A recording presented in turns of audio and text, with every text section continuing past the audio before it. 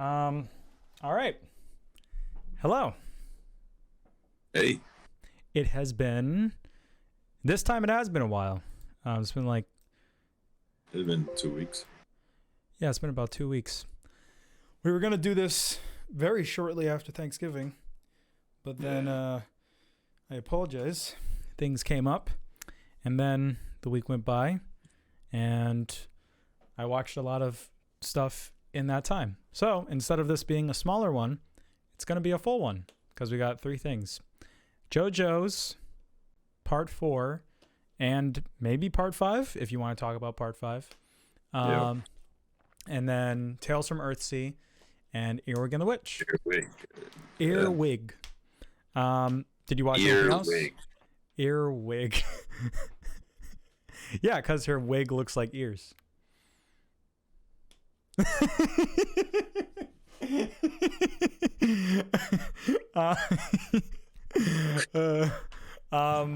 Did you watch anything else besides the stuff? Nah. Okay. Every single second I was awake, I was watching something. I watched Earwig. I watched Tales from Earthsea twice. I watched it 2 times. You watched it 2 times. I watched it 2 times. That's interesting. I'm very happy that I watched it twice. It was necessary in order to garner my opinion.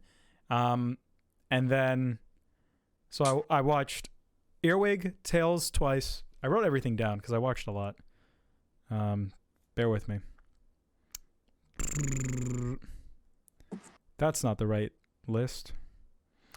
Earwig, Tales from Earthsea, Jojo Part 4, Jojo Part 4 live action, the live action movie. That was cool. Jojo Part 4 OVA, Rohan Kishibe, and then I know. And then I watched Part 5, and then I watched what little there is of Part 6 on Netflix right now. And then after all that, I watched Tales from Earthsea again today, and I took very thorough notes.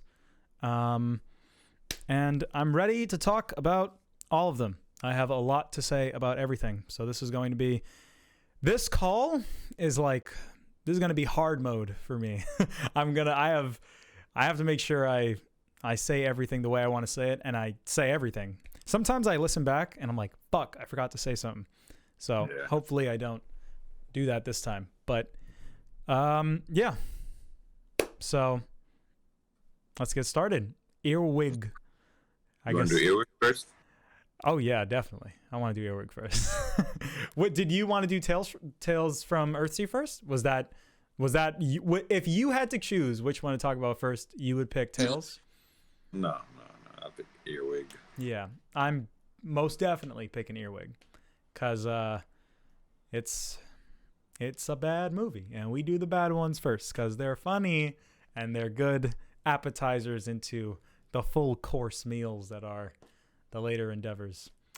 So Earwig and the Witch, the latest film from Studio Ghibli, creators of Secret World of Arrietty.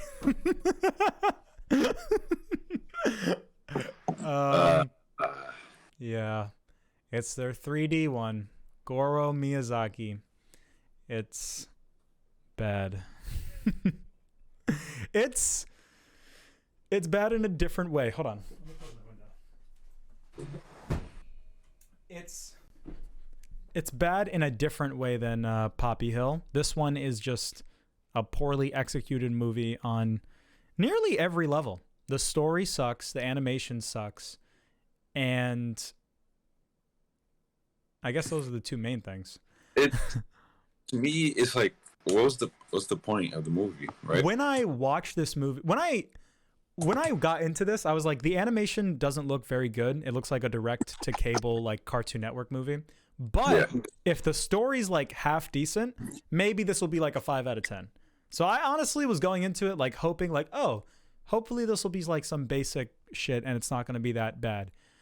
But when I finished it, I did kind of walk away with like, what was the point? You know, it wasn't for me as boring as something like Arrietty. Because with Arrietty, I was definitely like, get on with it. With this one, I was like, huh?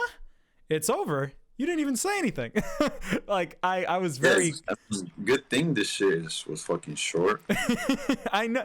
If it wanted to fulfill what I think it was trying to fulfill, it needed like an extra 30 minutes, to be honest, in my opinion. Like, none of the plot lines...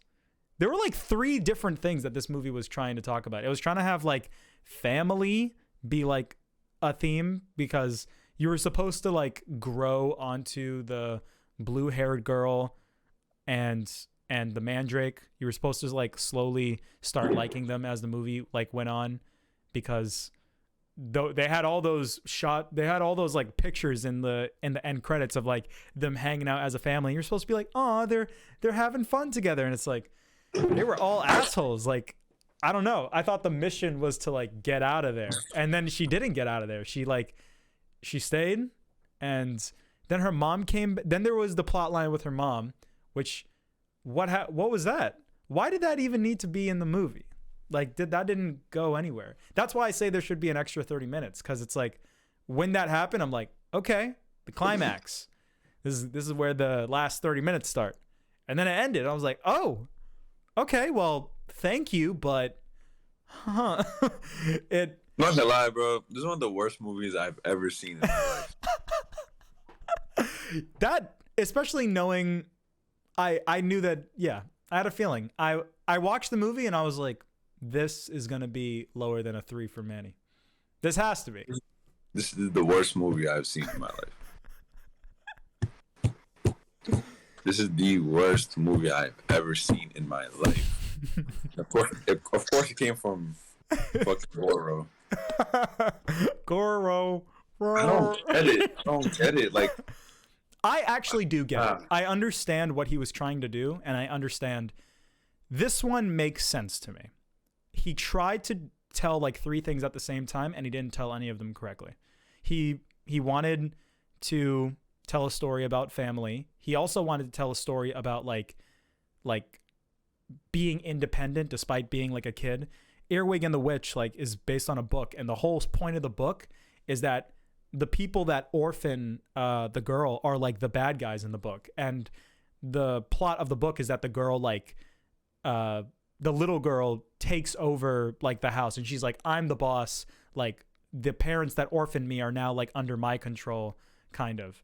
And it's really confusing because this movie has 2 plot lines that clash with each other. It's trying to say like, oh, everybody's a big happy family and like we're all super nice and we love each other, but it's also trying to say that like, haha, Earwig took over the family, and she everybody listens to her now. And it's like, I think it missed the point of the original book, and I think that it's okay to do something different, but what you were trying to do different doesn't stand on its own, because you didn't really commit to it. You tried to do the book and you tried to do what you were doing, and neither one really works. The entire movie, I was thinking the blue hair girl is like a bitch. I was like, she sucks. And then at the end of the movie, they want you to be like, oh, look at all these funny pictures of them like at the beach and hanging out. And then there's like a shot of like the mandrake like giving her roses. It's like, the fuck? Like, what? Do they like each other? Like that wasn't. I thought that the red hair girl liked the mandrake in the flashback. I don't. You can keep talking, bro. I don't have nothing to say, dude. It's like it's so bad thinking like this movie actually exists. The fact that this exists like worries me about how people think. Even if you try to tell the story, don't be too worried because no one likes this movie. Regardless, like people. They put money into this and said this is gonna go crazy. Yeah, like, they must have thought this is gonna be fire, bro. I honestly don't think that. Like, there's no way they just make this movie. Goro Miyazaki. I actually like looked up some YouTube videos and like I actually heard about the production, and he was pushing to make like a 3D like sub like workplace in Studio Ghibli. So he really pushed to get the resources and get the animators to make a 3D film. And it took them 4 years to make this movie. I know that's really bad, but yeah, that makes that's exactly what I mean. Like it's one of those it's things. Not, it's not even a 3D thing. It's just the story itself. I know the story itself is like really not good. Forget the 3D. Mm-hmm.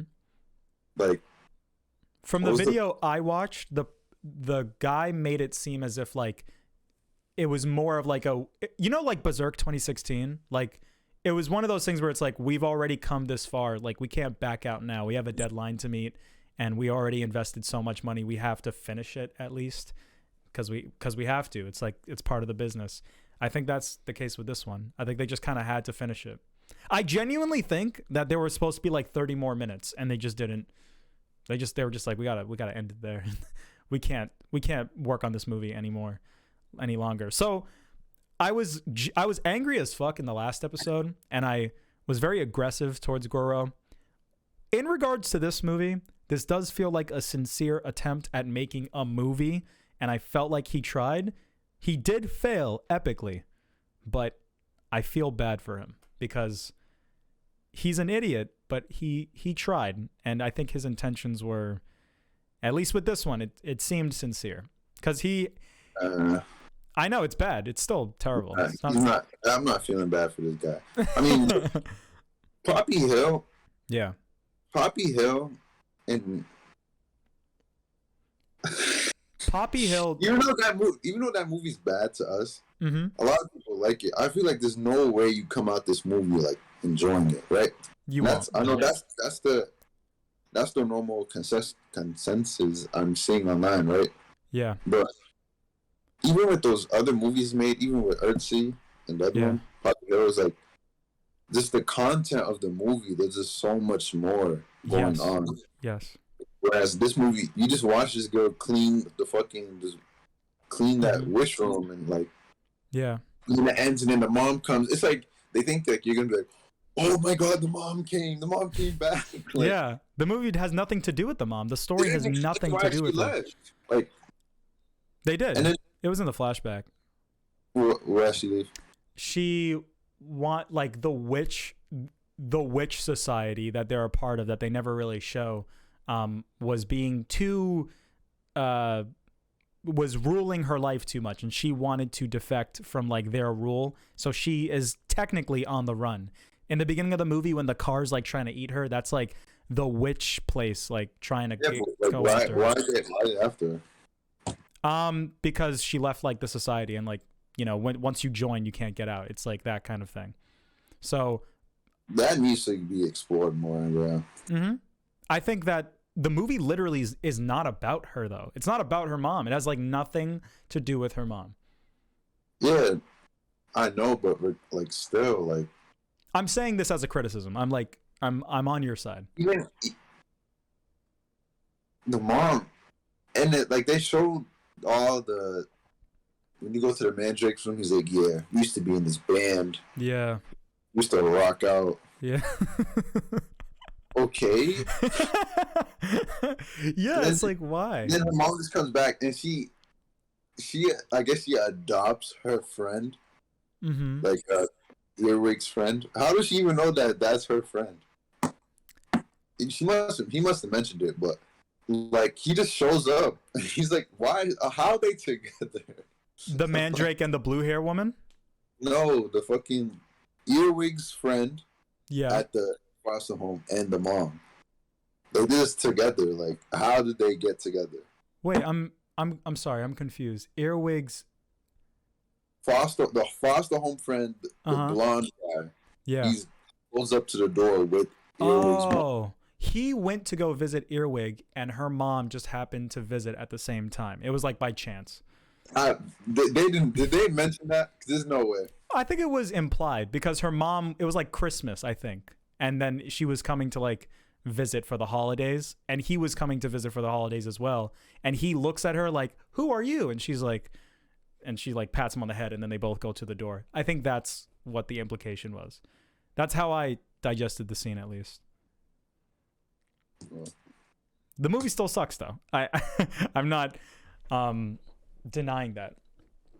I feel like that's just the main thing with this movie. It's too many things.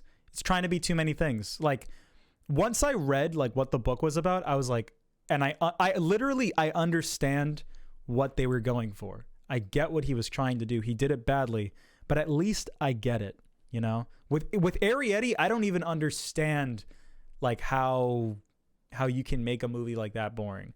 And Poppy Hill, I don't understand how you can like write a script and then like not realize the hypocrisy like in the ending that you created despite the message of the movie.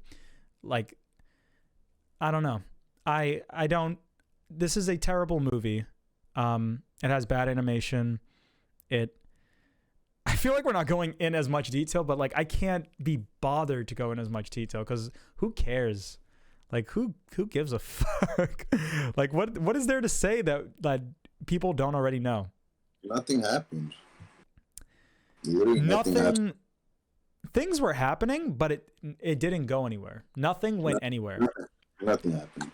I was kind of invested in the plot when it was like, ooh, Earwig is trying to like, you know, become a witch and take over like the family and do her own thing outside of other people's thing. Or the plot like switched up. Earwig wanted to break out of the house and then she was like, I want to be a witch. And I was like, why do you want to be a witch? I thought you wanted to break out of the house. And then her goal is like, now I just want to be a witch. And then her goal is, now I want to make Mandrake happy. And it's like, why is the plot like changing throughout the movie? That's the issue with this movie. That's it. It's just trying to be too many things at once, and it's silly. I'm gonna peruse my notes because I did take a lot. It's got the same soundtrack guy as the From Up on Poppy Hill, and I did like the music, not just like the main song, but I did like just the music in general. I thought it was cute. The animation, I guess we can talk about that. The animation is stiff. It looks like plastic. They look like dolls, and that's not good. You know, their heads are too big. It's like Tokyo Revengers all over again, but it's worse because they're 3D. They look like bobbleheads. I was watching a YouTube video, and the YouTube video was like, they look plastic intentionally, and I was like, that's a really lame defense. If this was intentional, that makes it worse. Whoever, all that the 3D thing Goro's trying to do over there, yeah, they need to shut that shit down. They need to shut that shit down. Yeah, I feel like every single time Studio Ghibli, when like Miyazaki or like Studio Ghibli has shut down multiple times because like Miyazaki's like, oh, I'm done, and then he's like, actually no, I'm not done, and then he's like, okay, now I'm done. So Studio Ghibli has technically shut down like multiple times, and Goro Miyazaki very clearly doesn't know what direction he wants to take the studio in. You know, when you make a Studio Ghibli movie, regardless of who's directing it, there's an expectation, a base expectation that it's going to look beautiful. And this movie doesn't look beautiful at all. Yeah. You know, and there are other 3D movies like from Japan, like I don't know if you've ever seen like the Lupin like 3D CGI movie. That shit looks great, you know? And it's because when they stretch their face, when they have like the 3D models, their faces has so much more detail. Like they blush, they have like, he has like a beard, he has like pores that like stretch and stuff. He's got like small imperfections like dust. There's like no imperfections on these characters. They look very basic. And, you know, back in like the 90s when they made fucking Toy Story, that was acceptable. The reason why they made Toy Story is because they knew that when they made 3D models, they look like plastic and they look kind of weird. So it's like, hey, why don't we just make the movie about toys, since these 3D models at the time of this technology can't look any better than toys. Earwig and the Witch is supposed to look like human beings. Whether it's an anime art style or not, it's supposed to look like a real person.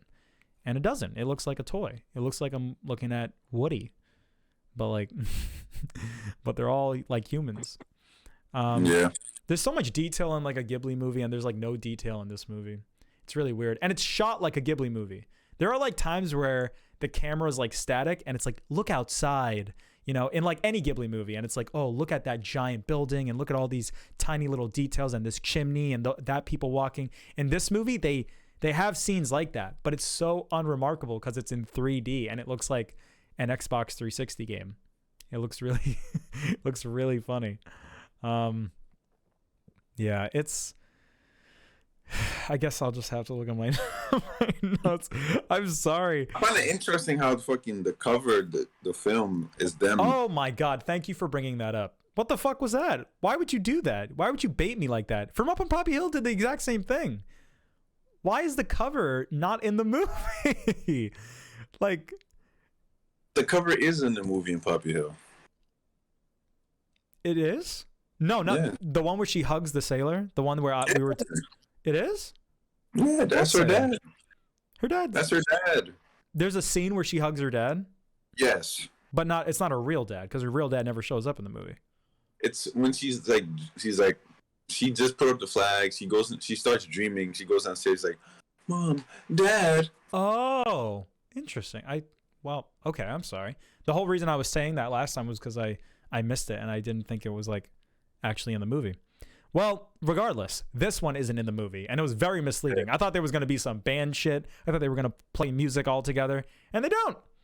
The trailers and the plot, like in the beginning, and the poster imply that it's going to be like a family fun movie about family getting together, and it's not. It tries to be, but it's not. I'll say this: I thought the Mandrake was cool. I thought his design was badass. He looked dope. I liked when he got angry. I was very surprised when he fucking destroyed the blue-haired girl's like room. I was like, "Whoa, dude!" Like, did you? I was like, "Wow, how could you do that?" I thought you guys were friends. It was really weird, their dynamic, because he was evil, but they were like friends. But he destroyed her fucking room, and she didn't say shit afterwards. It's like, what the fuck? And then in the end credits, he gives her roses. When in the flashback, I don't know why she puts up with him.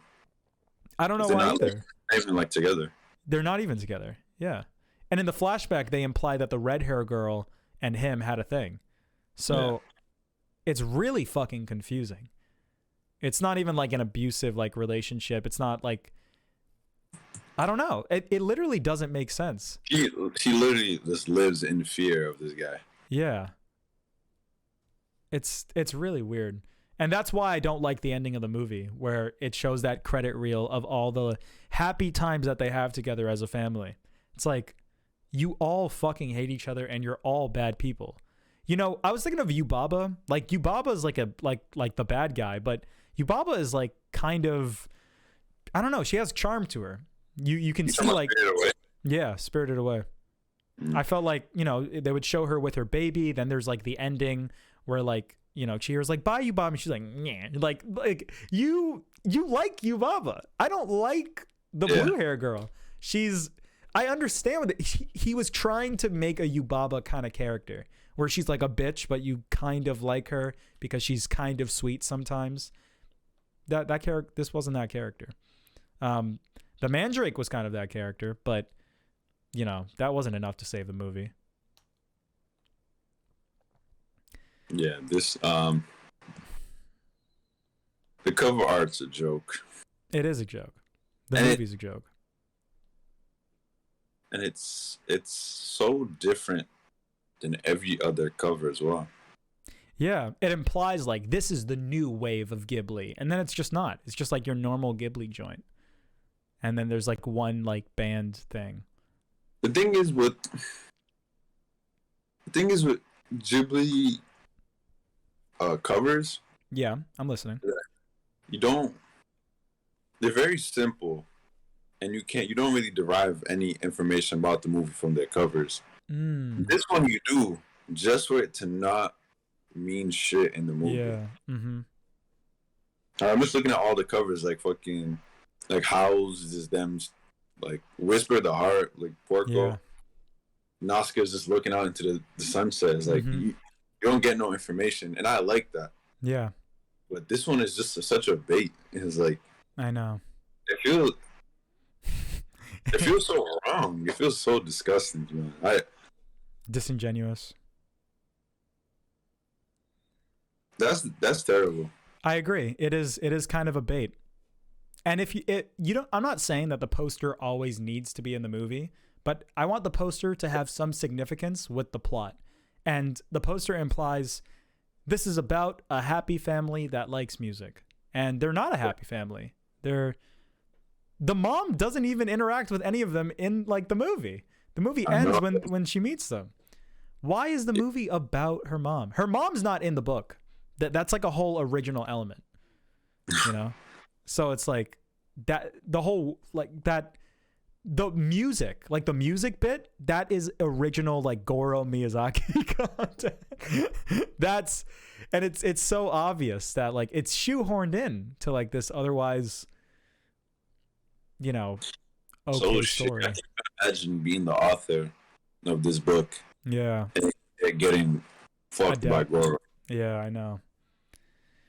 So wow. It's really sad. And this cover's pissing me off, dude. Yeah. And this cover's right next to the Kiki's cover. The Kiki's cover is so beautiful. And you got this fuck shit right here. Yeah. Even the Arietti one is cool. Mm-hmm. Wow. This is the worst thing I've ever seen. This is a very bad movie. I don't want to talk about this shit anymore, bro. Okay, good. We gotta move on to Earthsea. Yeah, let me Final rating? Oh yeah, also your notes. Just glossing through. Don't really think I have much else to say. I think we basically covered everything. Dude, that's honestly it. Yeah, like bro, if Hayao Miyazaki sat down, watched this movie, and said, "Good job, son," if he said "good job," then he's trash too. I'm sorry, you gotta be real. This movie is dog shit. No, this is a joke. Not even like Poppy Hill and Earthsea, even though like Earthsea, people don't like Earthsea either. Yeah. Earthsea's not that bad to me. It's not that bad. It's not like it's surprising how decent that movie is. I can like watch fucking Earthsea and be like, that was his first movie. That wasn't that bad. He's actually commented on his son's movies. Yeah, like, I've seen some of them. Yeah, and if I was that, I'd be like, that was your first movie. That wasn't that bad, bro. Poppy Hill, a lot of people like it. I guess you did a good job. And then, like, 9 years later, you make Earwig. It's like, bro. Yeah.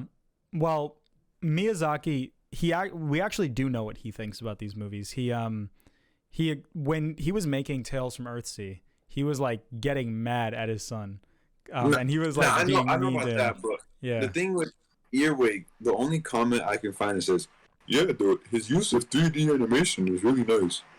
Fuck out of here, bro. That's not. He literally, I feel like they asked him something and he completely dodged the fuck out of that question. Yeah. What do you think about the movie? I remember what he said. He said like, it seems like he made it like with his heart. I'm paraphrasing, but I believe he was like, I think I read that. Yeah, he made it with heart, and like, that's what matters. And then he said, we watched the trailer and the trailer was fun, so that was good. And I agree with that mentality. If you make something with heart, no matter how bad the movie is, just make it with heart. This has a heart. It doesn't have the other pieces. It doesn't have the blood. It doesn't have the brain, but the heart's there. It's trying. No, it's not. Okay. Heart is a cop out.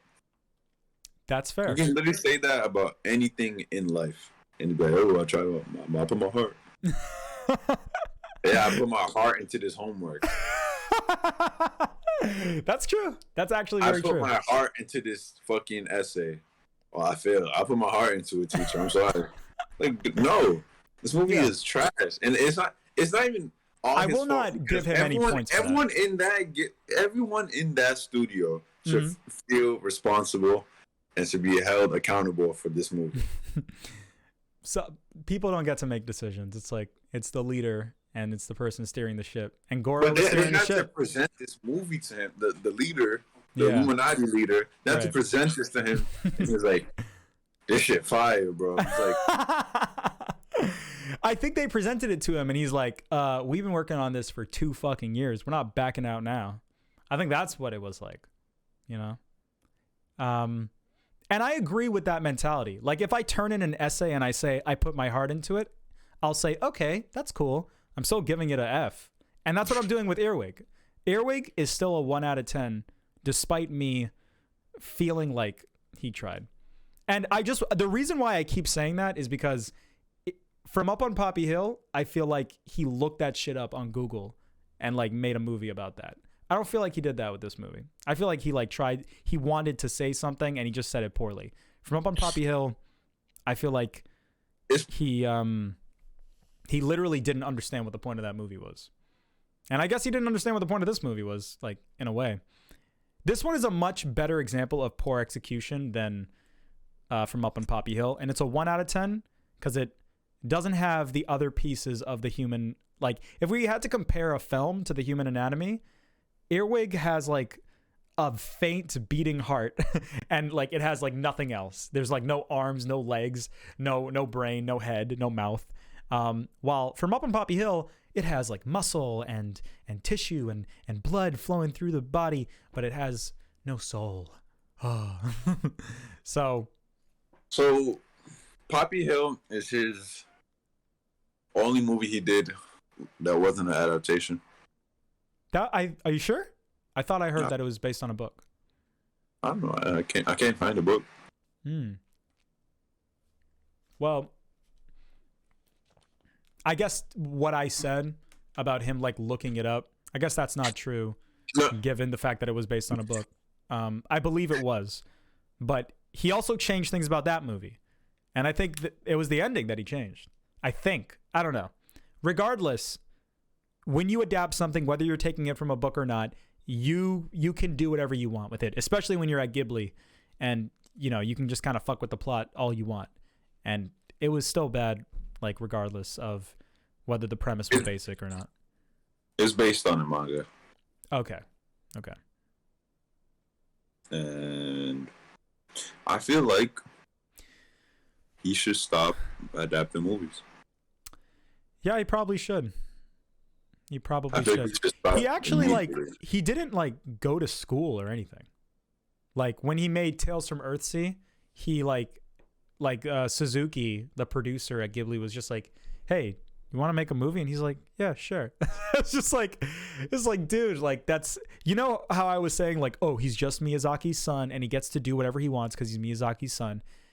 It like, there's factual evidence, like, prove that.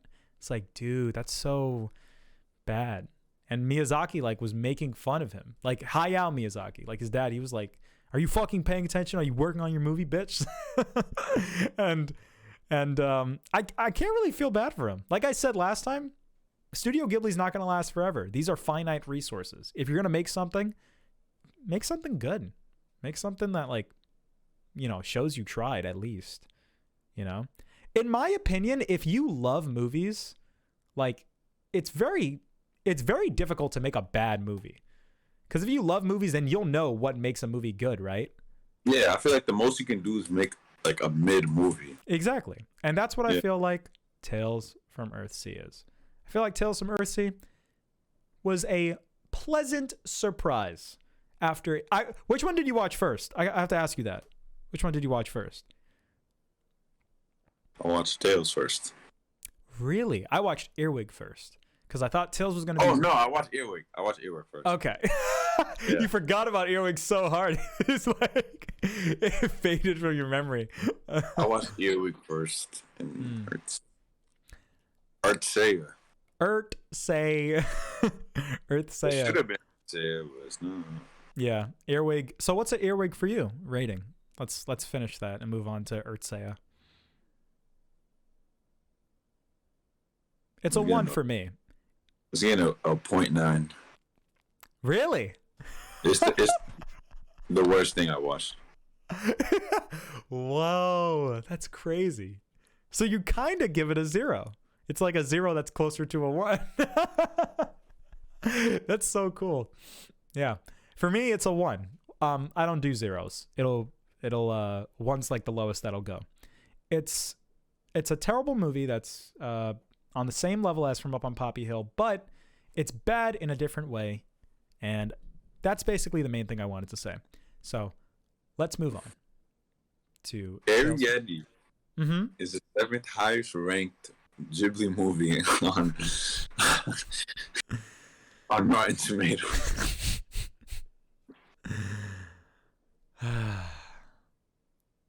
Higher than Porco, Whisper, Totoro, Mononoke, Ponyo. Yeah, it's because it's the newest one. It's the one that came out. You know.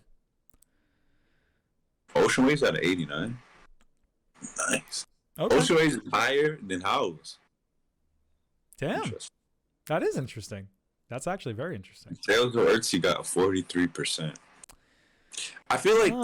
Do you think that's? How do you feel? I gotta put this in perspective, right? Okay. Fans of the books, the 6 books. Okay. Right.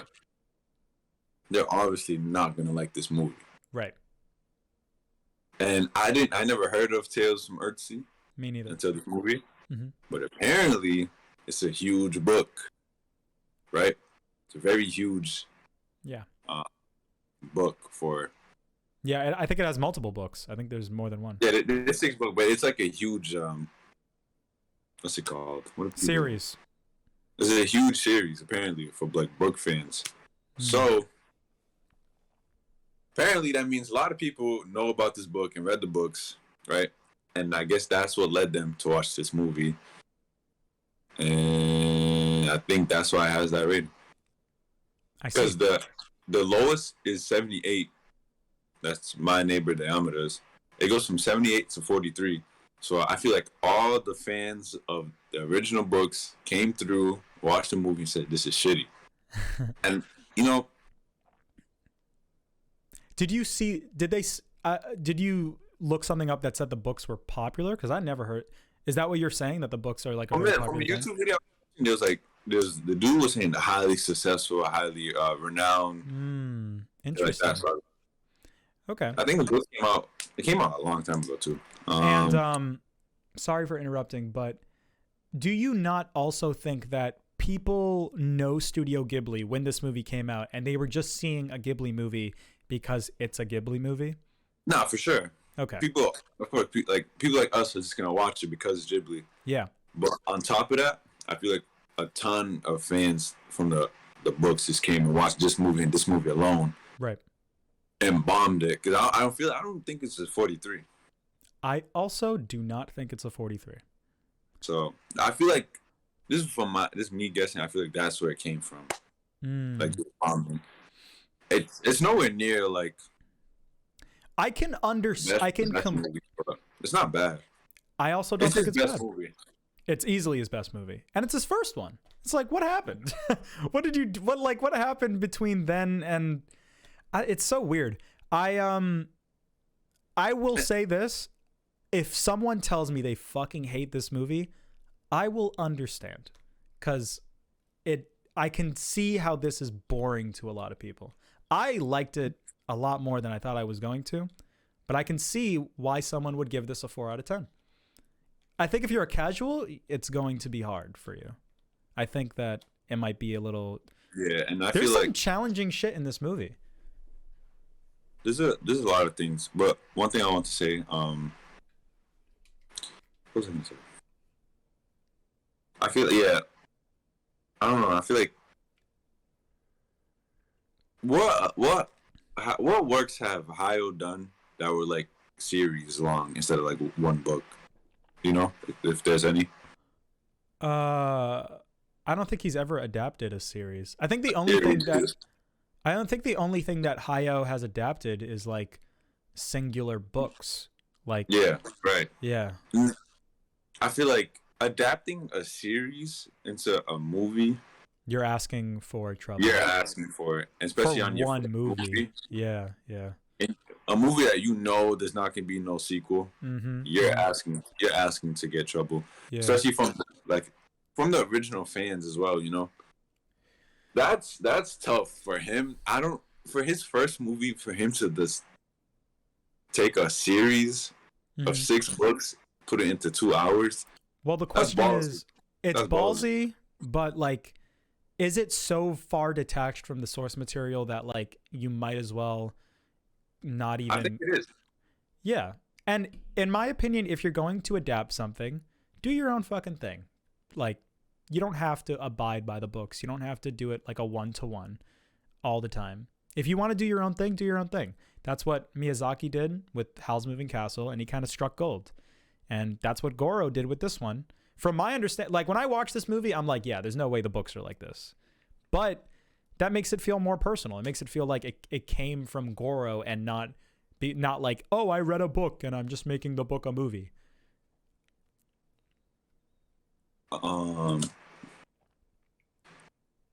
The original author, she Ursula.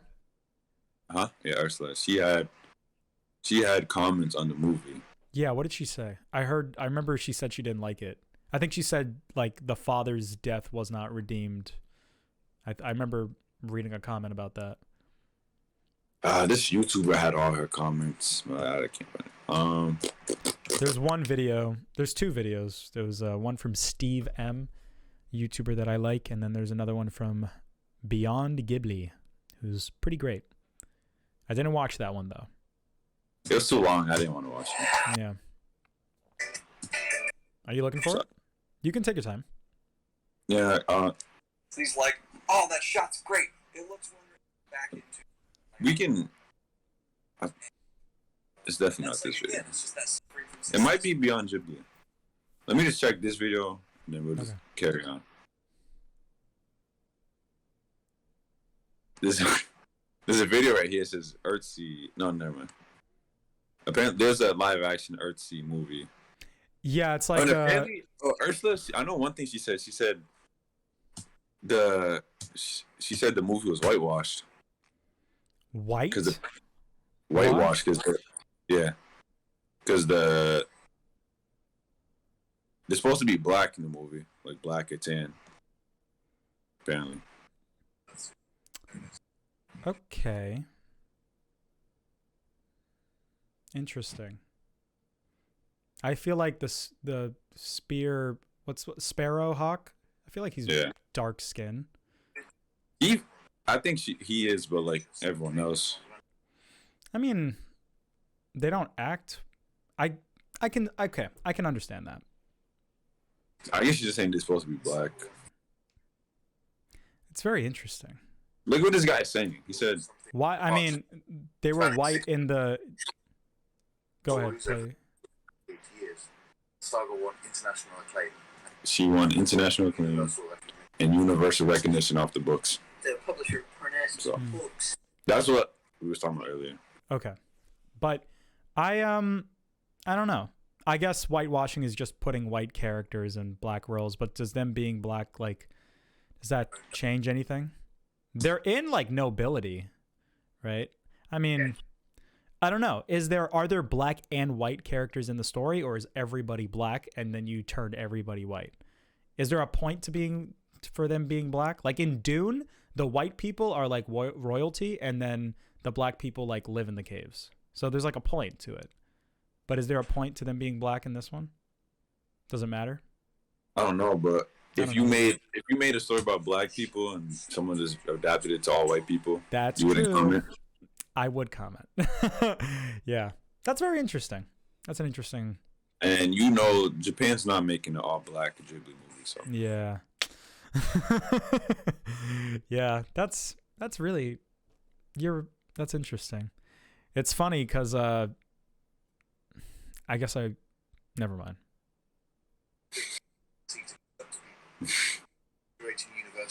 Why'd you say never mind? There's a lot. I'll say it. There's a lot of black people in part 6. Oh, yeah, that's good. Yeah, like that's really cool. Takes yeah, that's all I'll say. And that's crazy. Like it's really cool. So. I think I found it. That was originally mostly black or red-brown. Ultimately, wider criticism of Ghetto Senki boils down to one important question.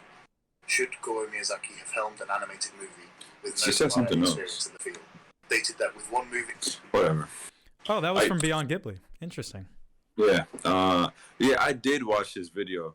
Yeah. But I only watched I the didn't critique part. What The did he say? Ursula K. Le Guin part.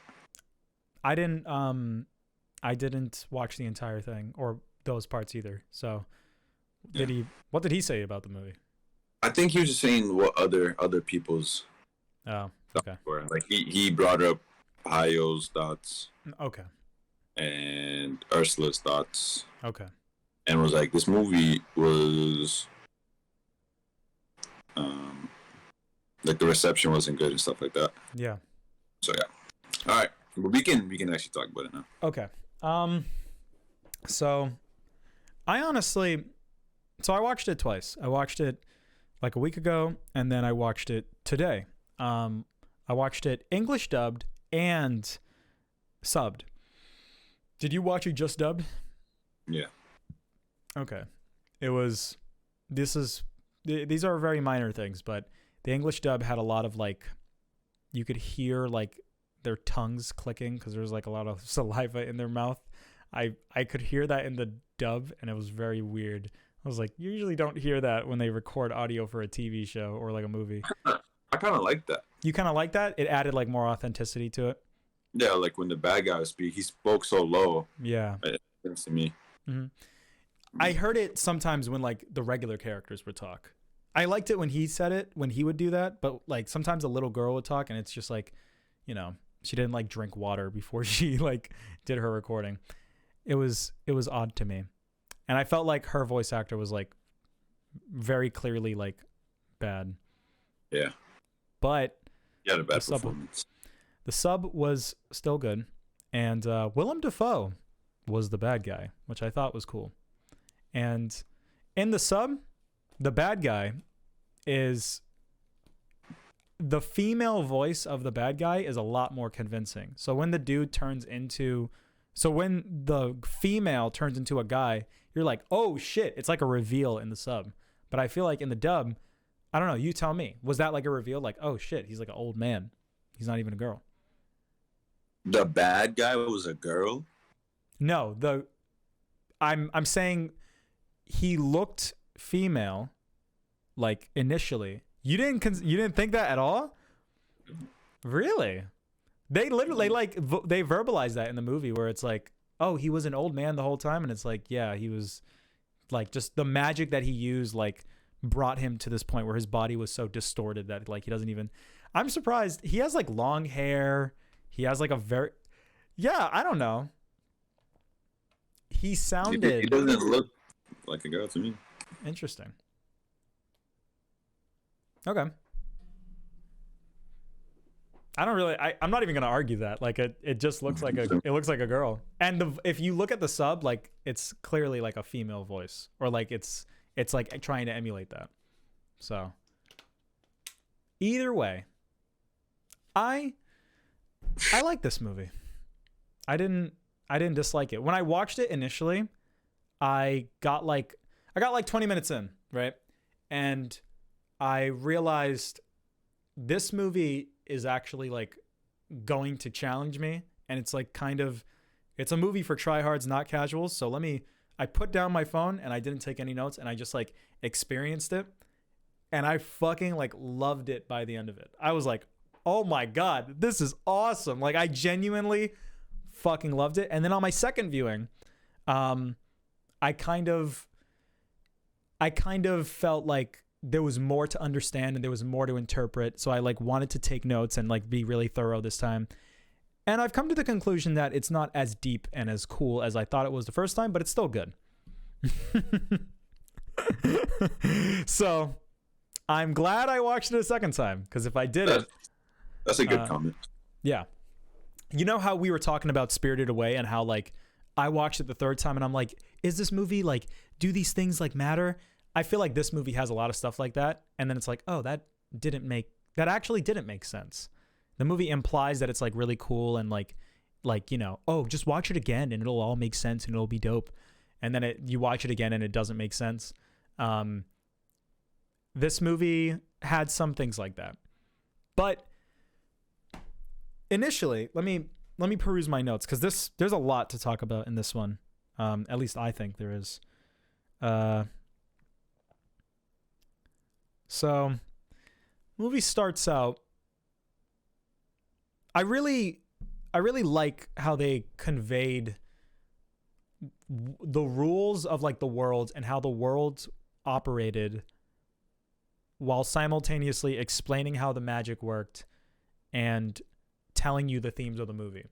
And I thought that it was very well written in like that first act where it was introducing everything. I genuinely was like, this is some like high level writing. Like that's not easy to do all three of those at the same time. They were like introducing you to the fact that there's multiple kingdoms, and like there's a king, and there's also like famine going on, and you know, there are also dragons and stuff. And they talk about like how there are drugs and how there are sorcerers, and they do that all very well. Some movies, they introduce that stuff poorly, but this movie does it pretty well. And I was very surprised that Goro Miyazaki like executed it in that way. And the movie starts with the dude killing his dad, and you're like, whoa, why'd he do that? Man, that's crazy. That's gonna lead into a very interesting story. I wonder why he did that. You never find out. What did you think about that? I think that's gonna be the biggest point of discussion for this movie. Ollie? Yeah. I don't know. Okay. All right. Is this I took a lot of notes. That was like, you're either gonna love it or you're gonna hate it. that part, no, there is no loving it. Okay. Because that part is like, it seems so important. It did seem so important, and then it feels like it's all it resulted into was, I have to go answer to my crimes. See you guys later. Yeah. It was like, bro, I don't know. I thought the movie was gonna go into like, oh, Cobb was fucking manipulated him, made him kill the king because him and the king had beef or whatever. But no, it was just like, I don't know. Yeah. Did he just want the sword? Like, damn. Cobb? No, fucking the kid? Yeah, what's his name? Aaron. Lebanon's his true name. Say Lebanon and you can make him do whatever you want. But yeah, that was so interesting. What was the mindset behind him killing his dad? Yeah, I wonder what it was in the book. Yeah, I feel like the core like message of the movie is about valuing life and not being afraid of death, or like just not being afraid of the hardships that life has to offer in general. And I feel like regardless of the reason why he killed his father, it will tie back into that theme that the entire movie is about. So personally, and I was honestly very anxious for this call because this is another hot take. I think that you don't really need to know why he killed his dad, and I like that they don't tell you why he killed his dad, because it makes the ending stronger for me. I like it more because I don't think it really matters. I think that I know. I knew you weren't gonna like that. This is the same thing you said for Ride Your Wave. For Ride Your Wave? Yeah, you said it doesn't matter. Well, it does matter. He just killed his pops. It does matter. Mm-hmm. Huh? And they do, in the way the movie doesn't go specifically into like why he was like mad at his dad, or like why, like what is the specific reason that he killed his dad, but it does give you enough to understand that he was in the wrong. Like he literally says, like, my dad was a good person and I should not have killed him, and I am bad for doing it. And the movie the entire time is about like good and bad, and the entire conflict is him trying to understand why he feels the way that he feels, and then by the end of the movie he's good. I'm explaining it in like a shitty way, but this is why I took notes. So let me see if I can try and explain this. This is going to be difficult. Is there anything else before we get into this one? Because this is heavy-handed. Is there anything else you want to talk about before I jump into this sea of notes that I got? Or do you want me to just plow through? Go ahead. Okay. I need to find some answers. Okay. So I'll be listening. All right. Bear with me. So I think, like, regardless of the dad thing, like if we just look at the movie, I mean, it's integral to the plot. But if we look at like the other things in the movie that the character does that are bad, when he goes to see the girl, when he meets like the girl for the first time, and he like quote unquote saves her life, but like not really, and he's like, I don't value life, like I don't care. And then there's like that conflict between them where the girl's like, I don't like anybody who doesn't value life, and his whole thing is that he doesn't value life, and you know, that's like his angry dark side like speaking to him. I think that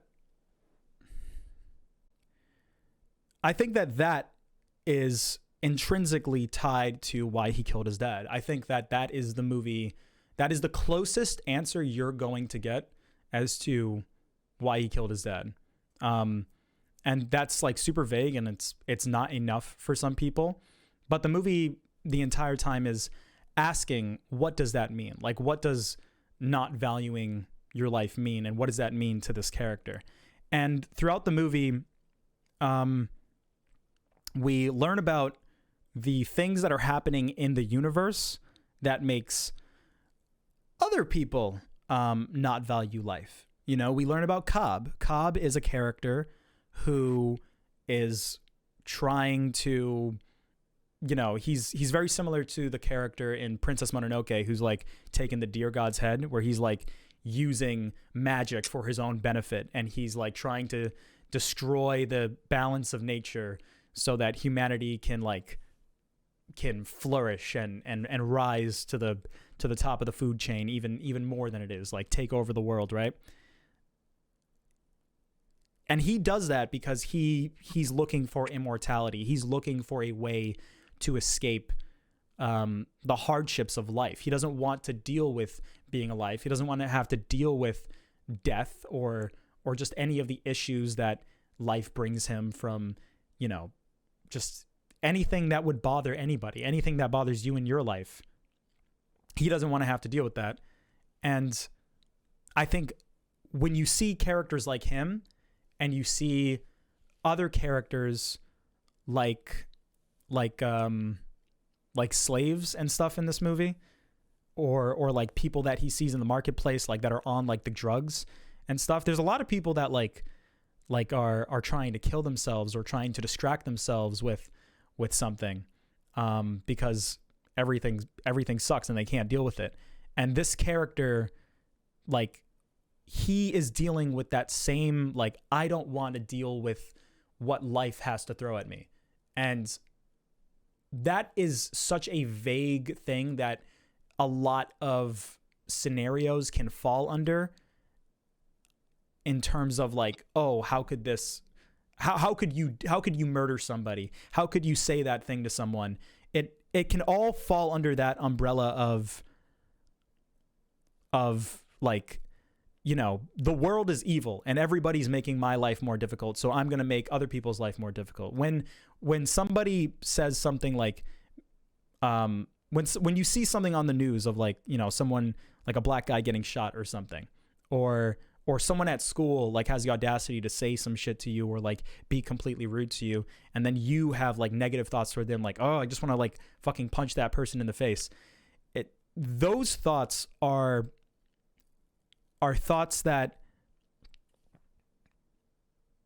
those are reflexive thoughts that you use as a defense mechanism to stop you from having to deal with the fact that there are people in the world that would harm one another, whether it's emotionally or physically, and without any care. When someone says something like that to you, it's like, how could you hurt somebody in a way that you wouldn't want to be hurt? It's hard for people to rationalize that. It's hard for people to rationalize how someone can do bad things, whether it's something like 9/11 or whether it's something like a school shooting or whether it's something like just saying something mean to somebody. Life is difficult in that kind of way, where it's like you when you realize like humans are bad, and you start to lose faith that humans like have any good in them that you have in yourself.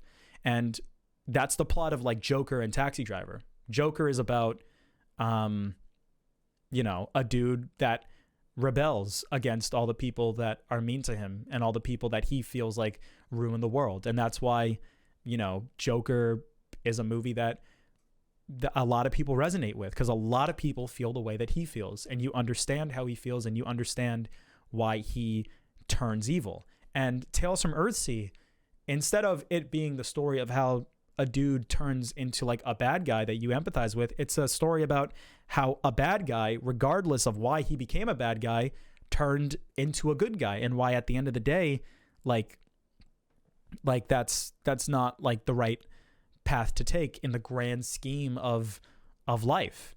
And that, in the best way that I feel like I can sum it up, that is what I feel like is the point of the movie. I feel like the one thing that the movie needed to tell you was whether his dad was like a bad guy. Did he kill his dad because he was secretly like doing a good thing? And then when the movie told you like, no, like my dad was like a good guy and I was the bad person, I killed him. That's all you really need to know. Because like I said, it falls under that umbrella.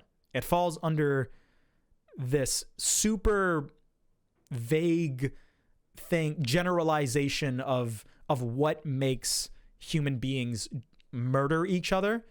Like, that is what the movie is tackling, is applicable to any malicious act, murder or otherwise. And it connects to his dad's death in the same way that it connects to him saying like, I don't value life in front of the girl. And that's why I like this movie, because it's saying something really profound in a really different, unique, challenging, cool kind of way. I think this movie intentionally doesn't tell you why he killed the dad, because I don't think it matters. And I think it wants you to ask yourself whether it matters or not. And for me, I love that. I wasn't expecting this movie to be that. I wasn't expecting this movie to try to like test me. And I'm very happy that it did. And I was very appreciative that this movie didn't treat me like an idiot. And I just enjoyed that a lot. I understand that for a lot of people, it might not be enough. It might not be acceptable. Like, even what I'm saying right now, even as I explain it, I'm not explaining it in the best way I can, but I feel like I'm not talking out of my ass. Like this, I thought this through like all today. Even as I'm explaining it, I still understand that some people won't be able to accept that. And like, they need like a reason, a bona fide reason. And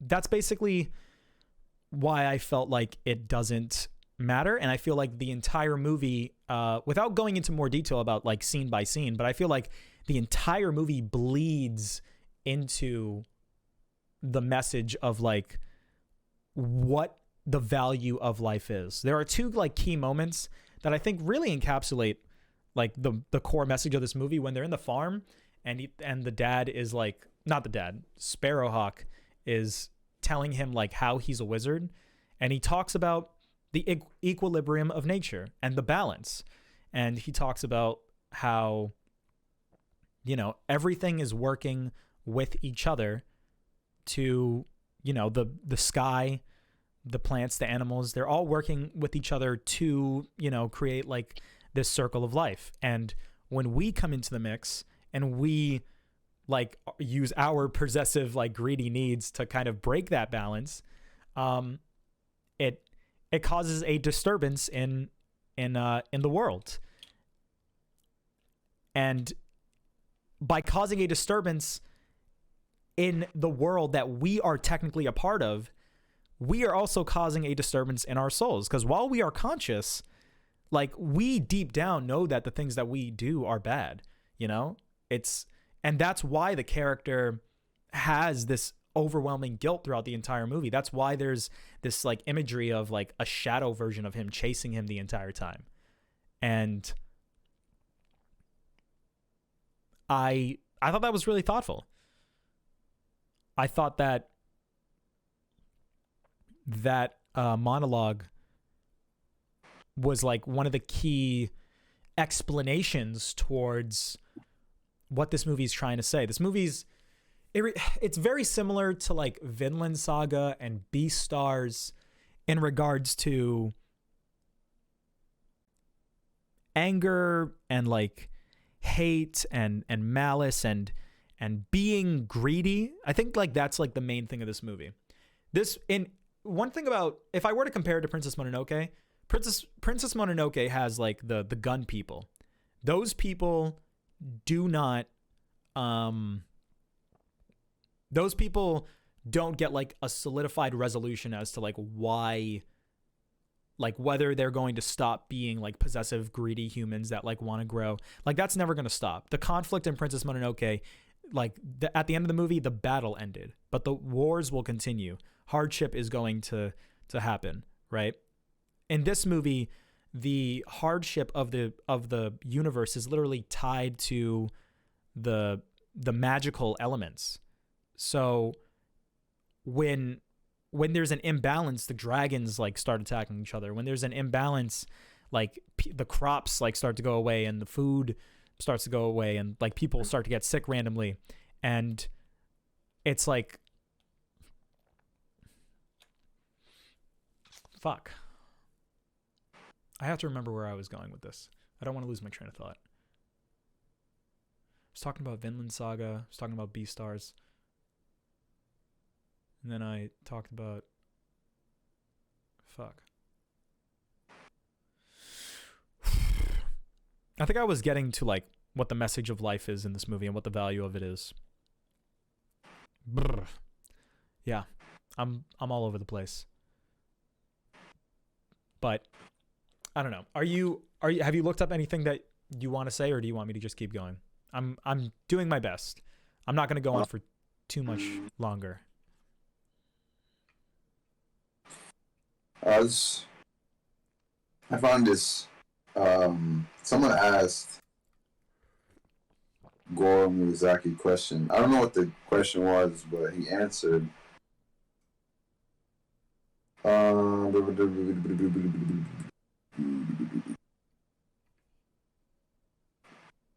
He said, well, this person summarized what he said.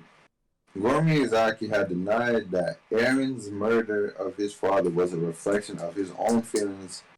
Rather, it was more or less the feeling of the young Japanese generation.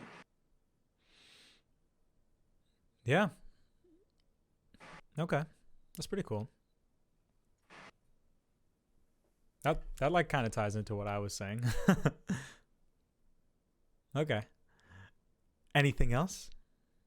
Did you say that because of everything that I've been saying, or did you just say that because it caught your eye? What did you derive from that? Why did you read that? Because you disagree? Or you think he's lying? Or I can't agree or disagree. I don't know how the young Japanese generation feels. So. Well, this is like a...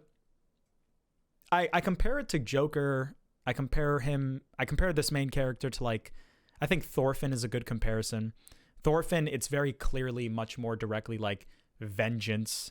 And, you know, I have hate in my soul because I fucking hate like this one specific guy that I want to kill. Joker, it's like vengeance on society. Like he doesn't like how everybody treats him, kind of thing. And with this character, instead of getting vengeance, he does it in the beginning of the movie. The movie doesn't build to that. It doesn't build to that decision. He gets it in the beginning, and then it's the aftermath of that decision. It's this movie is after Joker. It's after, you know, if Thorfinn were to get his revenge, right? It's Vinland Saga season 2. It's about like, it's like, why don't I still feel good even though I killed the person that like made me feel bad, you know? Why go ahead. Yeah, but we don't know if you made him feel bad though. I think that's the only conclusion to come to. What else could he have done? So you're talking about the king? Yeah. I mean, he said he was a good guy. Mm-hmm. Your parents are good people, but do you sometimes hate your parents? Not to that extent. Some people do. How do you? Yeah. I'm gonna be real with you, bro. I want you to be real with me. I don't want you to be dishonest. I'm gonna be real with you, bro. From what I'm seeing online, apparently he killed his dad because of impulse. So yeah. Mm-hmm. And if the movie's not gonna give me reasons for this impulse, I don't think it's a good thing. Okay. I think the whole father thing, maybe if they built up to it, mm-hmm. maybe I wouldn't think it's dumb. Mm-hmm. Maybe everything you say, yeah, I feel like if they built up to it, everything you said would mean more. I see. But as it is in the movie, I think it's poorly done. Okie dokie. I appreciate your honesty. And I respect your opinion. I don't think that it's like unfair for you to feel that way. Because I know, I understand like not being able to accept that. It was difficult for me to kind of accept when I like was watching it. I was sitting there the entire time thinking like, why did he kill his dad like an hour into the movie on the first time? So that's valid. I guess I don't really have to expand on that. I was rambling, but I'm happy with what I said, and I'm happy with the way that I said it. And my general thoughts were also explained, and I feel as if I can comfortably say that I thought the movie was thoughtful, and I thought it was a lot more challenging than most things. I thought there were a lot of like very vague things that were not like explicitly explained, like his dreams and the like the whole girl turning into like a dragon at the end, and then like the how the magic like specifically worked and stuff. I really like when you have like vague imagery and you just are trying to communicate like a specific thing to the audience without directly telling them. And this movie has that a ton. And I feel like without going into detail on every scene, I kind of explained that in my little I like vagueness, but I feel like the vagueness in this movie is the movie's plot holes of trying to like make a movie about 6 books. I genuinely feel like in the books there's no vagueness at all. Oh yeah, there probably isn't. But this movie, because they're trying to fit everything to 2 hours, everything just seems vague. The girl being a dragon, to me, that isn't vagueness. That's just, it is what it is. Because I couldn't fit her backstory into this adaptation. So I don't really see it as vagueness.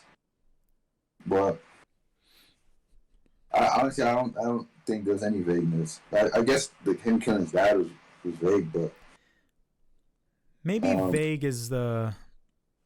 I just like that you were expected to kind of, I don't know, like there's a lot of like moments where a lot of people might not understand what's going on, and the movie expects you to get it. Like let me think of an example. The movie's direct about some things, but I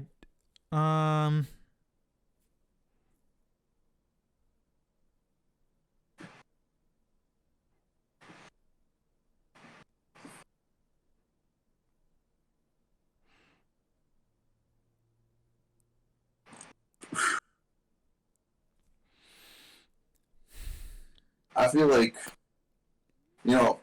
Porco Rosso's ending is vague. yeah. Like how you don't know if he turns back, if he's a human or still a pig. Right. That's vague. And also his relation with the female at the end, which the girl says, well, blah blah blah blah blah, which it's implied but it's vague, right? That to me, that's true vagueness when it connects and has a reason of being there and it's connected to the story. Yeah. Whereas also Parasite. all the vagueness in Earthsea derives from, I can't fit all of this into one movie. That's how I feel. I see. I don't have any reference for what the books are about. So when I watched this movie, I wasn't looking at it as like an adaptation of his book. I was just looking at it as like its own thing. And I felt like the movie, from where it started to where it ended, I feel like there was a bad guy that they had to beat, and then they beat the bad guy, and then that's all the movie was really about, and there were other things in between. The thing, what I'm saying is too, like the whole thing with the girl being a dragon, the fact that it isn't questioned by any of the characters. No one even like was like, whoa, she's a dragon, bro. Mm-hmm.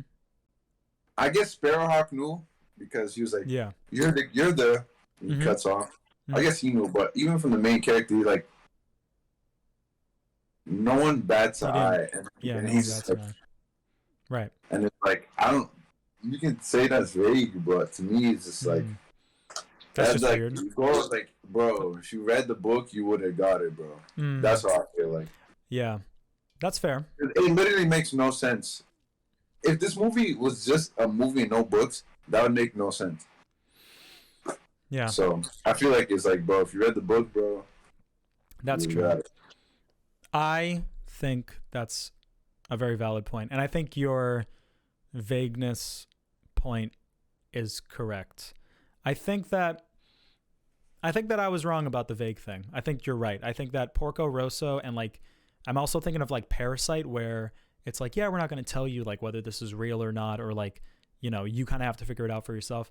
I guess this movie doesn't really do that. I guess they do tell you the girl's dragon.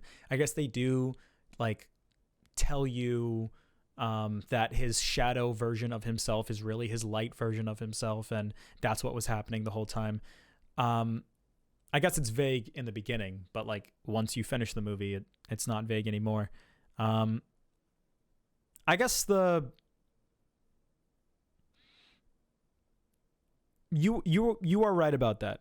But despite it not being vague, it was,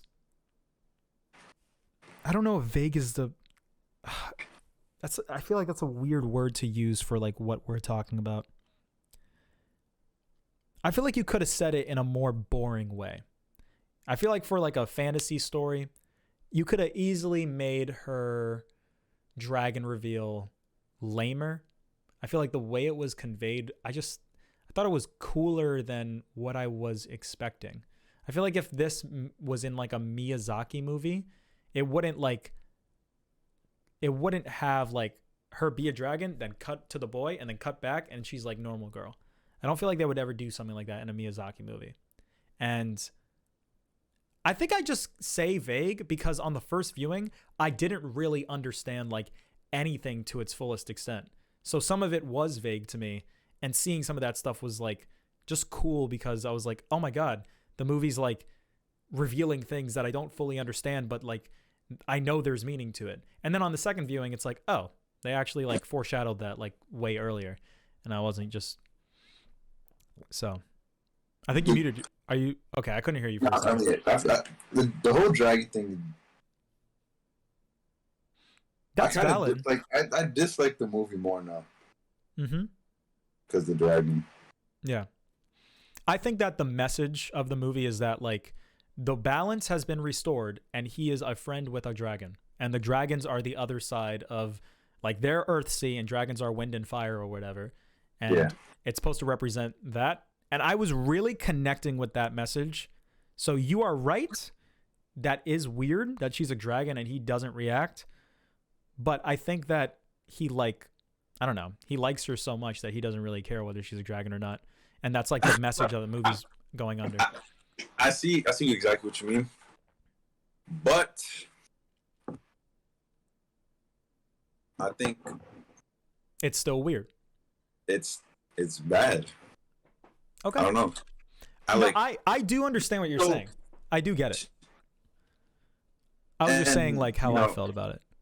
You know, when the dude killed her, because I don't I don't understand that. I literally don't. I don't know what happened there. Do you know what happened there? She's immortal. Elaborate.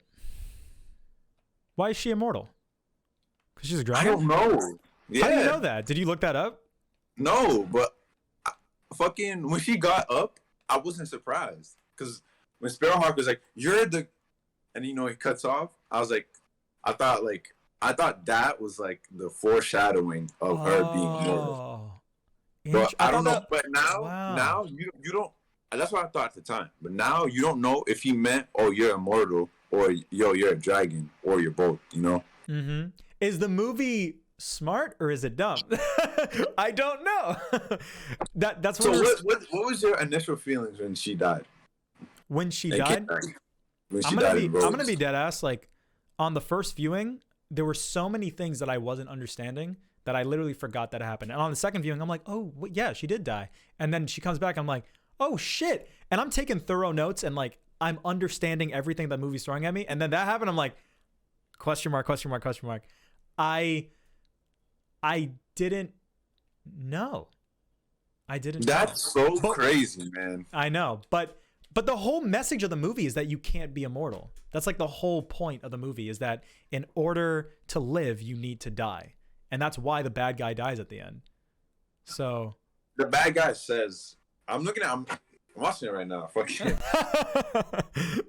The bad guy, when she activates her Sharingan, right? Yeah.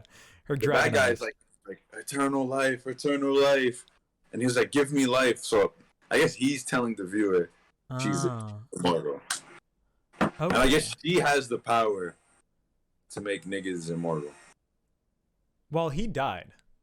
Yeah, but he's like begging. He's like, I want life, give me life. Oh. Then she turns into a dragon and rain from him. Okay. So are you asking me how I interpreted that entire scene? Because I interpreted him saying that as like, because he was saying like, oh, the sun's coming up. I can't see the sun.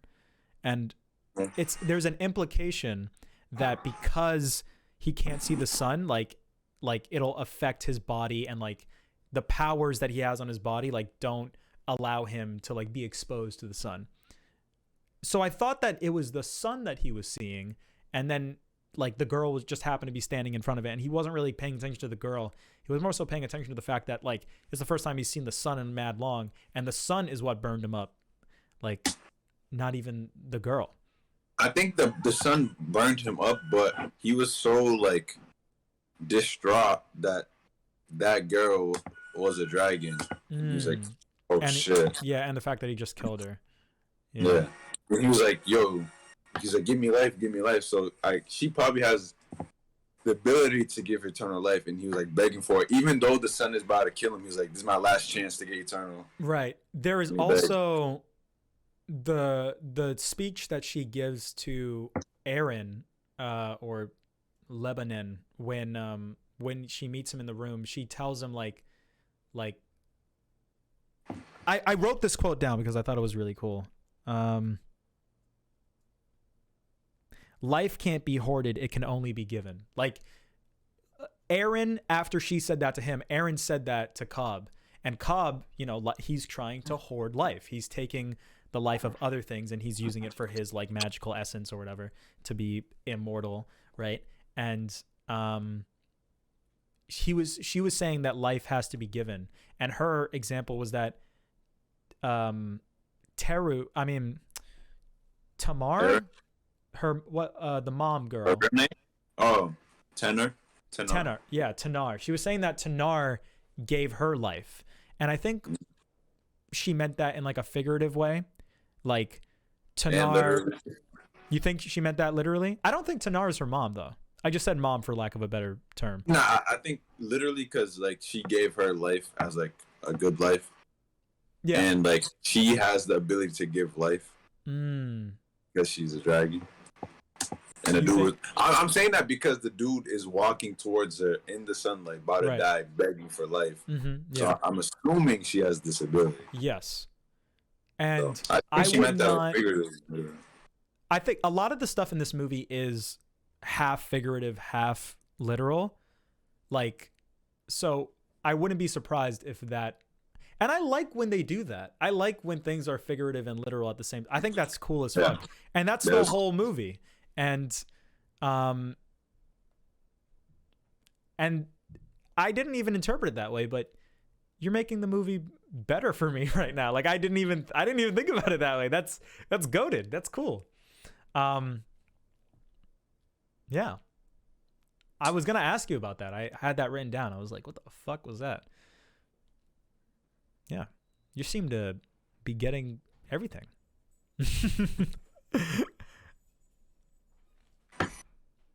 Yeah. So. Hey, two heads smarter than one. Mm-hmm. Yeah. This was. Because like, it's not even like me getting it. It's more like just how I viewed the movie in this way. How I viewed it this way made sense to your theories, and it connected. Okay. That's great. Yeah. Mm-hmm. And what you're saying ties into all the themes of the movie and like the point and like the other trends that is crazy. This is pretty fruitful. I had a lot of fun with this movie. I could go more detail into like certain parts, but this is, how Vinland Saga is like a movie that makes you think about life differently. I feel like this movie is saying the same things that Vinland Saga is saying. It's saying it in like a slightly different way, but Vinland Saga is trying to determine what the value of life is in a world where it seems like there's no point in like being alive, right? You got this Viking setting where everything's fucked up and everyone's killing each other. It's like, why even bother trying to exist in a world like this?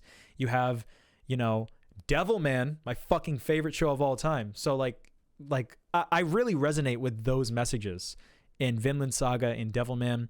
And when Tales of Earthsea was about that, and it was doing it in that like cool, like figurative, kind of literal, but not really literal, like kind of way, I ate that shit up.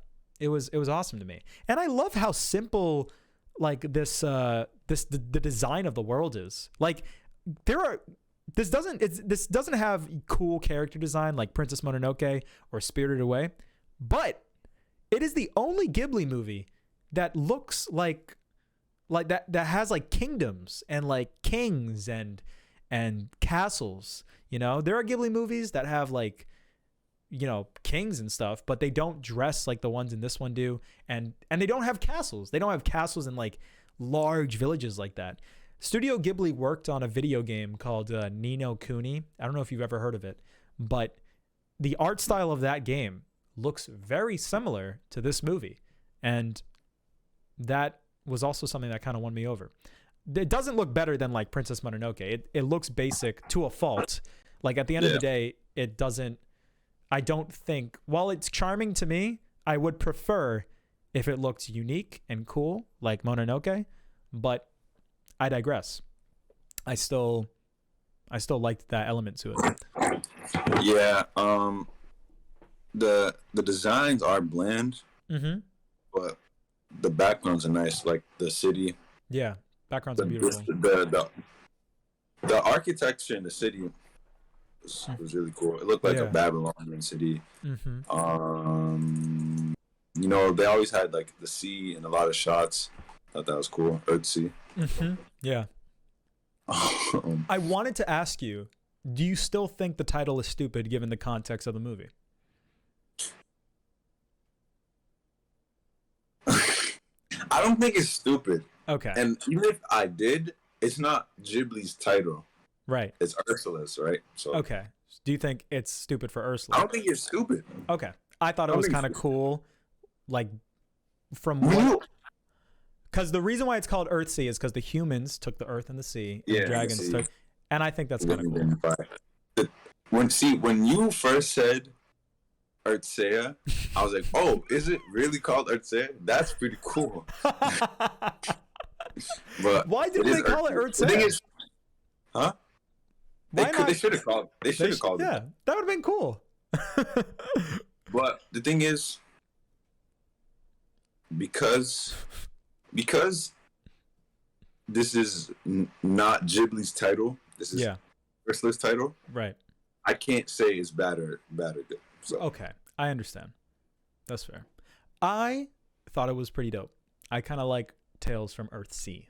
I think that's a cool title, given the themes. Earthsea would have been cool. It would have been cooler. Because it wouldn't have been so obvious. It's obvious, but it's not like boom, boom, boom. Yeah, I know, yeah. Because like the characters are saying Earth, Sea, Wind, Fire. But if they just said Earthsea, then it would just be like, for them, it wouldn't make sense. But for you would have to make that little connection. Exactly. You know, damn, they dropped the ball with that one. We would have been 10 out of 10. But, even the movie, I think the movie was a fun ride. And the dragon thing, the dragon thing is so fascinating because like the movie, the art, the cover. I always talk about the art cover, right? Yeah. The art cover is just the dude and the dragon. Yeah. It's in the movie, like the same shot. Yeah, the same exact shot. I thought that was cool. I like shit like that. Yeah, me too. And it's like the whole point of the movie. It like encapsulates the whole message. It does. And, you know, you would think looking at this cover, this dragon's going to have a lot to do with the story. As in, like, maybe he's going to fight a dragon, something like that. But yeah, you watch the movie, you see the art cover, then you saw like the first 5 minutes where the dragons are fighting. Yeah. And you get all those cool shots. And you think dragons would be implemented more. Right. Yeah. But I like, even though I didn't like the dragon part where the girl is the dragon and that's unexplained. Right. I do like the Wind, Fire, Earthsea, and I do like the cover. And I do like when he went for he was like, so. Yeah. I thought it was pretty cool. Yeah. Me too. And this is what I mean. Like, this cover says a lot. Yes. It says nothing. Yes. It says a lot. This movie says it says a lot to if you don't know what's going on because you think, oh, tales, dragons, blah blah blah, fantasy. But it has nothing to do with that. It subverts your expectation. You watch the movie, and then the try hard side is Earthsea, Wind, Fire, dragon, yeah, exactly, yeah. Right. And then you got Earwig and the Witch. Yeah. Dude, bro, that's what's so weird. How do you make Earwig and you make something like that? Like that cover and that ending has so much more thought put into it than Earwig. It's so insane. This movie is black and white with Earwig and the Witch. It's like night and day. I don't even get it. It's crazy. And before we get off this topic, I wanted to say, for me, I don't think I said this yet, but the reason why I like the girl being a dragon is because her whole character is that she values life, and they establish at the beginning of the movie that the dragons are like more in tune with nature than anybody else, and she is somebody that her entire character revolves around her loving the animals and loving like the plant life and and I really connected with her character more, her not being human, because the whole problem with this movie is like humans are bad. Humans are the ones causing all this heartache and all this trouble. And the reason why she's not like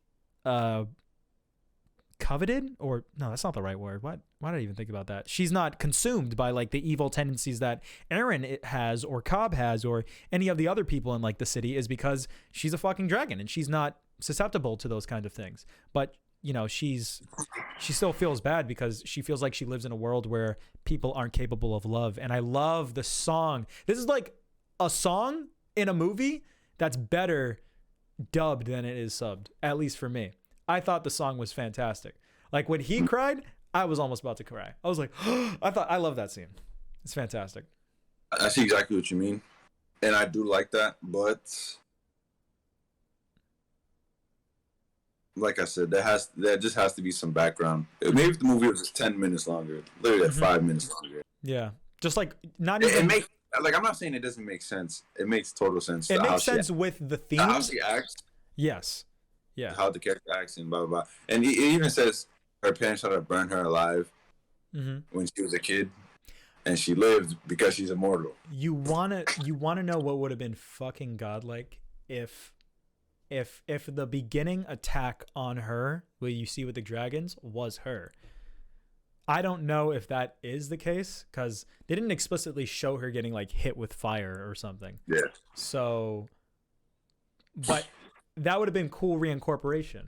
If you saw her as a dragon and then at the end of the movie, you're like, wait, she's the dragon from the beginning. Imagine how crazy that would be. Maybe, is she? The reason why I'm immediately assuming she's not is because she has this giant scar on her face and and they say that she got burned, and in the beginning she didn't get burned, but the dragon does get damaged, like the fucking the dude bites into her. So maybe I would like that. I would like the answer to be yes, but I can't say that what would it is. make the movie better. Yes, I agree. You know what, Ali? Go read the books. I don't really want to. I honestly don't. I don't want more of this story. I love this is a personal thing. I know some people are going to disagree with this. I love movies that adapt long things and have to condense it and like try and make something out of like something out of a long running story and try to condense that in like a short time. How can you manage that? How can you deliver the same message and point of this large thing? How can you make your own thing? You know, how can you add value to that thing? And that's why I like watching Japanese live action adaptations of anime. Like people say the Rurouni Kenshin live action movies are good. Just like put that into perspective. This movie trilogy compared to this 50 episode anime people are saying is good. That's crazy. That's a great feat in my opinion. The anime's way longer than that. It's like 100 something. See, that's even, it's even more credit, where it's due. It's like, damn. And JoJo Part 4 live action, I was like, this is so cool. See, I like seeing things get condensed because when you condense a story that long, you're forced to get creative. You're forced to do your own thing. And that's what Goro tried to do. He tried to resemble the themes and messages of the story of Earthsea. I know that he did his own thing and he kind of went on his own path, but I'm pretty sure the whole imbalance of nature was the point of the books, right? So yes. I think he conveyed it cool as fuck in this movie.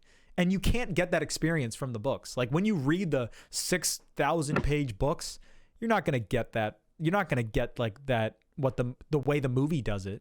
You're going to get the way the books do it, where they explain everything and they explain like why he killed his dad. And, like I said, that's one of the reasons why I like the movie is because I feel like all that stuff is portrayed in a cool, interesting way.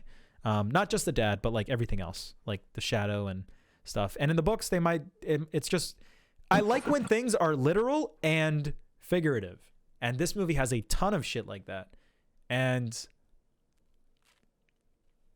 I don't know if in a book you can communicate that as well as how this movie does it. You know what I mean? So I don't like this movie because I like Earthsea, the franchise. I like this movie because I liked Goro's way of doing it. I'm going to be real. Like I give him credit.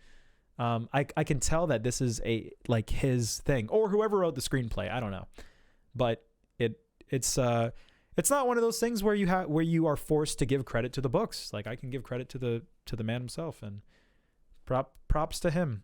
You did good, Goro. I wish you kept doing good. Well, Ali, Yeah. apparently he didn't do good to everyone else. I know.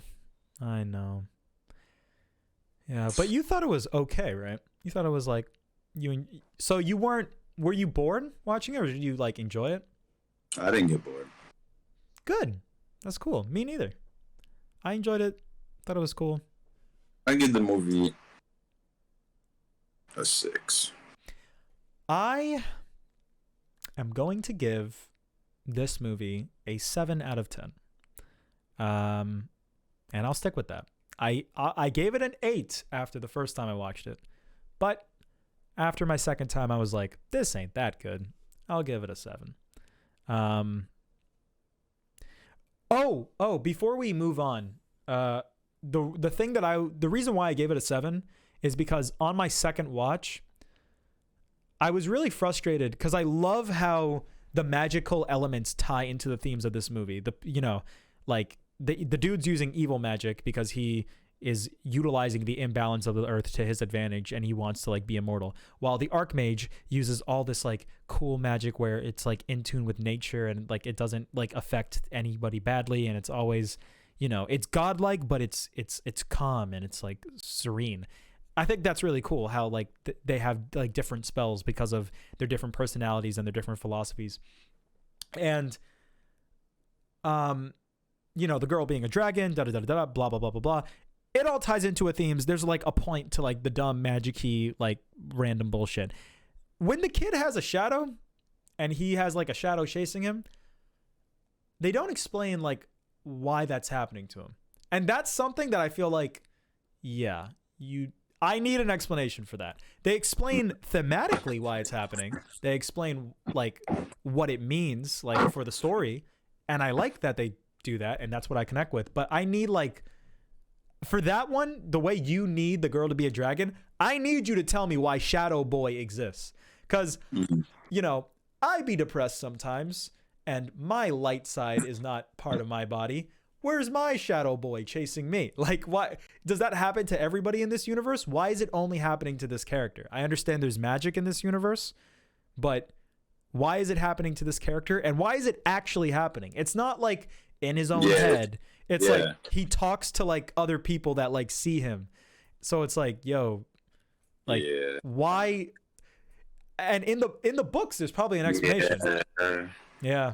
Oh. And he and he's able to just like disappear. Yeah. Like, well, I can accept that because he's like not real. He's like a specter. But he's like self-aware of like what he's doing and who he's talking to. Yeah. And it's so weird because when he finally has the boy cornered and then the villain comes, the villain's like, get away. He's like, he just disappears. Yeah. It's like he has like full control of all his actions. It's not even like just this being chasing himself. It's like, it's like he knows exactly what he's doing and what he's about to get into. Yeah. The magic is very vague, and there's no like explanation for the like how it objectively works. So when he goes to grab like the dude, and the evil like Cobb is like, get away. Like Cobb can probably fuck him up. Like, he's real. Everybody can see him. Maybe someone can like do something to him. So I know that he's like a specter and he represents like the light side, but I don't know. Maybe you can fucking kill him. So maybe he wanted to get back because he didn't want to fuck with that. And, he led the girl to Cobb because he was trying to save himself like through the girl.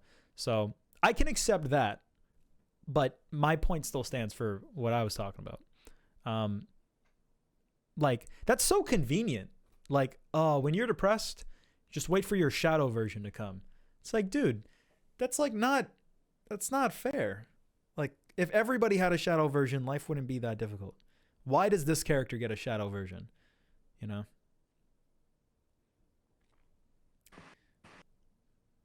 like when he pulled out the sword. It was like Luke. This movie's very similar to Star Wars. It's like a lot of the themes and like a lot of it's what it's saying. It's very similar to Star Wars. But once again, Star Wars is not iconic for just its messages and its themes. It's iconic because lightsabers are cool and the way they dress is cool and the planets are dope. And this movie doesn't have all that, you know? So it doesn't look as cool as Star Wars. But I wanted to bring up the shadow thing. I think that's like the only real big issue I had. I like the whole thing with the true names. I like the idea that you need to know like something's true name and something's true nature in order to really be able to use it. That's a good example of like figurative and literal, where it's like, yeah, if I literally know your name's Manny, I can control you. But when it comes to like a piece of wood, you don't say wood. You have to understand the wood. You have to like understand its like scientific, construction. You have to understand like the purpose of it and what it means to the world, and then you can use magical shit to kind of make it manipulate to your own will. I thought that was cool as fuck. That's another thing that I thought was dope. I mean, I saw it done in Spirited Away. They did it in Spirited Away? Yeah. When your Baba was like That's took true. her name. He took her name and gave her a new name. That's I true. immediately thought it Spirited Away, so I didn't really think much of it. That's fair. That's valid. It is just like Spirited Away. There's a lot of things in this movie that are inspired by other Ghibli movies, and that's another thing I want to say. I like that there are references to other Ghibli movies in this movie without just showing some shit from a Ghibli movie. A lot of Ghibli movies will just be like, oh, look, it says Porco Rosso on the wall, or something like that. But this movie will just like replicate themes and scenes from like other ones. So the true name thing, like Goro Miyazaki grew up with his dad's movies. He hates his dad, but he still watched his movies and he still loved them. So he puts a lot of that stuff into his movies. And maybe he put that into his movies because he liked that thing in Spirited Away. And the scene at the beginning of the movie with all the wolves, that's a reference to like Miyazaki's first movie, like before Ghibli, before Lupin. And I thought that was really cool. I was like, whoa, like I recognize this. Horus, Prince of the Sun. That's a cool way to do a reference. I just thought that was dope. I thought he put a lot of thought into it. I thought it was a dope ass movie. Yeah, I'm gonna buy a Blu-ray for this one day.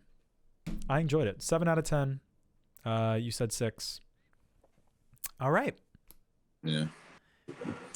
That was good.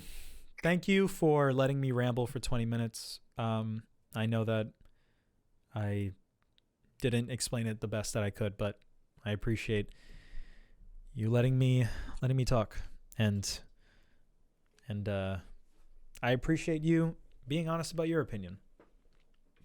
Thank you. Now, let's talk about the big Chungus, the good boy. The reason why Goro Miyazaki makes bad movies is because Yoshikage Kira fucking switch bodies, and he's really Goro right now, and he's making bad movies while he's brother. Kira. Yeah. Kira. Mm-hmm. The best villain in JoJo. Mm-hmm. That's completely fair.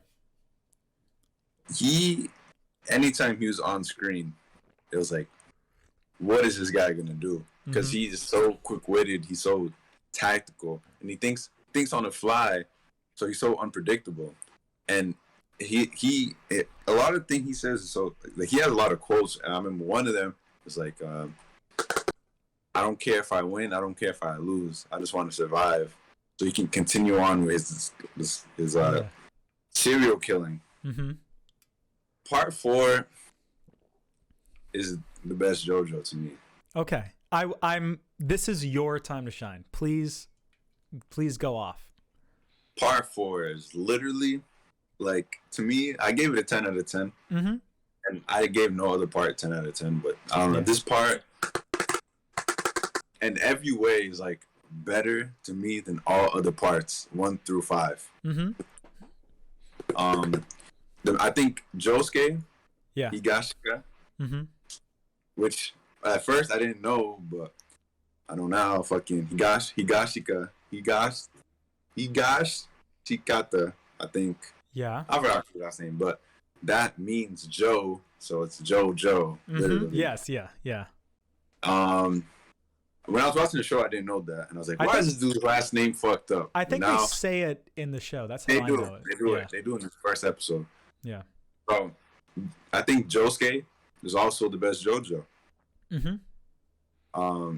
So the best JoJo with the best villain, the best JoJo, and the group. Yeah. I think the group is the second best JoJo group. The second best. What's the first one? Let me think about that for a second. Okay.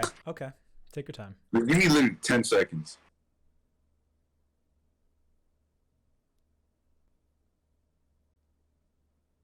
Okay. I think the part 5 group is just so funny. I love the part. I think watching part 3 and thinking part 3 is pinnacle JoJo, and then watching part 4 after is like part 4 is better. But I think part 5 has like their group. Their group is so. I know this is part 4's time, but I'm gonna say this shit quick about part 5. The group of part 5 not only is the funniest group, and it needs to be, because Giorno is not an interesting character. Yeah, he is, but he's really not. No, the group carries the show. Bruno Bucciarati Mm-hmm. is hilarious. Narancia is hilarious, and Abahio is just, he's funny because when he acts out of nature, it's hilarious. Yeah. And those guys, and Mista is like top 3 JoJo. Yeah. Oh yeah, definitely. Mista's one of my favorite characters ever. And the thing is with the part 5 group is their design is the best. They have the best. Oh, they got the drip. Design. They got the fucking drip. That's the thing. Like every single one of them is like 10 out of 10. Like design. Yeah. It's like wow. Especially fucking Mista. Mista's design is so badass, man. It's so great. Cool. I love their designs, yeah. And part 3, like the design thing for part 3 is Polnareff. He's top 5 for me. Polnareff, I think, is my favorite character. I think he is my favorite character in all of JoJo. Yeah, not only that, he carries part 3, and on the humor side, he is like carries the shit out of that whole part alone by himself. Literally by himself. Like how Joseph carries part 2 by himself. Yeah. Like, part 2 is so good, and he doesn't even have a group. He's by himself. Yeah. And that's how good it is. But part 4, Okiyasu's hilarious. Yeah. Fucking Koichi. The thing with Koichi is he's like, he says everything that's going on out loud, and he like thinks he's like I see him as kind of like a viewer, like he's just experiencing things, but right. Oh my god! Like even in the first episode, he's like when Josuke and Jojo are fighting, and then like they're using stands but no one can see it. He's like, how did Jojo just end up on the floor? Yeah. It's like you never really got to see JoJo that way. Like you never got to see it from the perspective of like someone like that, so it's cool. And who else? There's so many characters. Fucking Rohan. Rohan's so good. He got his own spin-off. Rohan's so good that the show said that Morio is going to save the town of Morio, but it really was just Rohan. Got him. I like how Koichi has that girl that he likes, or she likes him. Yeah, she's great. I love that character.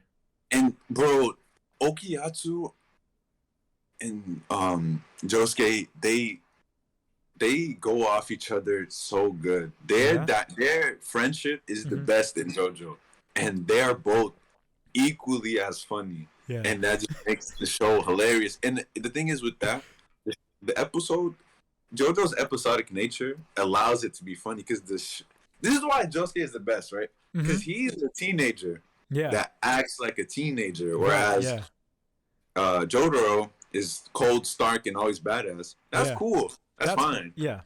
But when you have Josuke actually like goofing off, beating like, the fuck out of people, just hanging out, like doing pranks, like the scene where like the last scene where like he says bye to Joseph, And he takes his money. He takes the wallet. It's Yeah. like that is what Josuke is, and Yeah. he's just like he's like big smile on his face. Is like cheesing. It's like this is why part 4 is so good. Josuke is he's so unique from like it is crazy because like part 3, like Giorno and Jojo, they're very similar. Yes, and, extremely. And they never they have like no personality really. That's fair. Josuke that's like brimming with so much personality. It's like the episodes that are not about him when he's just hanging out with Okuyatsu, he's just doing random tasks and just you don't see that side of Jotaro and Giorno, and that's what makes part 4 so unique and so special to me. And another thing with Okuyatsu too, I know I'm just going off topic, but Okuyatsu, he's so interesting because his stand is so OP. Yeah. But he's not smart or he can't use it effectively. And Josuke even said it. He said he has a stand that can erase space and teleport objects, but he's too much of a dumbass to use it. He said something like that. And it's so funny because he truly has one of the most OP stands in like all of JoJo. Mm-hmm. He's like top 10, like stand wise, he's like top 10. But I thought that's cool. He's a dumbass, but his stand's OP. So, and Josuke, his stand, Shining Diamond. I love how it's not so fucking broken. Yeah. I love how it's not incredibly OP, but the way he uses it makes all the tactical JoJo scenes more interesting because it's not just Shining Diamond, where it's just like a 1v1. Shining Diamond's gonna win. Not Shining Diamond. Star Platinum, where it's like Star Platinum is just a 1v1. Strong. He's like a brawler. He's a basic. Yeah, and Shining Diamond, it's like he heals, but they explain like he can. So he does so many things like when that scene when fucking Kira when they first meet him and Kira's escaping and he cuts off his arm and then he sends Heart Attack at them. Yeah. Josuke's and Jojo's like, you can't destroy Heart Attack, and Josuke's like, destroy it. He punches it, and we're gonna follow it, and he because he's healing it, it went back into Kira's hand, and then it follows him while he's escaped, so they follow the hand. But I'm gonna get into that whole part, but I love how tactical this season was. Way more tactical with Josuke. I love his ability, and I love how he can't heal himself because it's not that OP. Exactly. And another thing I love that Jotaro being in this show makes it interesting because Kira's abilities counter Star Platinum's fucking the world, right? Because like throughout all their encounters, Kira's like watching out for Jotaro because he knows he can stop time. So he plans knowing that this dude can just stop time, right? So he's like, he acts in a way that he can't get caught, and he sticks with his distance, right? And the third ability he has, he literally says, he's like, I have the quote. I wrote it down. Okay, please do. Give me a second. I'm going to restart the recording. Found it, yeah. All right, go ahead. Yeah, he says, Kira says, Bites the Dust was created because I don't want to run into you. And it's cool that Kira has such an impossible task of versing the world and Shining Diamond, a pure healer. Fucking Koichi Okuyatsu's OP shit and the world. And he has to, like, think on the fly of how to, like, survive this shit, right? And that's what makes he's so interesting. And that's what I was saying, like, whenever he's on screen, like, whenever Dio's on screen, it's, like, crazy. And Kira's crazy, too, but Diavolo in Part 5 is not at that level of, like, he's not. Those guys. Kira's so unpredictable. You know, like, you think, how is he by himself gonna escape from fucking those 4 people? And 3 of them have OP-ass stands, right? And you see how he does it, and you're like, fuck, this dude's smart. And he gets away. You know, he kills the Cinderella girl.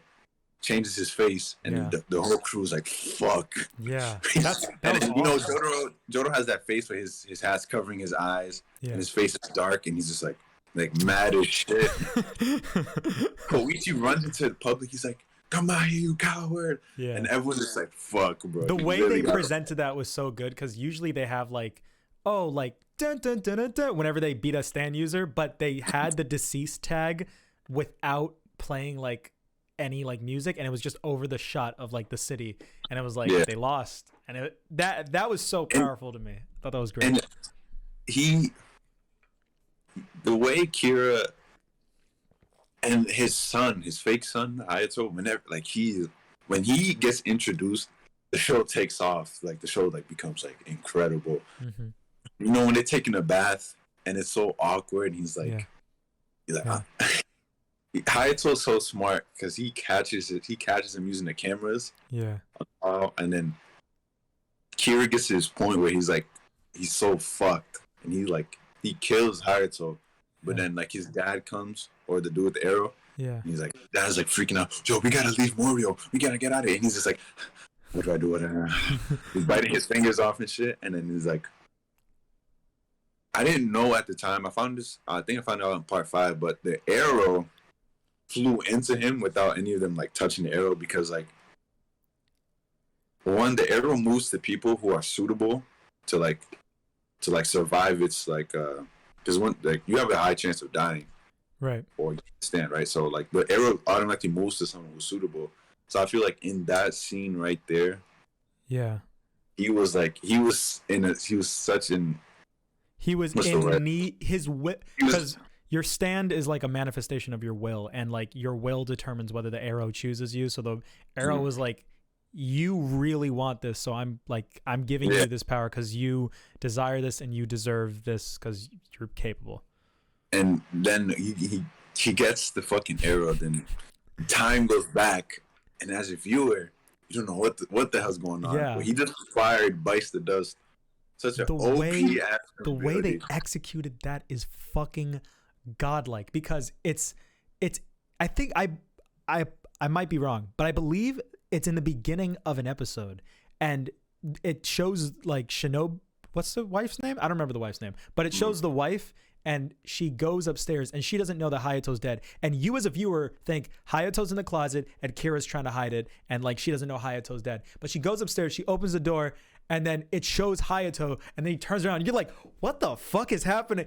And that's how like it reveals like Bites the Dust, and it's in the beginning of an episode, and that's perfect. And I love seeing Kira at these moments of like fuck, you know? Yeah. And he's like, he does it a lot.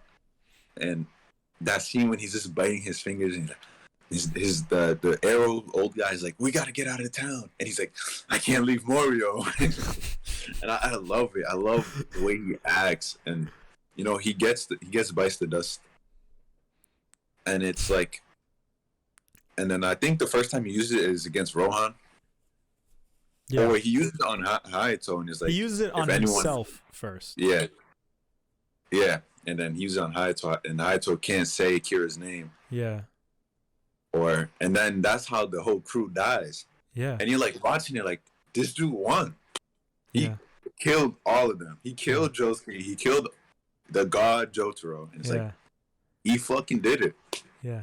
Then it goes back and like, you know, he kills Rohan. Oh my god, there's so much shit happening, because Rohan finds the kid, uses his power, and starts reading his things, right? Yeah.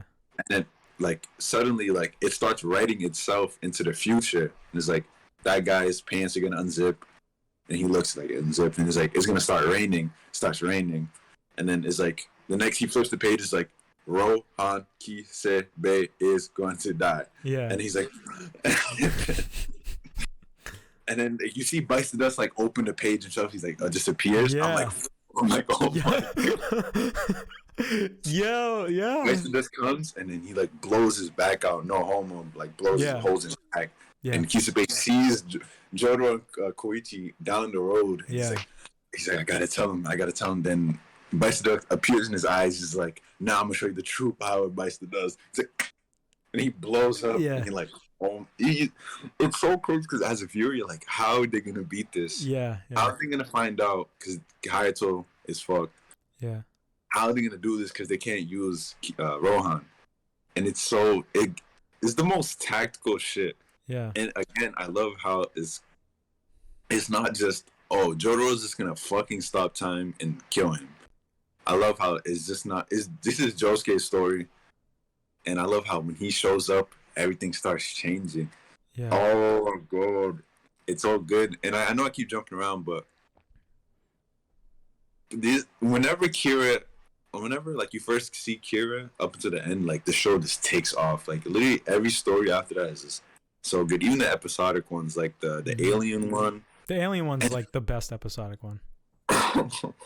And the dice one, oh my god, the dice game. That's in the same episode, right? Yeah, it's like the same one. That's great. That's the best episodic episode of JoJo. Mm-hmm. Bro, like not it's part so 4 and the whole thing. The whole JoJo. And the implication so that like this dude isn't a stand user and he's just an alien is fucking cool as shit. Like that's such a cool concept. And I love how they're vague about it because you never find out. Yeah. 1, 2, it's like it's possible because it's JoJo. Like alien coming is not even weird. Yeah, it's fucking JoJo. Exactly. So it's like we accepted. Yeah, and when the dice game starts and Rohan's getting so frustrated, and he's like, "I know you're cheating, but I'm gonna find out how you're cheating." And Josuke is like so worried because the sirens like some he's allergic. and that fucks up with the aliens like hearing and his manipulates his body. Yeah, the sirens come. This is the funniest scene. The siren comes and Josuke is like, fuck. You see the dice like morphing a little. Yeah. And Josuke grabs the dice and he's like, I'm screaming real loud. He's like, I'm screaming real loud just for this. He like throws it. And then it's like a 666, so he wins again. And then Rohan's like, what the fuck? And then the dude that short guy is like, he's like, the lock didn't move. That means I think he said that means he's cheating. And then the dice start morphing again. And you see Josuke so worried. And then the short guy's like, oh my god, your house is on fire. Yeah. And then Josuke's like, he grabs the dice and takes off. And then Rohan, even though his house is on fire, Rohan is just like, he's like, Josuke, wait. He's like, wait, you son of a bitch. And then Josuke's just like running out of there. And this is exactly what I mean. Like Josuke, for part 3 and part 5, for this episode to happen, it couldn't be the main character. It would have to be Paul and Arif. Or it would have to be. I completely agree. Yeah. It would have to be Narancia in part 5. This is where part 4 is so good. It is Josuke. It's Josuke's his youthfulness. His youthfulness is such a main factor in his character, and I love his personality. I think it's. Really I love how he can still be a badass and he can still like act his age, and it's not like Josuke is like. Josuke is weird because he's like goofing off and he's funny. Is like. He's truly a teenager, and he acts like a teenager. Yeah. So it's never weird. And when he does act badass, it's still JoJo, and it's still badass, And I feel like it makes him even more badass because we expect badassery from part 5 and part 3 from Gio and Jotaro because they've been like that since episode 1. But when part 4, when he's doing badass shit, it's even more badass to me. Yes, like this scene, oh my god, the scene where they first meet Kira, and Kira fucks up Jotaro. Jotaro's all bloody. Koichi's fucking like dead on the ground, and then Kira fucks up because he gets too cocky. He's talking shit to Jotaro. Then Jotaro, he gets in range, and Jotaro like beats the shit out of him and start platinum, right? And then now he's just fucked up. Now they're all three just laying on the ground, bloody mess, right? Then Okuyasu and Josuke come into the scene. Josuke just heals everyone, just heals them two, right? And Kira watches. He's like, fuck. He's like, oh damn. Josuke and Okuyasu's here. He's like, what I gotta do? I gotta survive. And then he starts crawling away. And then Josuke and Okyasu just standing right over him. He's like, who's this guy? and then Rohan's like, I'm not Rohan. Kira's just like, what I gotta do? And he's acting like a civilian. He's like, oh, the clothing store just blew up. I'm so injured. And Okyasu and Josuke's like, oh my god, do you know what happened? He's like, nah, I just saw those two guys over there and they got messed up. And he was like, Kira's like, can you heal me? Just heal me real quick. Just heal me. Because he saw Jojo like standing up, right? Yeah. He's like, heal me. And Josuke was like, how do you know I can heal people? And I was like, oh, shit. And he's like, I'm just a normal kid. How do you know I heal people? And the Kira's like, he's like, oh my god, I messed up. And then Josuke's like, I tricked you. There's no way you know I heal people unless you saw my stand. So that means you're the enemy. And it's just, you just see Kira like, fuck. He's like, he messed up. And then he eventually escapes and does the change face thing. But yeah, I love that scene. Another thing I want to say is Josuke and Kira, their dynamic, they're so different because Josuke is drawn to look like a typical Japanese delinquent in the 90s, right? With the pompadour. Yeah. That is a clear sign of a delinquent. But he looks like a delinquent, but he has a heart of gold. And he has a peace symbol on his chest and a heart of gold on his heart. So like, and even at the end, Joseph's like, he says, it's funny because I was talking about the scene, but when Josuke took his wallet and he was talking about how he's such a good kid and heart of gold, he takes his wallet and does a delinquent thing, right? And then Jojo was like, do you still think he's a good kid? And he's like, yeah, he does have a heart of gold, but he still had that delinquent side. But so I thought that was cool. But Kira, in society's eyes, would be like a good guy because he has a desk job. Yada yada yada. He wears suits all the time. He looks clean and has an office job. But he's a serial killer, right? So it's just like how the character is viewed and how the personality or how the act is. I love how it's shown in their design. Yeah. I thought that was cool as well. That is amazing. I never even saw it that way. That's cool. Yeah. And I mean, there's so much I can say. Bro, this is the time. I literally think this show is like perfect. This is like perfect. I love everything about this. I'm not gonna lie. I remember one week episodic episode where it was the one with the rat. I thought that was weak. Okay. But literally everything else, I thought was a good episode. All of it's fun, and JoJo's episodic style is amazing because even though like these episodic episodes they don't look like they mean anything.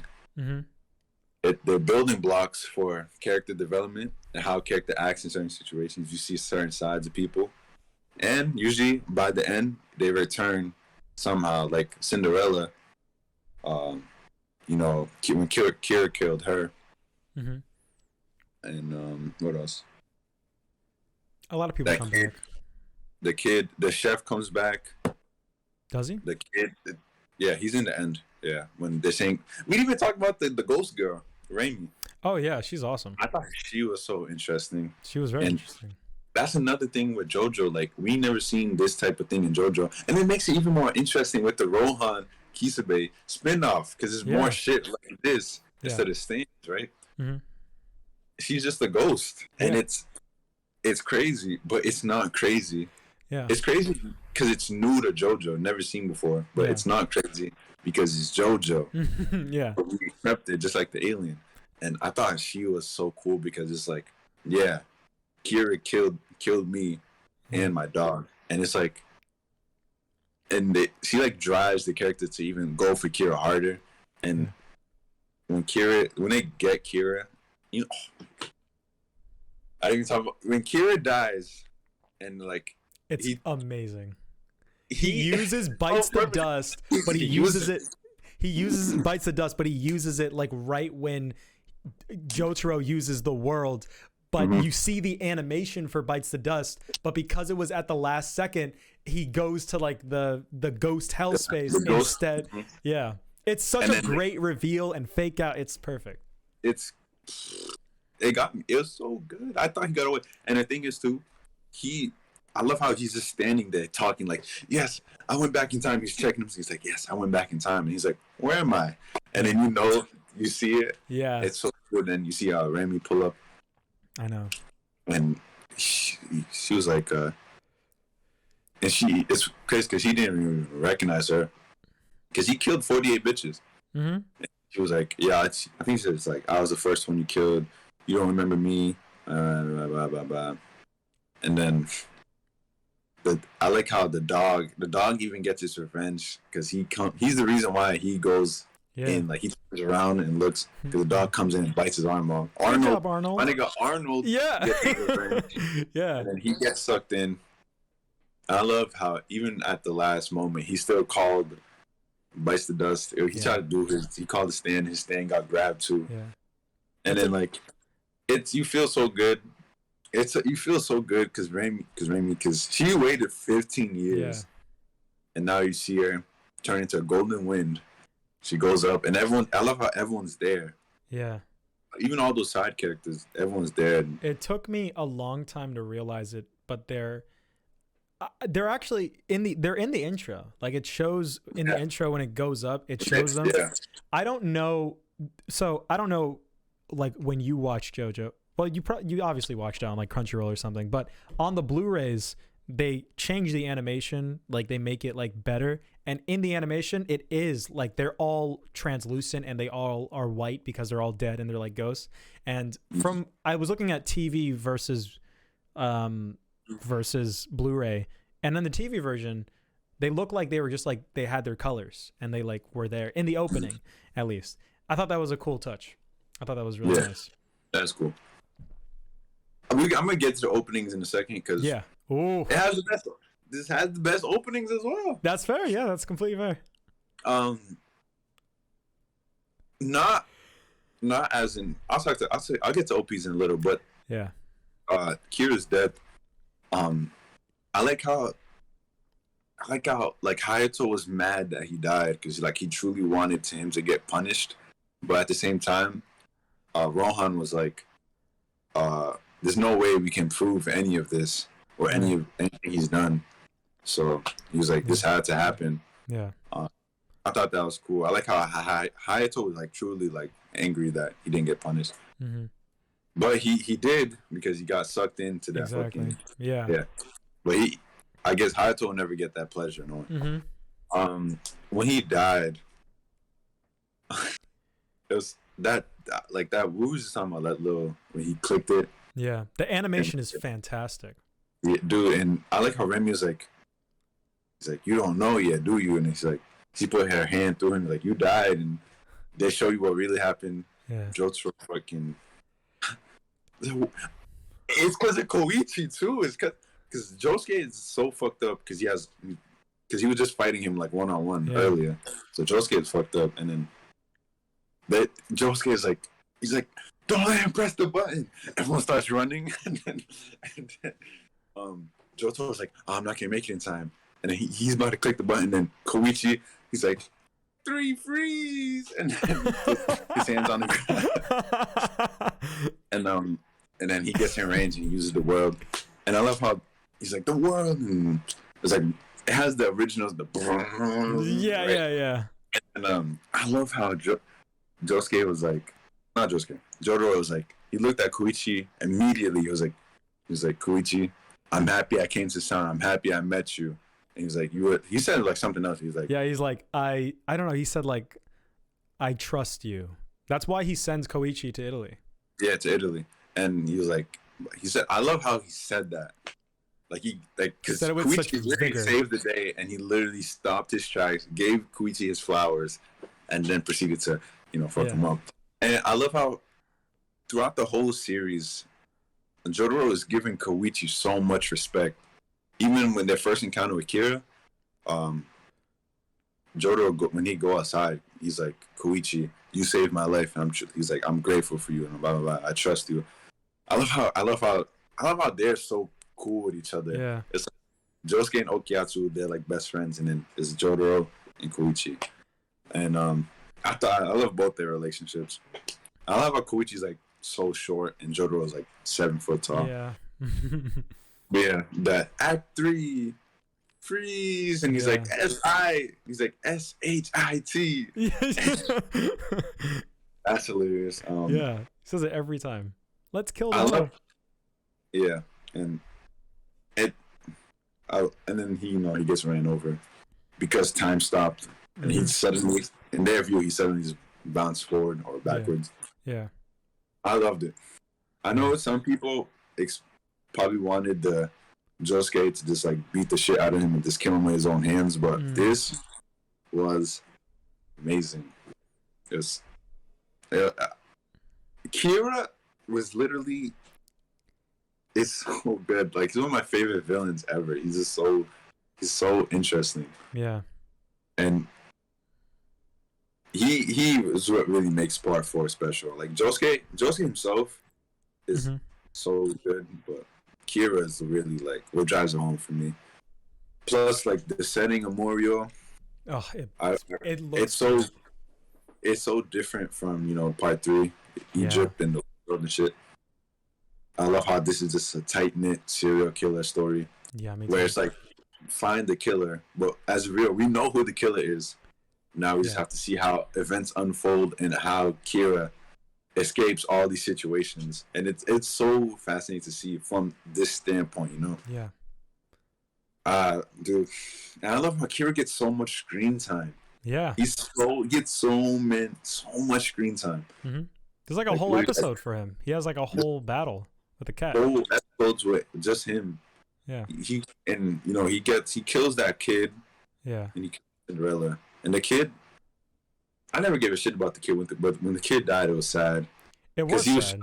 He was making like a last ditch effort to like get to Josuke. Yeah. And he died, and then like they were talking about his parents. Yeah. In the final episode too, it's like he's dead and he's gonna stay dead. Yeah. Yeah. And the thing is with him, when you first get introduced to him, it's another reason why I love Josuke and Okuyatsu. They're literally just trying to scam this kid. Yeah. And it's like, again, you would never see this from any other JoJo other than Joseph, right? Joseph probably did. But from Part 3, Part 5, they would never do this. And, never. And Josuke, they just come up with schemes to scam this kid, and then like they befriend him, and Josuke's like, nah, bro, we would never do that. I fucking love when he's like scheming them, and like they're clearly holding back. They're not trying to get violent, and then like Okuyasu just fucking punches him in the face, like mad randomly, and it's like, and Josuke's like, whoa, yo, like shit. He's like, this is gay little fuck. Like, I love it. That is something that I feel like people at Brockton High would do. Like, I feel like I would do that. Like, that's so relatable. Like, that's what kids do. Because the dude was so annoying. He was like, he would make like a deal, and he'd be like, just double back and be like, nah, fuck that deal. And Okuyasu was like, bro, fuck this nigga.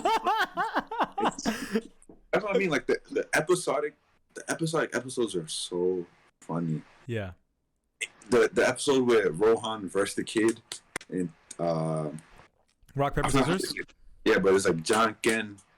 Like John Ken Bo or Ro. John Ken Ro.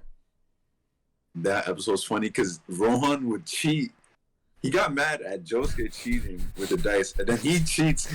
Open up this dude's fucking head. What are you gonna do next? It's so funny, bro. Like, I think I read somewhere that this was the writer, the author. This was his favorite part as well, and this was in Josuke's his favorite character. And I feel like he put so much like life and thought into Josuke. And all the characters really. I feel like he went so hard with personality. Yeah. This season. This like the personality is so like high than all the seasons animated so far. And it's beautiful. I love part 4. I respect it so much. I understand why like part 3 would be someone's favorite, but to me, it's like really like no contest. That's you. I like the way you explain it. You're making it very understandable. And I'm telling you, Ali, like if I had this show fresh, and I'm telling you all this from straight memory. Yeah, and that's so cool. I'm saying when I finished this show, Ali, I was literally talking about every single episode, like with my boy. Yeah. And this is so much. Like this, I truly like. I love this show so much. I love. I mean, I love the show so much. I hold it literally right. I would defend the show to anything. Yeah. Literally one of the greatest things I've ever watched. All of JoJo really. But part 4 is just like it's right here forever. Like yeah. I can't wait to rewatch it. And you know what's funny? Like I want to rewatch it right now, and I remember it so much. Whereas like I'm starting to forget a lot about Samurai, Trigun, and Cowboy. Because I watched those like years ago, and like I remember a lot of things from that, and I'm not ready to rewatch those. But JoJo, I remember it so vividly, but I want to rewatch it right now. Yeah, that's how much I love this shit. It's that's so great. good, and the opening. Oh my God. All right, talk about the opening. The openings, particularly the second and third one. The second one, I love the second one just because the song is amazing. It's so unlike JoJo. Yeah, chase you, and then it has a lot of good cuts. You know, where the camera's like flying into Raimi's face, and it's like black and white. Yeah, and and it has the film reel, and I don't even really remember how it goes, but there's like a transition into Cinderella and like using that shit.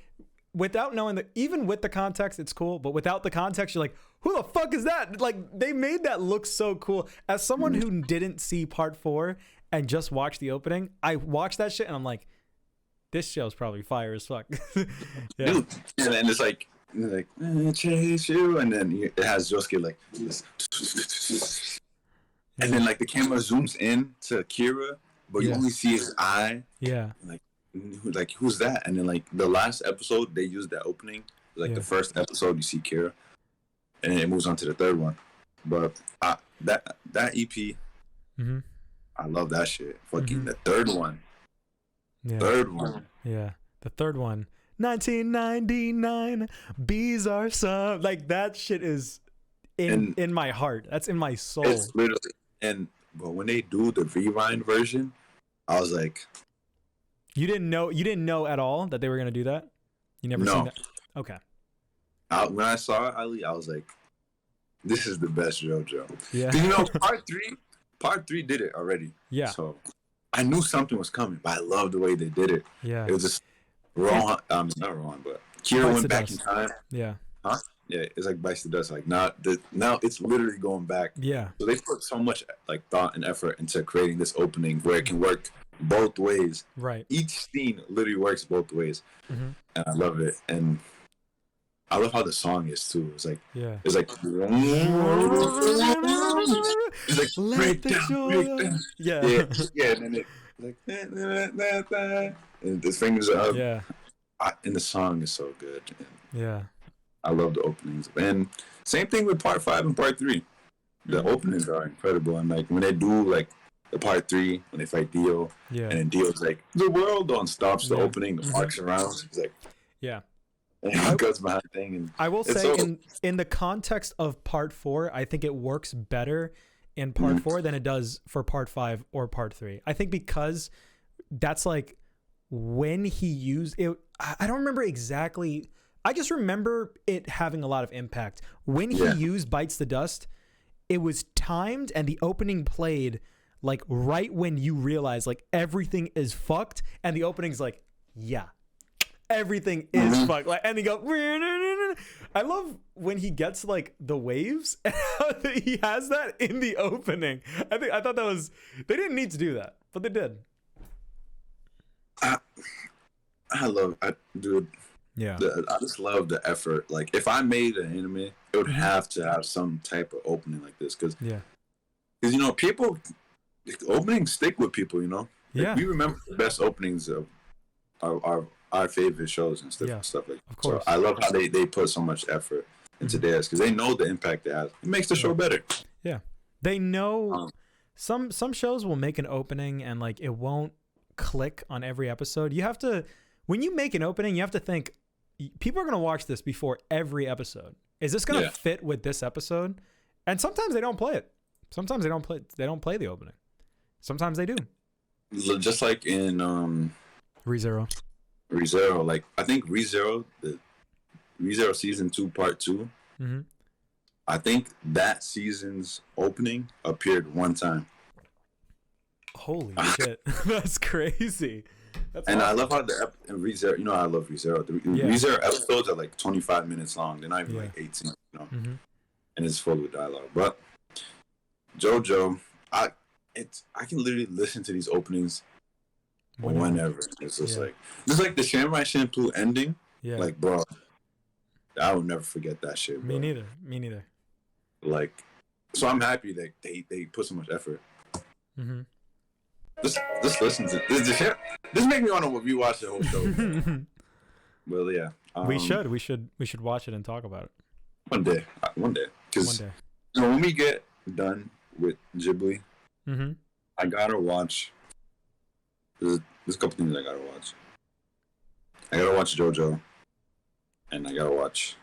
Are you not gonna watch part 6? I'm gonna watch it. Like what's currently available? Mm-hmm. Okay. If you weren't gonna watch it, I would have waited because I really want to finish it, but I have to wait like 3 months, and I'm not happy. So, but yeah, watch it. We'll talk about it next episode. What other things do you need to watch? I need to watch that one isekai that I talk highly of. Jobless Reincarnation. Yeah, because I haven't watched anything in season 2 yet. Okay. So I'm so excited to watch that. Mm-hmm. Hold on. Oh my God.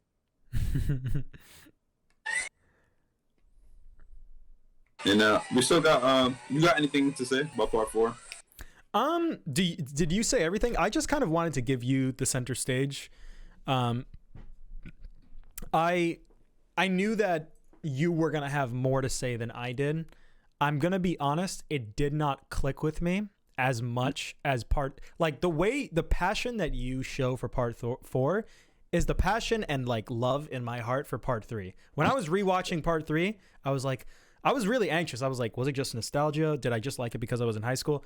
No, part 3 like is actually good, and it hit the same way that it hit this time. Part 4, I went into it with optimistic. Like I was expecting it to be good, and I was excited that it was different, and there were a lot of things that I liked. The big thing that really took me out of it though was when Kira revealed himself and when he killed Shigechi, and when like the town was like, all right, like, you know, we're gonna try and like find Kira, we're gonna try and like we're gonna work together as like a town to like stop this guy. I was expecting the story to be more of a focused endeavor to find him, and they still do like stand battles, and they still like kind of fuck around, and the way it's written is like these are not the prime focus of like the hunt for Kira. Like these don't really need to happen. Like the hunt for Kira, Rohan and Jotaro, like they're doing it. So, and Kira's doing his own thing that's like getting him fucked up. So whenever it cuts to them, it's like, okay, like we're making progress. But whenever it cuts to a stand battle, it's not that the stand battles were bad. Honestly, the best ones are in the second half. The one with the highway, the one with the alien, the rock, paper, scissors one. Those are some of the best ones. But now's not the time, because I want to, you know, now there's a bad guy, and now there's a conflict. And if you wrote it in a way where it's like, okay, these stands are going to prevent them from finding Kira, and the dad is making these stands specifically like, all right, these stands are going to like fight them so that they don't make progress in their endeavors. It wasn't even like that because a lot of them are chilling. Like Josuke and Ogayasu aren't doing anything. They're just going to school and stuff. So if the stands didn't exist, if the dad wasn't doing that, it's not like, oh, we're going to get to him like today. Like it would, the same amount of time that had passed would pass if the stand battles weren't happening. And that was bothering me because it made the stand battles feel like filler. And they didn't feel fillery before because the show, you know, when Chili Pepper was the main bad guy and it was like the guitar dude, they made it clear that like we can't find him and it's not that big of a deal. But he shot a bunch of people with the arrow and we kind of need to deal with this first. So when they're fighting, like, you know, when Koichi fights like his girlfriend, when you know they meet Shigechi, you know that there's like half the show left, and you know that there's so much more to go. So you know that it's building towards something by introducing all these characters. You like the city of Morio, and you just want to see more of it. You know that Chili Pepper is going to come back, and you know that like they're going to build to this in a way that feels natural and convincing, and you know, it doesn't feel like time has been wasted. But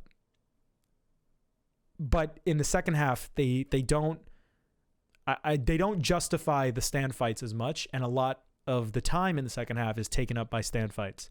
And I don't feel comfortable calling it bad because when I hear you talk about it, I know that for some people they can watch that and like it won't faze them that much because they do give explanations. They're just not explanations that I can really handle. I can't handle Rohan like kind of doing stuff but like not working at like full capacity and like fucking around with Josuke. I feel as if like everyone should be trying as hard as possible. So I'm not saying that like part 4 is bad, but I will say with my experience it did not click nearly as strong as part 3, because one of the things I love about part 3, in part 3 Dio is the you meet them and then they beat him like that day. I don't have a problem with them meeting Kira and then he runs away. That's fine. But if he's gonna run away, I get what you mean, but like you're saying, I get what you mean with part 4, but you're saying like in part 3, it was like they meet Dio and then he's defeated like that night. That's true. I am saying like that. No, I like that he runs away, and I like that. I like the idea of having stand battles in between that to be like, all right, beat these stands and then you'll get closer to Kira. Because that's what it is with Dio. Dio is like, we have to fight the stands in order to get to Dio. Like the stands were made to stop us and like we are trying to get to him, you know? In part 3, when they get to Egypt and they're like, there's 9 more stand users, you're not thinking like, oh my God, get on with it. You're thinking like, oh my God, no, there's 9 more. We only have 7 days. Like, what the fuck? Like, this wasn't supposed to happen. That's, you know, it feels intentional. It feels like natural. It makes sense, like why there are more stand users. There's like a point to it, you know, there's like justification for why they're doing it. And my issue is not that there are stand battles. My issue is that the stand battles don't feel justified. It doesn't feel like there's a reason for them to happen. And that's what I don't like. Cause you can easily write a reason for them. You can just make it like Dio. Just say like the stands are stopping them and stands are drawn to each other. So the stands are going to prevent them from doing their work. I mean, that stands is drawn to people. That is what they say. That is implied. That is implied. Yeah, you're right. That is what they say, but that doesn't matter that stands are drawn to people and they're like wasting time fighting stands because Josuke and Ogayasu are going to school and like they're not doing anything anyways. So it's whatever, you know? And so what I'm trying to say is like, yeah, the stands are getting in their way, but they're getting in their way of nothing. Like they're not trying to, Josuke and them aren't doing anything. They're just chilling. So making stands and having them fight is fruitless. Like you're not stopping them from doing anything because they weren't going to do anything anyways. So that's Oh, so you're saying the bad guys aren't stopping Josuke because he was chilling anyway. yeah. I see what you mean. Yeah. And that's how I felt. But there were a lot of things working against me in my experience. Number one, I watched it dubbed because I watched part 3 dubbed and I love part 3 dubbed. I think it's fantastic. And I decided to watch part 4 dubbed because I wanted to put my faith in part 4 and see if it was good. And Kira is great. Yeah. Josuke is cool. Josuke, I don't like Josuke's voice. In dub? Yeah. That's fair. It's probably like better I in watched sub. it in sub, but I seen clips of it, the show and dub. Yeah. Like it. He does come off more like a dick in the dub. I will say that. And Oguyasu and Koichi. I watch so many dubs at this point that I can tell when a voice actor, I can like hear the same person. Koichi is Deku. He's like the same voice. So I just think of Deku when I listen to Koichi. And that took me out of it a lot. And Oguyasu is Kirishima. And all I think of is Kirishima. And I'm like, ugh. And that also took me out of it. But I stayed committed because I'm like, maybe I'll get used to it. And in retrospect, I'm glad I watched the dub, but it hampered my experience. Kira was great though. Kira was fucking amazing in the dub. Yeah, I see what you mean, but I feel like they added those stand battles. Yeah. So like when you see Kira escape, it's not like he escapes the next episode they immediately find him. I feel like I see what you mean, but I feel like they just put these stand battles just so you can give some time to like for the viewer to know like yeah they really got away. Now they really got to spend some episodes like tracking them down. And I'm okay with that, but I don't feel like they do track him down. I feel like they don't work for it. I don't want them. I love the idea of like, yo, he got away and like it's gonna take some work to find him, you know. So I agree. I think that's cool as shit. I didn't want them to beat Kira in that like middle section. I wanted those I want more stand battles. I wanted those more fights to happen. I just don't feel like they felt like, justified. I don't know. 'Cause I'm looking at the episodes, and I'm trying to. It's basically after Adam Hart Father or whatever it's called. After that episode, they start doing like fights, and it starts to be like why is this the focus? I feel like a lot of these are justified though. Well, none of them are justified because everyone is supposed to be looking for Kira. It's not just Josuke and Oguyasu. It's supposed to be everybody. So when we're looking at a Josuke and Oguyasu stand episode or Rohan episode, it's like, what is everybody else doing right now? I understand that not everybody else is like a detective, but like, can they do something? Are they going to do something? What would you do in their shoes? I mean, I'm trying to like. They said like Joseph. Go ahead. I feel like even Jojo was like, these two are idiots. Mm-hmm. So I'm gonna get me, Koichi, and Rohan to find them, and we'll call them when we find them. Because honestly, what would they do other than just walk around? That's true. Like, and even in the episodes, like with the Jonkin boy episode, like that kid like just runs into Rohan and like forces him to play. You know, that's valid. But he just gets in the way. The alien one, that was like a funny episode, and that was funny. But like the Highway Star, I feel like that one. I think the reason why Rohan is in so many episodes from that point on is because Rohan is the direct thing that is pursuing Kira. So they want to like say, hey, look, Kira's being like their journey's being stopped because Rohan is being like inconvenienced. And I think Rohan is in like nearly every fight from that point on, except for the ones on July 13th. But and the Highway Star one. Yeah. But my thing is that there's this scene where like Raimi and every character that's been introduced is like together talking about Kira, and it's like, all right, what can we do? And Rohan is not I understand he has like Heaven's Door and it makes him more capable, and he like is a manga person and he takes pictures and stuff all the time. But everybody, I feel like they could do something. Because Jotaro was like, all right, everybody just chill. Like, don't worry. I'll figure it out. But Rohan is not chilling. Rohan is doing something, and they show his booklet where it's like, it shows Kira right there, and it's like, oh my God, like make the connection. And then they do all these episodes and he doesn't make the connection. And I know that Rohan is in those episodes, so it's like, oh well, Rohan's busy.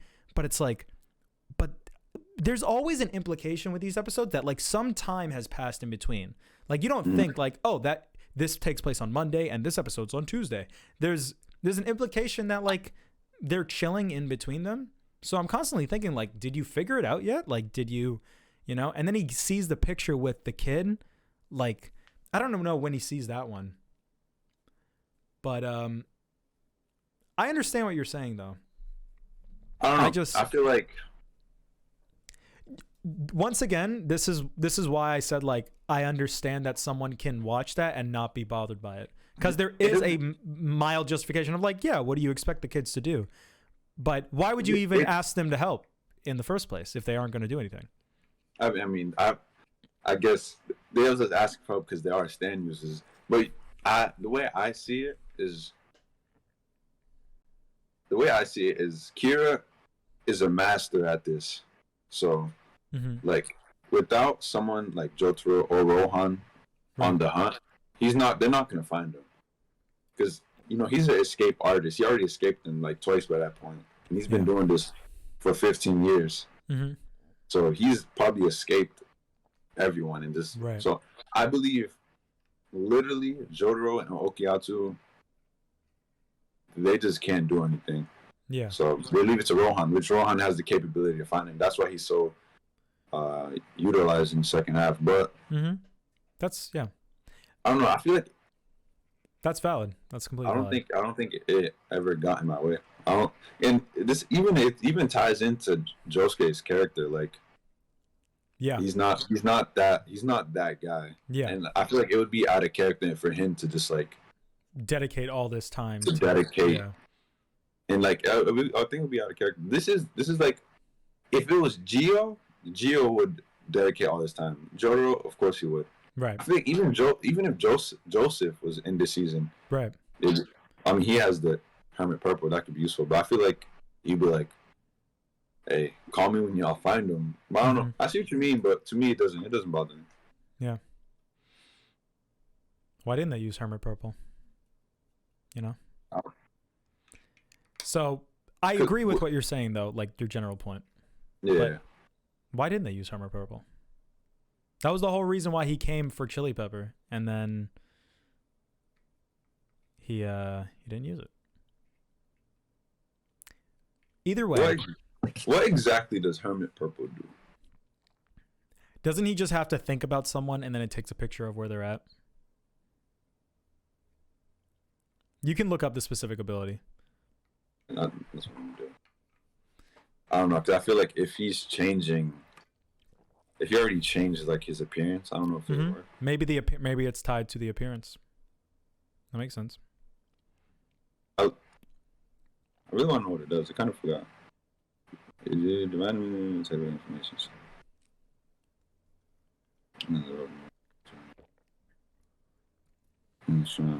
What it does? The inability to divine information by using the object or material in conjunction with can display any information he wishes to see. So he needs something. He needs something from Kira to use it, and they had the button, but I feel like Josuke literally like fulfilled his role. Josuke. Like, yeah, because like they found the button of his suit, and then he just punched it, and like that's how they found him the first time. Yeah. I guess if Josuke didn't have that ability, they would use purple armor, but Maybe because he's 78 at this time. Maybe he doesn't even fucking can't use it. Once again, you can make explanations for that, but they don't make explanations for that. And that's kind of,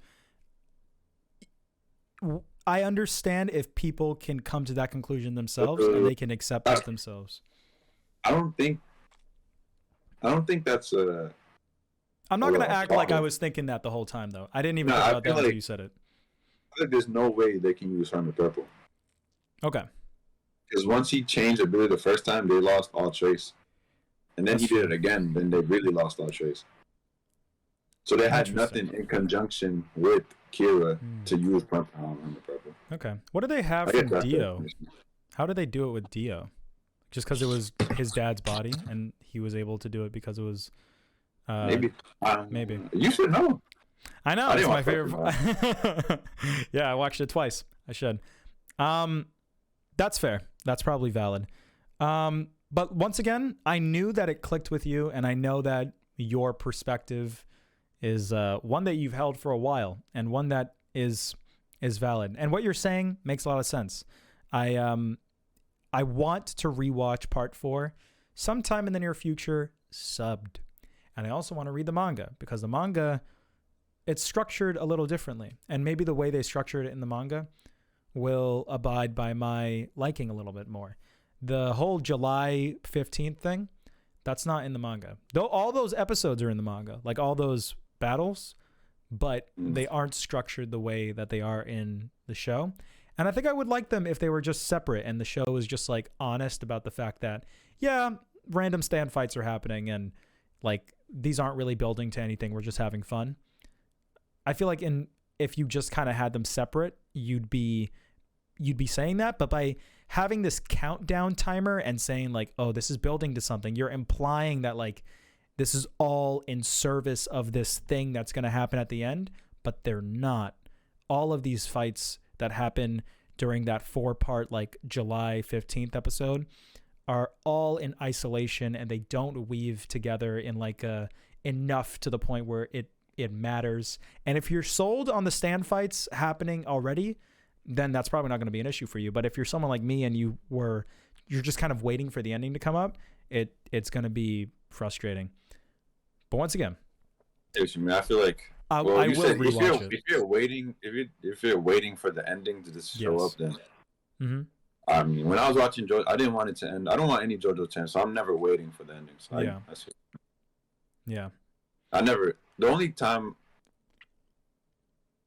The only time I like waited for an ending was like that show we watched, Michiko and Hachin. I was going to make that comparison. This felt like Michiko and Hachin. It reminded me a lot of that. Maybe because I think that's a bizarre comparison, but. Mm-hmm. Yeah. Well, for the same reasons, where it's like they gave you information, right? So in Michiko and Hachin, like if they need to find like a little tiny piece of information in order to find them, then spread it out to a degree where I'm not going to be waiting for it like every single time. But they show you that Kira is in his notebook like right after he kills like Shigechi. So I'm sitting there like, all right, I just want to see him like do it because I see it right there. It's like right there in my face. And then they don't for like a long ass time. And it genuinely reminded me of Michiko and Hachin.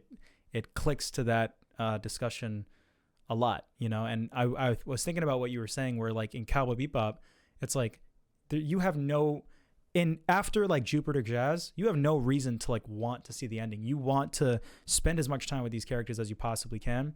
And after, you know, he kills Shigechi and he's like a murderer on the run, I want to see this guy get caught. He's like a bona fide bad guy that is like around and just chilling.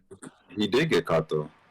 Yeah, after like a long time. I'm saying like I want to see. Shigechi bought his button from the suit.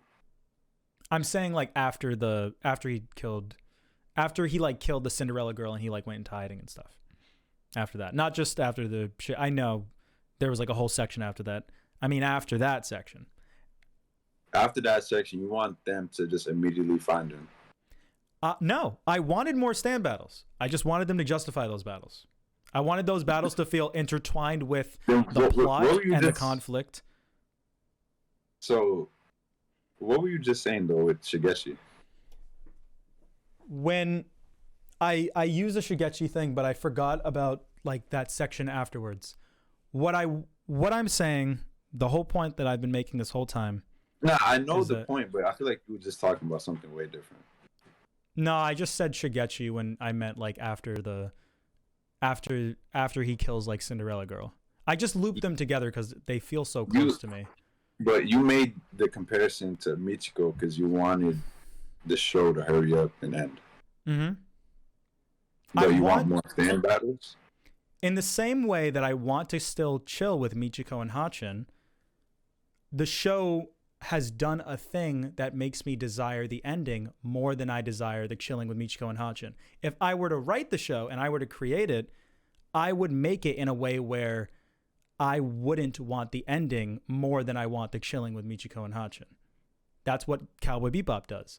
You get Jupiter Jazz, but Jupiter Jazz makes you not want the ending and it makes you want to chill with the characters more. And Yeah, but Jupiter Jazz is episode 12 and 13. That's you have 10 more episodes of episodic. yeah. So I don't think that's I think that's a reach, to be honest. What do you mean? Because you want more stand battles. Yeah. I just want You them to more- be but justified. You want them to have a reason. Yeah. But the reason is that they're there. Not only are stands attracted to each other, the stand users get in the way of the daily life of The investigation. especially Rohan. I feel like Rohan, every fight with Rohan in second half is not just a random fight. And With Josuke, you have the alien one, which is funny. After that, you have the highway star, and that's true. But that got in his way. let's take and into then account. The But- Rohan one with the thing on his back, he Mhm. couldn't even search after the guy That's because he true. had the thing on his back. So I feel like they had meaning. They didn't have meaning because Rohan was there. But I don't know if you had the same interpretation, but I must have just misinterpreted what the show is communicating when every single character got together and was like, all right, we're gonna find Kira. I thought that everybody was gonna come back and I was gonna see everyone at least like once. When Oguyasu took his dad out of his house and brought his fucking dad, I'm like, oh my god, is he gonna do something? Like I got excited. And then none of them came back. What would he do against Kira? I don't know what he would do against Kira, and I'm not saying I want like 12 people in the final battle. I'm just saying that like when Rohan is being interrupted and it's like, oh, a Stan's fighting Rohan can't do the investigation. It's like, all right, what about the 12 other people that you asked, you know? Again, like what would they do? Exactly. I So- get it. I understand. I don't. It's just hard I for don't me get it. to accept that. And I think you saying you wanted the show to end Mm-hmm. is crazy. I want the show to be. Do you understand what I mean when I say that? You said you want the show to end. I don't That's what you hate the said. characters, and I don't dislike this world, and I don't dislike this story. I would like you to tell me, to give me a reason to not want the show to. That's what I'll rephrase it in that way. I'll say exactly what I said in Michiko and Hachin. Give me a reason to not want the show to end immediately. And they didn't give me a reason to do that. When part 3, I feel like does. I'm not saying that your reasoning is invalid. It's not even. I don't even think that's part 3. Like I said, like they find Dio and they beat him like that night. And then the show's over. I feel like in this show, I feel like you're asking for a lot. From a Because the character that show came through. is saying that it's going You're to like be a lot. asking Goku to become like a Batman detective. That's what you're asking right now. I'm not gonna lie. That was my interpretation when they brought everybody. Why would you ask everybody to help if they're not going to do anything? You know? And I understand your perspective of like, oh, they're all stand users and like, what if they need one at like one random point? Da da da da. That makes sense. you know? And that's why I say I might want to rewatch the show, because like I said, I started this all off by saying like it just didn't click, and this is my reasoning for why I felt like it didn't click. And your reason is not invalid, like against like what I'm saying. I'm not saying that like my thing is above your thing and like I'm right and you're wrong. Your perspective is like, I get it. That's why I keep responding like, you know, like I understand you saying that, and that's like a good like rebuttal to what I'm saying. I just didn't feel that way when I was watching it, and in retrospect, I still don't have that interpretation when I think about it. And Yeah. I want to like it as much as you do. So I'm not being like, you know, cynical. I'm not trying to be a hater. I want to like it because I fucking love like the first half, and I was enjoying like the battles in the second half, and I have to compare it to part 3 because part 3 literally does that. It tells you we're not done. There's 9 more, and you're like, let's fucking I feel go. like that just makes it predictable. Predictable? What do you mean? It says we have nine more left. Yeah. We're gonna beat 9 people, and then we're going to encounter Dio. Whereas in part 4, yeah, they're fighting these other guys, but the way, the randomness on how they find Encounter Kira, them? that's what makes it interesting to me. On how like Rohan just finds Hayato, gets suspicious, just uses Heaven's Door, and that causes his death, and that causes a time loop. I find that way more interesting than we're gonna beat 9 more people, and then we're gonna approach Dio. Yeah. That's how I see it. I agree. I think that is more interesting. I just felt like it was hard for me to accept that because I feel like other, you know, we're going in circles, but yeah, it didn't click with me. So I'm happy. Like what you said had a lot of value, and like it resonated with me, your explanation, because it a lot of the things that you said in the beginning contrast ways that I felt. Like when you said that you like those battles and what you're saying now, like that makes sense. And I was going into this hoping that you'd be able to defend it in that way and enlighten my perspective, and you are doing that right now. So like, you know, I'm not trying to poop on your party. Like I get it, and it makes sense to me. I understand what you're saying, and I do think it's valid.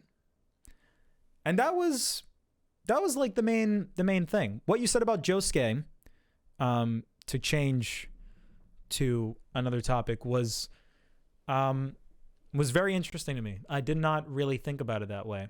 I did not think about Josuke as like a punk, like, but he got the heart of gold, and I did not. That did not resonate with me as much as it did with you. And hearing you talk about it was very nice, and that might be large in part due to the dub. Maybe it made him seem like more of an asshole, and it was maybe I'm just like one note, but it was hard for me to feel like there were any like hard. You can probably do this because, you know, I feel like you're capable of like answering this, so I'm gonna ask you, like, were there any moments where you're like, yeah, that's the Joestar blood in him, like that's his kind heart coming out, like Josuke? Because I feel like there were a lot of moments of him like being like a dick, but I don't remember a lot of moments of him being like kind-hearted, like dude, in a way that was like as cool as Giorno or like Jotaro. I mean, when Kira fucked up Okiyatsu, and then he immediately stopped fighting just to fucking cure him. I thought that was cool. Yeah. Fucking, I don't know. It's been a while since I watched this, so I can't do it off top. Even that, I didn't think about it really that way. Yeah, I guess he did just like stop fighting him to yell that. Yeah, that's cool. I didn't think about it that way. And if there's anybody that he would do that for, it would be Ogiyasu. That's pretty dope. Yeah. I like everything that you had to say. And that was the main thing that I had to say.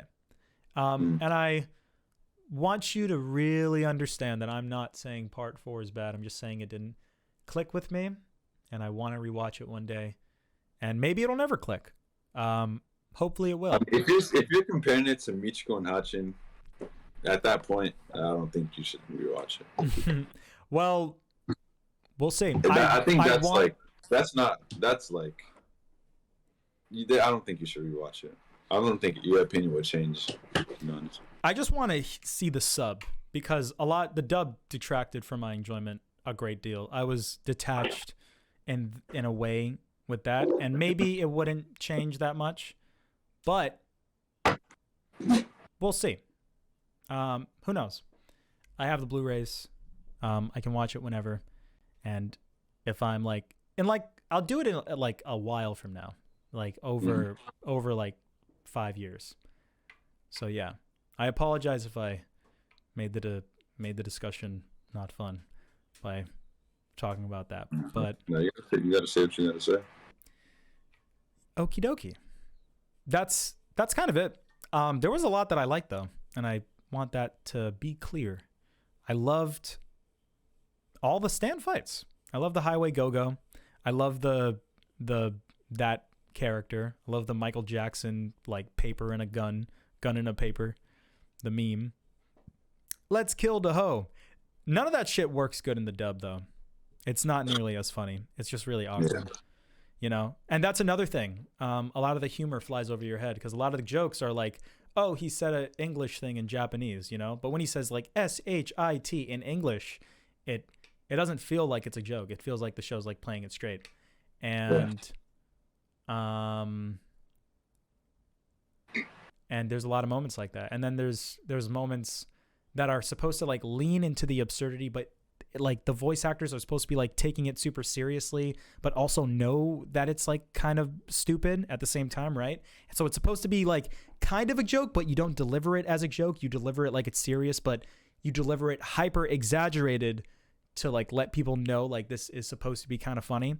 And they didn't do that sometimes. Like when Kira was talking about like the hands and like how they make his dick hard in the dub, that wasn't very funny. But I imagine in the sub it was hilarious, or it was cool, or it was like weird or something, and it was just odd in the dub. It was just very odd. Yeah.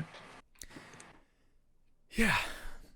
And I don't know. Everything else that you said, all the positive stuff you said, really is basically the stuff that I have to say. I think the art style is amazing compared to part. I will say, conceptually and aesthetically, this to me is better than part 3. I love part 3 to death. Part 3 is my part 4, but I think like the concept of like a Riverdale-esque, like, you know, stand users in a city, like there are so many stories like this where it's like kids fighting like supernatural things, but in the world of JoJo with stands and shit, it's awesome. I love that. And I think this concept works great. And I think the art style is meant to reflect, like, you know, it takes place in the 90s and it's supposed to be very, it reminds me a lot of like American sitcom. I was looking at like the behind the scenes on the Blu-ray, and the guy was talking about how like how like Japanese towns don't really look that cool. So he inspired Morio on like a like suburban Western, like American like town, and like the architecture and stuff. And I thought that was like I felt that when I watched the show. And I feel like the color palette is very reminiscent of like something that I would see on like Family Guy or something. Maybe Family Guy is not a great example, or The Simpsons is a better comparison. Like the I Want You like ending animation, that's like the opening animation of The Simpsons where it like goes through the city. It's like the exact same thing. And like they add people each time. I think that's really thoughtful. And I thought it brought the city more life. And I feel like there's like thought put into like the architecture of the city. Like I feel like they placed things and they like knew where things were, and it feels alive. It feels like Morio is like a character.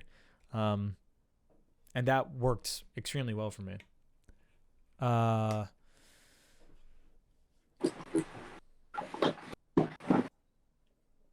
The art style was great. The directing was fantastic.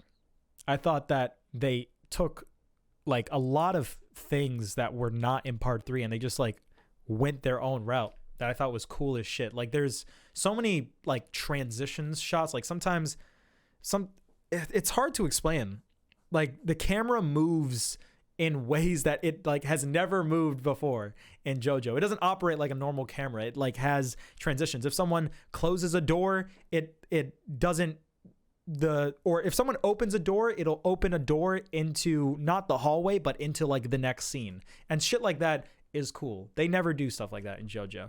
And there's a lot of aesthetic differences in that sense that I appreciated. And it felt like, you know, if we're going to adapt this into an anime, we're going to make it cool and we're going to make the anime a worthwhile experience outside of it just being a one-to-one of the manga. And they did that. There was a lot of things that they did differently with the openings and with the July 15th series of episodes. And I thought those two aspects were dope. And everything else, I feel like you basically said. The soundtrack was amazing. The soundtrack is fantastic. And I think it's better than... It resonated with me more than the Part 5 soundtrack. I don't know if I'd say it's better than Part 3, but it's a fresh change of pace than Part 3 soundtrack. And I guess that's all I got. I think that's everything. Yeah. Alrighty.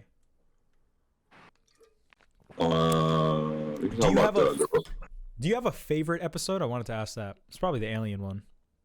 It'd probably be the alien or the first encounter with Kira. Probably my favorite. Yeah, that's valid. And when they use the button to find him.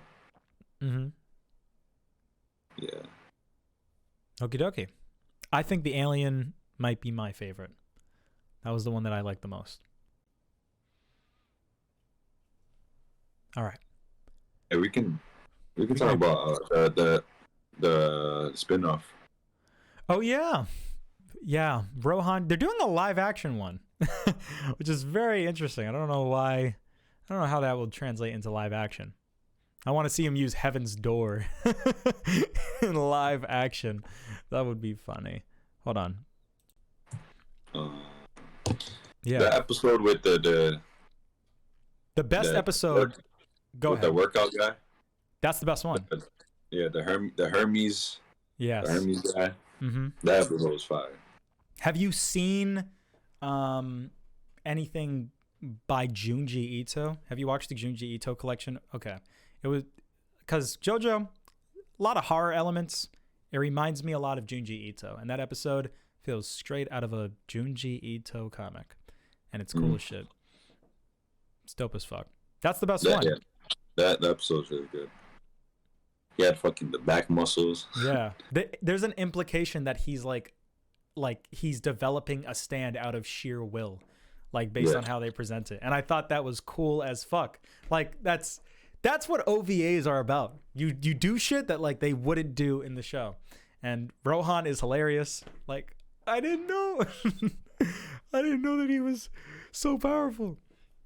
And they did a reference to the JoJo video game. Like the JoJo video game on the Dreamcast, it shows like health bars and like it's the same health bar from the game that they used in that. And I was like, oh my God, that's so cool.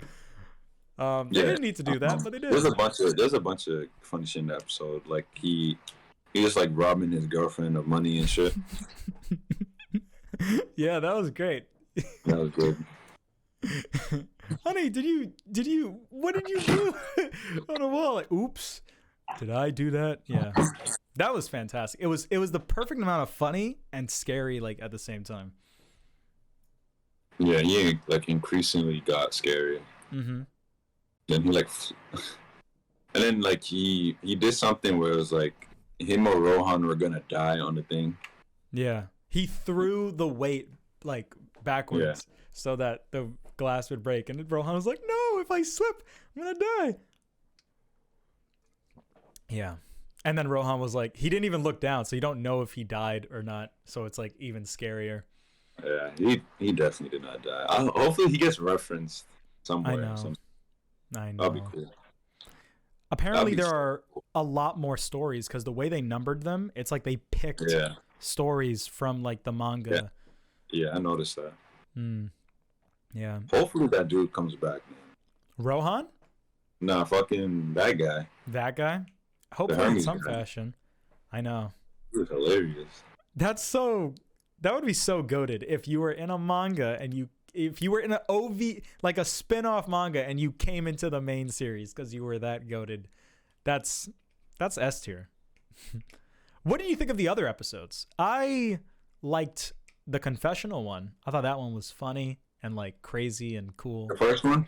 Yeah, Yeah. I like that one a lot. That And was, the- that was a good start to the show. Yeah. The other two I was not crazy about. I didn't I wasn't crazy about them. The other it's hard to even remember them. I literally have to like sit down and go like, what were they? The other one, I know they were trying to buy a house, but like they had to have like manners and shit. Yeah. That one takes a while to get started. It takes them a while to get to the house, and that was bothering me. But when they do get to the house, it's kind of cool. But compared to the other two, it's like not nearly as Yeah, kinda like- those two definitely stood out. And then the other one with the ghost that kills a random person in front of you and blames you for it, but it's a ghost that does it. That one conceptually I just didn't think was cool. I thought the whole like, oh, I killed someone and their head is leaking and I have to like make sure that no one finds out. I thought that is cool. But the fact that like a ghost is doing that seems really elaborate and very specific for a ghost to do. It's like, come on. And does blood leaking like insinuate like, oh, like we're doing the leaky blood thing so that, you know, you get framed for it and you can't hide the fact that this person like fell in a like, just because someone is constantly bleeding doesn't necessarily mean that you did it.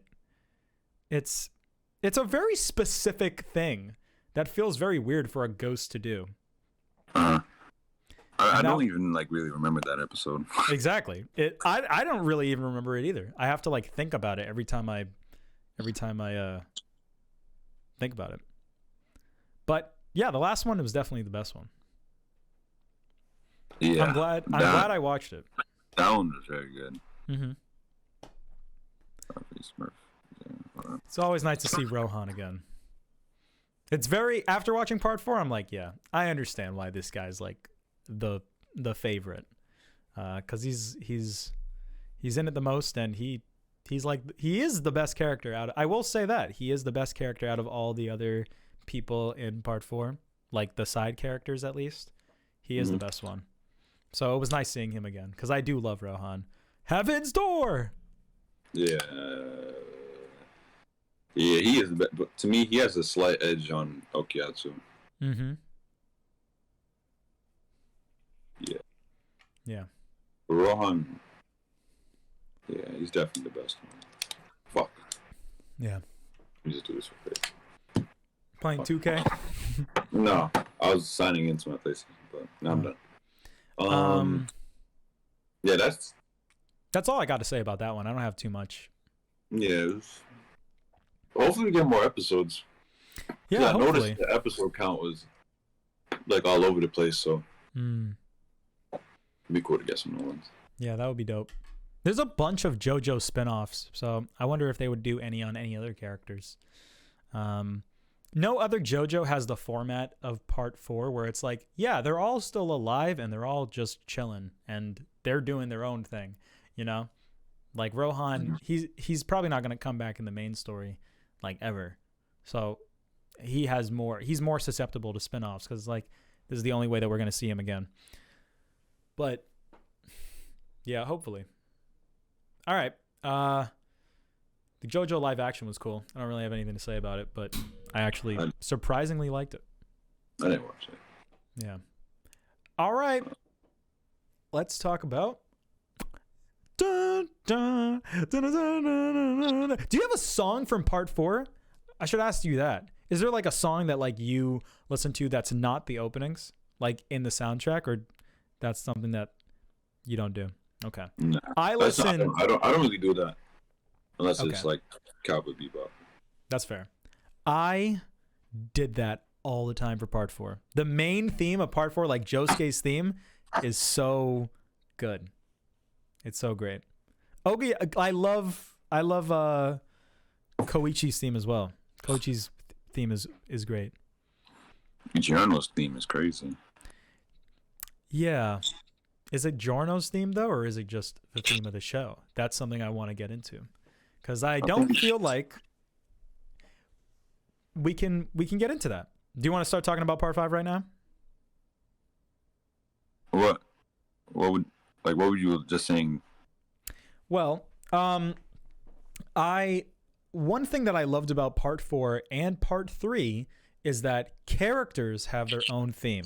When Kakyoin was doing some shit, it would play his song. When Jotaro does shit, it plays his song. They literally bring it back in part 4. They bring back the soundtrack from part 3 and they play his song when he kicks Kira's ass at the end. When Josuke kicks ass, it's his song. When Ogiyasu, his song. Koichi, etc. When they don't play Giorno's theme only when Giorno fights. They play Giorno's theme in a lot of other people's fights. And I think that strips a lot of appeal that made the theme so good, because it felt like they were tied to the characters. It doesn't feel like Giorno's theme. It just feels like everybody's theme. It feels like the theme that the show just plays whenever it wants. Yeah, I never really noticed that. Hmm. From what I remember, I thought it was only for him. Yeah, he barely fights, in my opinion, compared to Josuke, especially. Josuke, he's in like every episode in part 4, and Giorno, if you were to look at all the fights, I feel like Giorno is in like maybe 3, including the last one. It's very surprising. But do you have anything to say about part 5, especially when comparing it to part 4? Because I know that you were making comparisons before, and I have a lot to say about part 5 as well. I'll let you go. You let me go? Well, conceptually, I think this shit is cool as fuck. I did not know what part 5 was about. So when I found out it was in Italy, and when I found out it was about the mafia, I was like, let's go. This is dope as shit. And I do really like Giorno. And the reason why I like Giorno is because you made the comparison that he's like Jotaro, where he's super serious and like he's super good natured, but he's also like really quiet and he doesn't talk that much. But there were other attributes to his character that I thought made him really unique. One of the things that they say about Dio is that Dio was charismatic and he could charm anybody like it was nothing. And that's what they say about Giorno. And I thought that was like really cool how that played into his character and like what he does in part 5 and how he courts people, but he does it in like a good way and not a bad way. And I thought that was really nice. I think his ability is fantastic. I think his ability, in the same way that Josuke's ability is like healing people, and that ties into his good nature, right? Because that's his will. And Giorno's ability is he values life. And I think it's really cool that his stand power is to create life. I think he has a very unique ability, and I think it's really cool that he's Dio's son. And the reason why he acts like a Joestar and he has traits of Dio, but he doesn't have the evil heart of Dio, is because Dio fucked somebody with, Joestar sex. It's Joestar sperm. So ultimately, he is a Joestar, technically. And I think that's conceptually awesome. Like, I would never expect that from this show, from like Jojo in general. And like you said, the crew is fucking amazing. Everybody's awesome. Like Narancia, Fugo, Abakio. They do have the best designs, all of them. Yeah. And I like the story. I like the story of like, all right, we're gonna fight the mob boss, and we're gonna like try to take him down, and we're gonna try to climb up these ranks. It's scary to start your story like that, because when you start your story like with like such a grand statement, it feels like if this wanted to be an entire like anime on its own, it could. And if they wanted to stretch it out, like, I don't know, isn't like that the plot of Tokyo Revengers? Like, he like wants to become the boss. Yeah, I feel like if they wanted to make like a Tokyo Revengers thing and just this was the story, they could. So it's a little scary, because being that it's condensed to 40 episodes, it's like, is it gonna be good or is it gonna feel underwhelming? And I think for what it was good, and I did like it, so I was happy about that. I like Trish too. I like Mista. I like his stand. I love the story of like, you know, like they have to find the boss and they have to like deliver his daughter, and then they decide to save his daughter like after the fact. And you know, we were comparing it to part 4 and part 3, and I'll say this: part 5 is in so many ways a carbon copy of part 3. There are a lot of things that part 5 does that part 3 does that I really like about part 3, but part 5, they do some of them like just as good as part 3, and they do some of them not as good as part 3, and there's a lot. Part 5 is like, we are trying to find the boss, like the big bad guy at the end. And part 5 is, you know, it's like mafia, and there's more going on than part 3, but they're hunting a guy and they're fighting people along their way that are preventing them from fighting this guy, and are getting actively in their way and like making things more difficult, like as they take vehicles. In part 3, one of the coolest things is that they go on a plane and they have to get off the plane, and they can't take planes anymore because stand users attack them on planes. They take a plane, stand user attacks them on a plane. They take a train, stand user attacks them on a train. And I was like, okay. These tricks worked on me in part 3, and I love part 3 so much that they'll work on me again. But, you know, just inherently because you're retreading the same ground, it doesn't have the same amount of charm, because it feels like you're playing the same tricks on me. So I liked that element, but I also was like, damn, like I only like it because it's so similar to like that other thing. That was one of the big things. And, you know, in the structure, I feel that way, but I also feel that way in terms of the final battle. I feel like, or not just the final battle, but like the deaths. The deaths in part 3.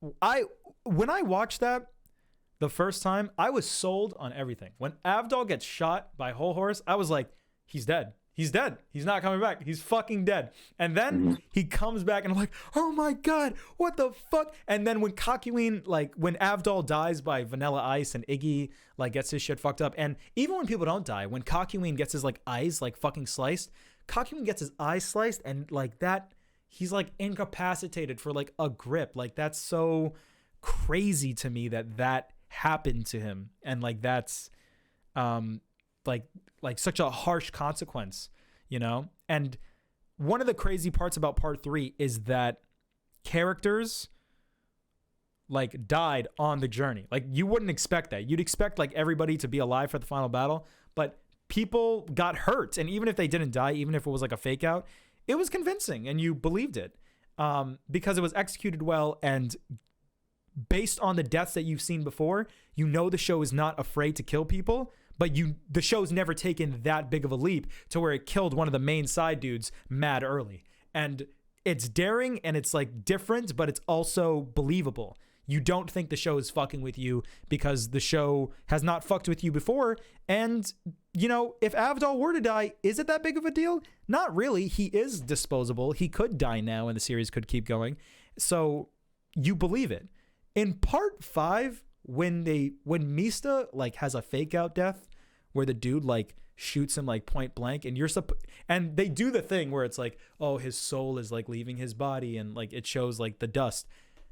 I know Mista's not gonna die at like at that point, because Mista at that point was like the most likable character in the show. He was like the best one, and he had that awesome fight like literally like less than 5 episodes ago. I'm like, you're not gonna kill him. There's no way. And that's what I'm saying. Like they're trying to recapture the magic of part 3, but it doesn't work as much. And like I know that they weren't gonna kill Mista, and they didn't. You know, they obviously didn't. And then at the ending, it's like in part 3 they start chopping, they start killing people like flies. Avdol, Iggy, Kakyoin, and same thing happens in part 5. They start killing people like flies, and you just kind of see it coming from like a mile away sometimes. And it doesn't have nearly as much impact because it's more predictable this time, because they're just copying part 3. But the reason why it worked in part 3 is because like that never happened before. You didn't think that they were going to do that before. I mean,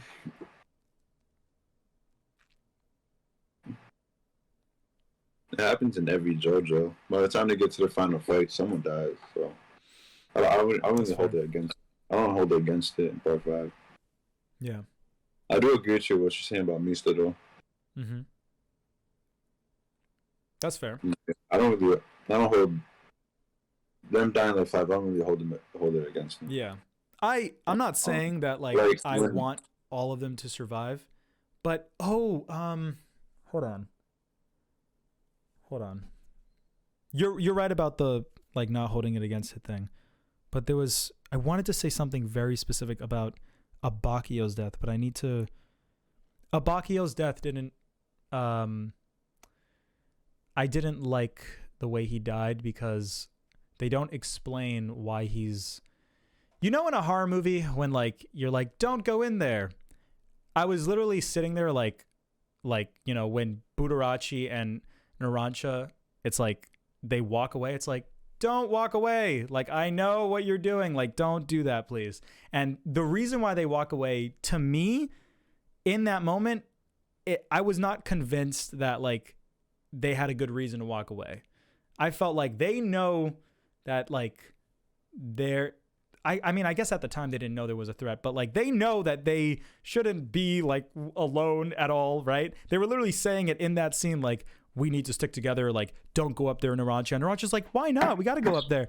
And then they leave Abakio by himself when he's doing the thing that they were building up to the whole show. The whole show is building up to this moment where it's like they find out who the boss is and they leave him alone, like, right when he figures it out. That's so crazy to me. And Giorno and Mista, there's no explanation as to where they were. They just weren't there. And then they come by like last minute. It's like, what the fuck? Where did they go? Why weren't they with them? There's no explanation for that. And I was like, dude, part 3 would never pull some shit like that. The reason why part 3 resonates with me so much is because every death, I'm sold. I'm convinced. It makes sense. The dude didn't die because he was stupid. He died like because the character did something that I believe the character would do, and I'm convinced, like I'm sold on it. It's clicking with me. It's resonating with me the way it wants to. The intention of the scene is working, and that's the way you speak about part 4 and how it resonates with you more than any other show does, because you're sold on all the deaths, you're sold on all the twists. That's how part 3 is for me, and part 5 just misses the point of what made the part 3 ones so good. Like Abakio specifically, it's like when Kakyoin died, I felt like Kakyoin did everything he could. I was like, right. Yeah, like there's no way he could have survived that. He didn't do anything stupid. When Avdol died, I felt like Avdol did everything he could. I felt like Iggy did everything he could. I didn't feel like that's what makes JoJo death so good. I've started to realize a trend where like no character goes out like a bitch. Like literally no character ever. It's like he won't write any characters like that. But he writes but sometimes when he does a fake out death, it's like, oh yeah, he did go out like a bitch. And that's like a tell. It's like, oh, so it's a fake out. because he just died like a bitch. Like there's no way he just died right there. Like that was terrible. When they like killed Polnareff and it's like, oh, Polnareff's dead. He's like actually dead. It's like, there's no way. Polnareff would not die like that. Like that's such a bitch way for him to go out, you know? Yeah. And you know, the vigor that you have for part 4 is the vigor that I have for part 3. And I love part 3 because I'm sold on those moments and I'm just not for part 5. And, you know, you talk about how part 4 has a great, like reverse. I don't think the reverse, that was me. That was my mic. If you heard like a clicking sound. Wait, what? I don't know. You looked at me like very startled, and I was like, and I made a sound with my mic, and I thought that you heard something, and I was just telling you what it was. But anyways, part 5, the reverse is not as good as part 3 or part 4. Come on, in the opening? Yeah, in the opening. Because the context for when they play it is not as good as when they play it in part 4 and when they play it in part 3.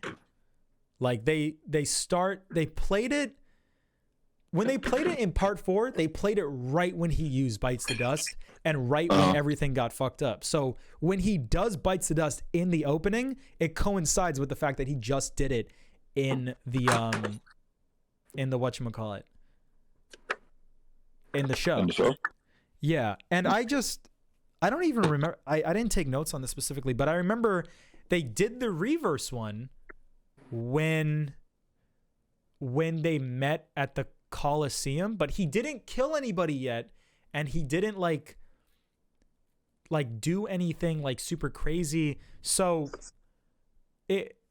when they do Bites the Dust, I don't think you're right on that one. Okay. Because if they did that, then they would spoil Giorno getting his Requiem. No, his Requiem. Well, there's 2 different ones. There's Requiem. Okay. There's the Requiem one, and then there's the one where it's like Diavolo like shows his body, like, and he does like and he like breaks time.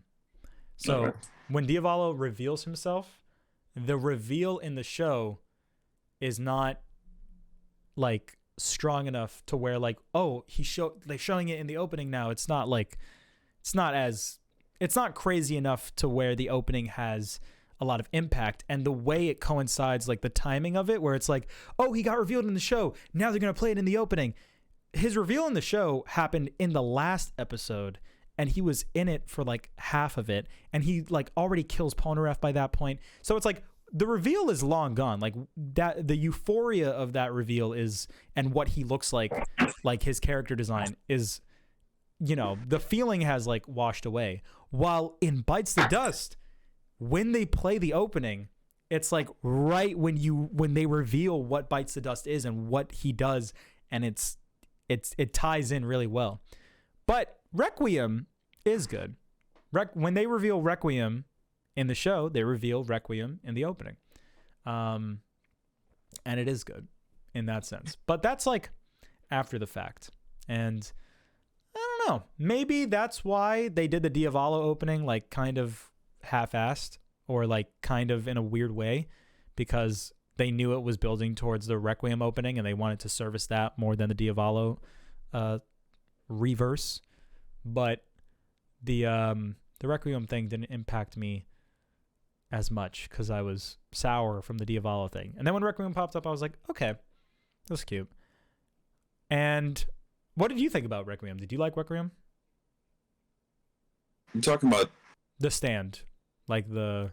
I'm gonna double back into the. Go ahead. I'm gonna double back into the opening. Yeah.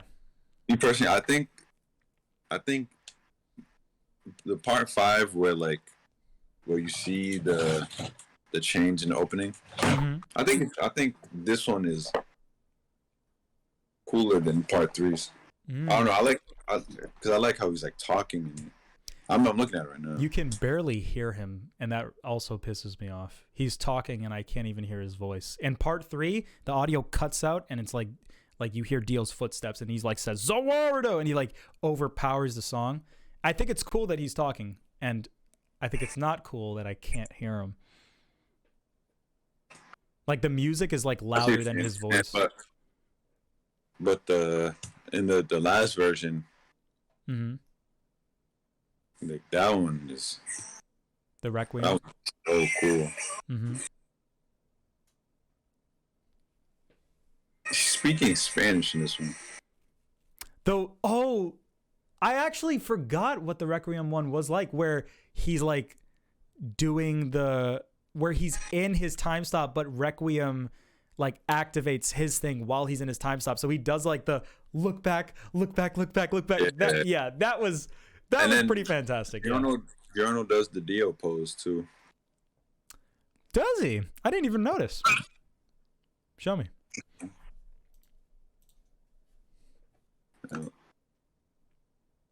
Oh yeah.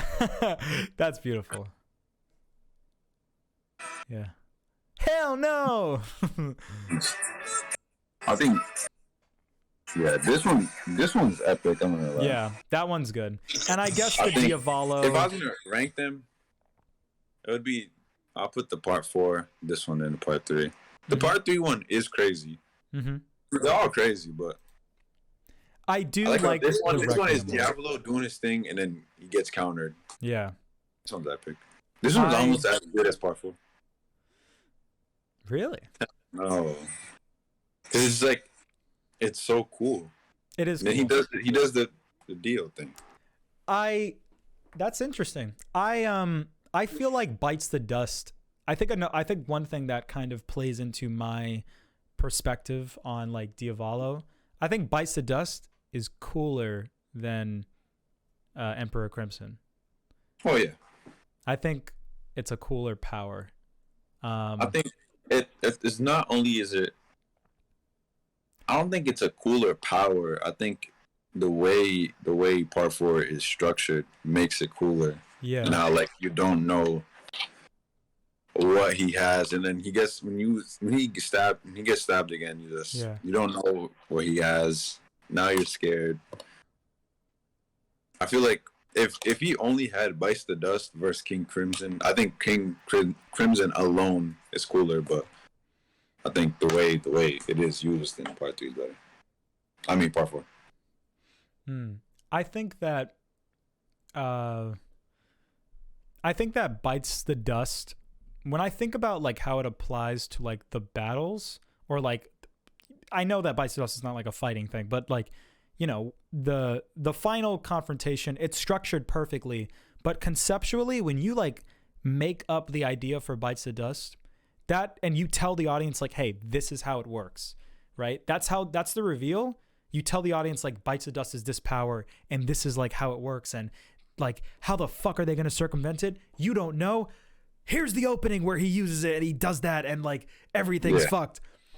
That has so much impact, and to me, Diavolo's power doesn't have that kind of like, oh fuck, he can do this.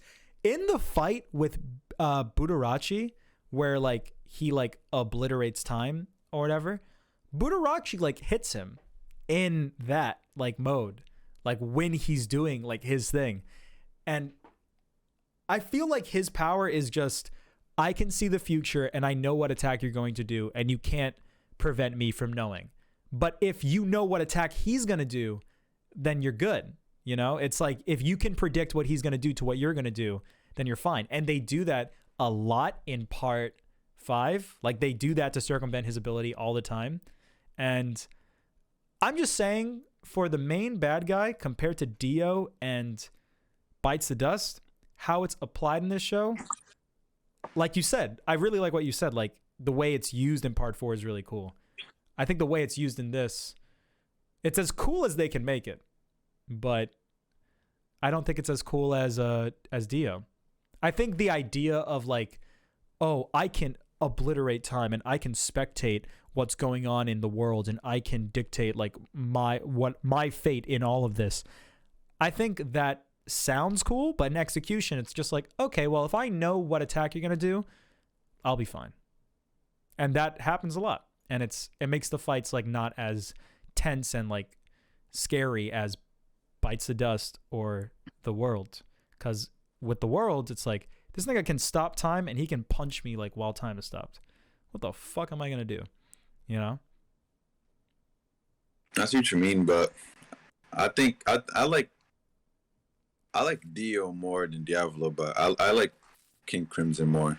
I think it's because it has a lot to do with the Part 5 as well, because Part 5 has a lot to do with fate, and I like how his abilities just got tied into that theme of the part, just like how Part 4 is like, it's not really a theme, but like his powers are for him to survive, right? And no, Dio's is this, huh? I think it's tied to his character specifically, and it's his motivations are in contrast to the main theme of the show. So I do think it does tie into the theme. Like I do think it's like, What? you know, Part 4? Yeah, what you were saying about Part 4. Well, yeah, but I feel like Dio's is cool when he kills Cat Queen, but after that, I don't know. After that, I don't, he starts fighting Jotaro, and he realizes that Jotaro's using Star Platinum, so he has to get creative, and he like uses the knives, and then it's like, what the fuck's Jotaro's gonna do? Like time stopped, and then I think it's more scary to me. If I was gonna rate, I think I like King Crimson more. Okay. I think I never made the connection of like fate and like how it ties into the show. So that does make it cooler, like just by you saying that. Yeah, because just like the last episode with the stone, with the philosophy, Bruno's face on it, fucking, you know, when the stone touches you, like you're supposed to die peacefully. That's how the stone is following Bruno, but Mista destroys it thinking he's gonna cause Bruno's death. But then him destroying it delays Bruno's death. That's why he doesn't die initially to King Crimson. Yeah. But him destroying the rock made Narancia and Abacio's face on the rock. So he like changed their fate to die as well. Yeah. I think it all ties in nice. That's pretty cool. Yeah. Did you like I think that ties into the themes, and that's pretty dope. But were you upset by that episode? Because did you feel like Mista like caused the death of like Narancia and Abakia? They do explain it in a way where it's like, you know, like, oh well, he was trying to save Budarachi and his intent was righteous, and that's what matters. And I'm okay with that. Like that worked enough for me. It works for me because there's no way he knew. He was everything he didn't make sense. Yeah. And honestly, they needed Bruno to not die initially.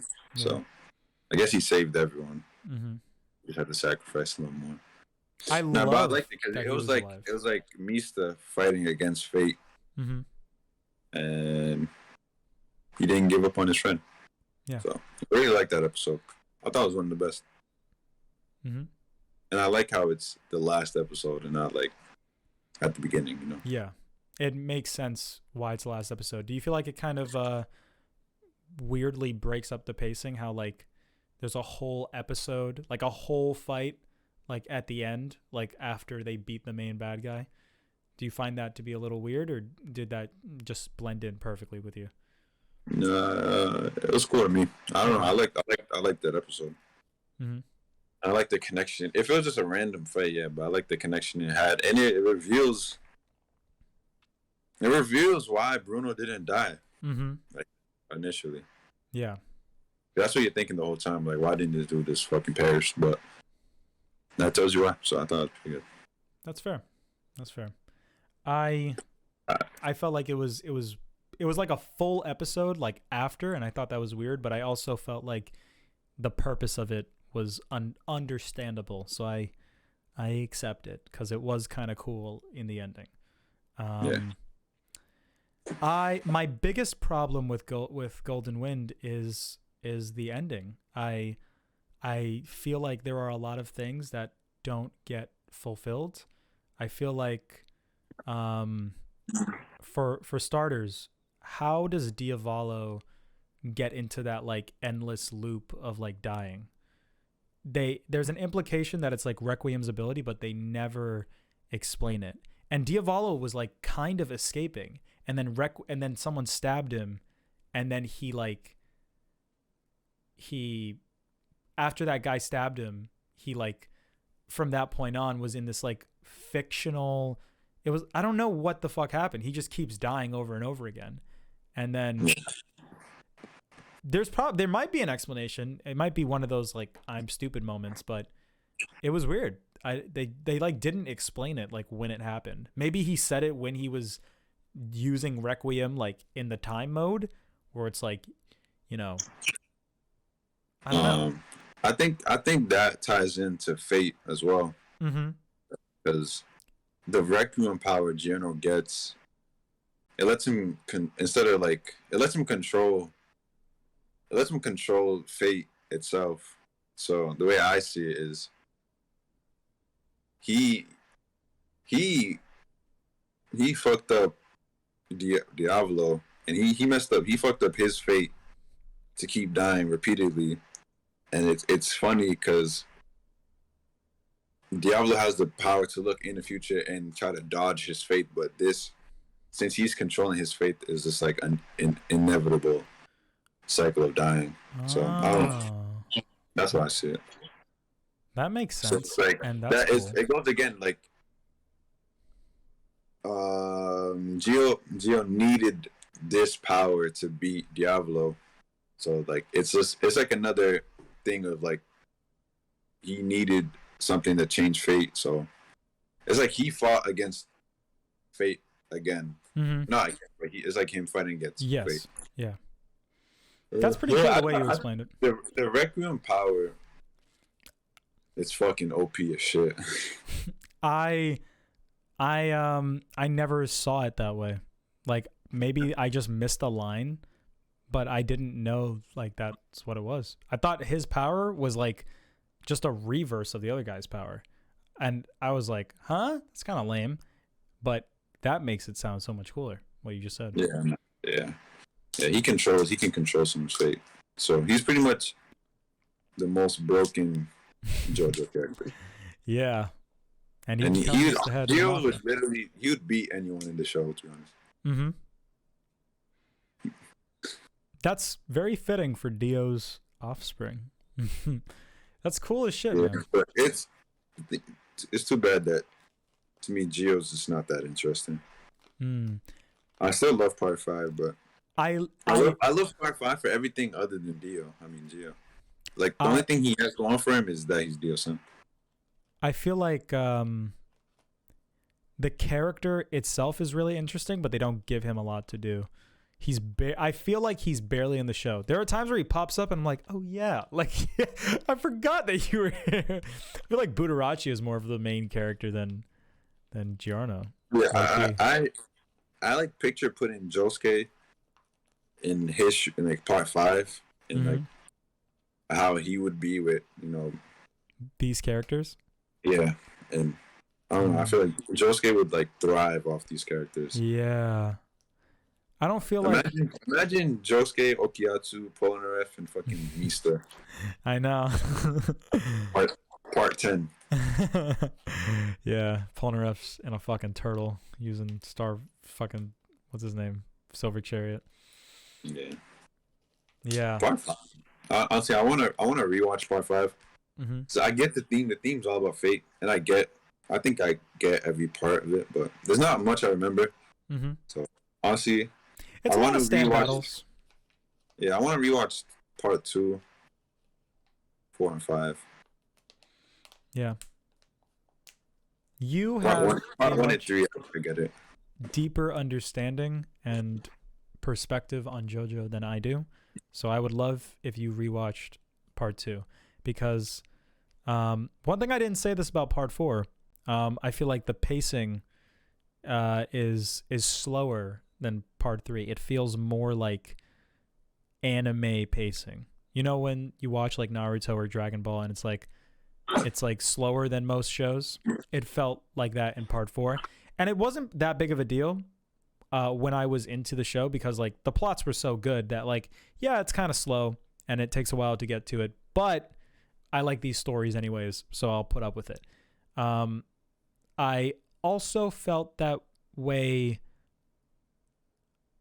Actually, hold on. No, I did not feel that way about part 5 at all. Part 5 did not have bad pacing, and it had pacing similar to part 3, which was another thing that I liked about it. I was like, this feels like, it doesn't feel like my time is being wasted. I feel like part 4, despite my criticisms of like, you know, those episodes feeling like slow or like being unnecessary, without cutting any content, I feel like part 4, you could have chopped like a lot of minutes off of that series. And I feel like part 5 is just good. Like, I don't feel like there's any time wasted. I feel like part 4, I don't think it's slow, me personally, but I feel like maybe that's why they have the best characters. Maybe. It's slow. And they spend time with them? Because to be honest, yeah, because yeah, that's true. Part 3. That's fair. I think what you're saying reflects on what you valued versus what I valued. I liked the characters, but I valued the fights more than the characters, and I think I was upset that the fights were taking long more than. So maybe it means more to you when the characters get to talk more and they get to like make jokes and do funny stuff more than like the fight like progressing or like the episode ending, you know? Yeah, I mean, why did Rohan get a spinoff? Because exactly, they gave him more time. Yeah, honestly, I feel like every JoJo should be like part 4. Because like honestly, with Avdol, like I don't remember shit about him. Abaki, I don't remember shit about him. Right. I don't know. With part 4, I remember vividly like every single character. Yeah, that's completely fair. It's more about the characters than the fights. Yeah, I think that makes the show just way better. That is very understandable. That's valid. What else about part 5? I feel like, I think it's really funny how Polnareff was able, like I thought a big part of the show was also like souls. There was a lot of shit with like your soul and what it means to like have a soul. Giorno's whole power is like centered around like, these animals act from their own free will. I don't control them. So I felt like that was kind of a theme in some sense. Like it played a role in the story. And I think it's funny how Polnareff got to stay in the turtle, and the turtle went inside Polnareff's dead body. And then when everybody switched back to their bodies, the turtle doesn't switch back to his own body, because the implication is that the turtle's life doesn't matter as much as Polnareff's. And it's funny because a dog, they show people on the street and it's like, oh, a dog switched with a human, and the human switched back into his human body, and the dog switched back into his dog body. It's like, how come that got to happen, but Polnareff gets to take the turtle's body? That's kind of mean. That's not fair. That's how I felt. Turtle's probably up in fucking Golden Wind, like, no. I didn't even remember that. Yeah. It's a really small country. I love Polnareff, so I'll fucking accept it. Polnareff's a turtle, I'll take it. But yeah. And there were, once again, there were so many beats, just like part 3. When Budarachi died, he did the fucking the Joseph thing where he's like a ghost and he like talks to Giorno, and Giorno's like, oh my god, I can't believe I'm saying that. Like there's so many moments that are just like that, and I just remembered that right now. And it's hard for me not to compare it to part 3 in that sense. But I still love these characters and I still love their designs, and the story is so much more unique than part 3. So it gets a lot of brownie points for being unique in that sense. Hold on. I love all the stuff with the arrow and the explanations for like where it came from. Yeah. I like the arrows were added to the story. Yeah. I really liked that Polnareff came back That was something I did not get spoiled on, and I was like, that made me very happy because Polnareff was like I think Polnareff's my favorite character, so seeing him come back was awesome. And I also watched Part 5 dubbed, and I don't really like the dub, like all the characters and stuff. I don't think it really resonated with me that much, but I am so happy I watched the dub because I love Polnareff's dub voice actor. And when I heard Polnareff on the computer, I was like, oh my God, that's Polnareff. Like, I wonder if people who watched the sub recognized Polnareff's voice on the computer and knew it was Polnareff before he showed up. I don't know. Maybe it was just like something that you'd notice if you watched the dub. But that was dope. I wonder if people noticed that. Yeah. Interesting. This was also another one of those things where watching the dub made the jokes fly over my head.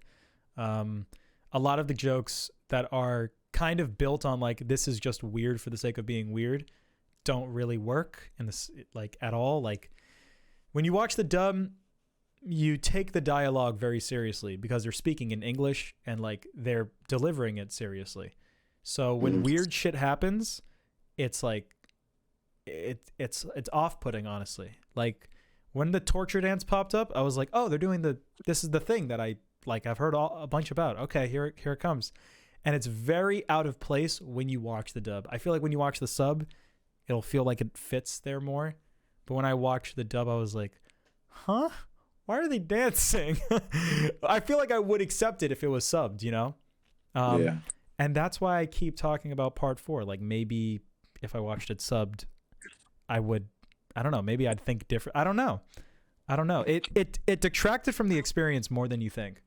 So, because it wasn't just the jokes. It was like the feel of JoJo. Like, it didn't feel like JoJo. It felt like I was watching almost a different show. And I don't know why Part 3 works so much. I think Part 3, the pieces just fell in place. Like the oh my God joke works so well because Richard Epcar's performance is like still over the top, and it isn't too far off. The joke like would work in an English language. You know, let's kill the hoe. The voice actor doesn't deliver it in a way that makes it absurd, right? You know, when he delivers, oh my God, it's like, oh yeah, it's still absurd and weird that he's saying that right now. Mm. And that's why I will check out Part 4 again. And honestly, Part 5. Like, I need to rewatch both of these subbed because I experienced the lesser versions, but I'm happy that I watched them dubbed because they had some good voices. I think Diavolo, when he would do the that shit was funny as hell. I thought that shit was fun as fuck. I love that. I don't even know what you're talking about, to be honest. The Diavolo had like a multi-personality thing, and like the nice side, when he would talk to Diavolo, he would pretend like a phone was ringing, and he'd go like just randomly, like out of nowhere, and he would do it like in every single setting as if it was like normal. So, you know, he'd be like with the bad guys. He'd be like, I'm about to fucking kill you, bad guy. Hold on, I'm getting a phone call. Yes, Diavolo. Like, he did it like in the fight with like the hitman, where he's like, I need to find my phone. I thought that was hilarious. That was great. Yeah. See, I don't even remember that. That's funny to want to watch. Part 5. Yeah. And you watched Part 5 before Part 4, right? Yeah. Strangely. That's so interesting. Yeah, no, fucking. Because Part 5 just came out. Yeah, you didn't want to get spoiled. And Lewis just talking about it. Yada yada yada. I wonder what Lewis' favorite JoJo is. Yeah. I hope he comes back. Hope we get to talk about it soon.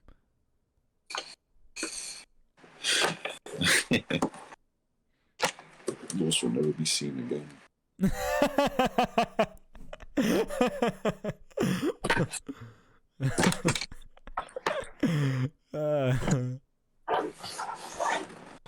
Yeah. What's your favorite opening? I know you're gonna say one from Part 4, but what, like, if you had to pick one? It's the one from Part 4. Great Days. Honestly, probably Chase. Breakdown. Chase. Yeah. Cool. Nah, I'd be Breakdown. Definitely. I really like Fighting Gold. I really like Fighting Gold. Fighting Gold is like top 3 for me. Yeah. It gets me pumped up every time I listen to it. Yeah, and I think, also go ahead. I think that's Lewis's favorite too. That one's really good. Yeah. The imagery is great. I like Battle Tendency a lot. I think the Battle Tendency, Bloody Scream. Yeah, I like that one too. But if I didn't rank them, it would be Breakdown, Chase You. It would be the Part 5 one, the first one. Yeah. It would be the second Part 5 one. Mm-hmm. And then it'll probably be Battle Tendency, then the rest. It's really hard because I don't really dislike any of them. So it's hard for me to rate them. Yeah, they're all like, pretty good. End of the World is like not a super like pumped up, hyped up one, but for the context of that section of the show, it's pretty amazing. So it's difficult.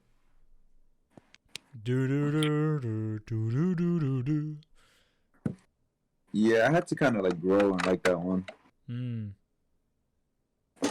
I didn't like it off rip. Yeah. That's fair.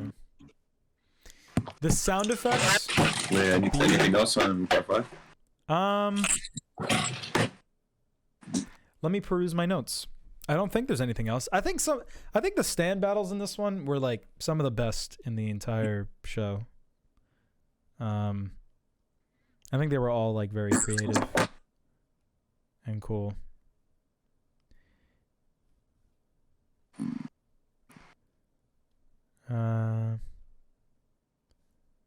Oh, I'm not even looking at the notes for Part 5. If you had to rate the pro tags, what would you give like your favorite JoJo's to your least favorite? It was Josuke, Joseph, Jotaro, Gio, Jonathan. Gotcha. I think mine's would be I don't really know. I'm not super passionate about any of them, to be honest. I like Jotaro. I like old Joseph. And I like Jonathan. Those are the 3 that I particularly like. And then the others, I don't dislike them, but I don't have as much love for them. So those are my top 3. I guess Jonathan, Jotaro, and specifically old Joseph. And yeah. But I'm looking through my notes right now. Have you ever seen that meme of like Star Wars where it's like, Anakin, I have the high ground?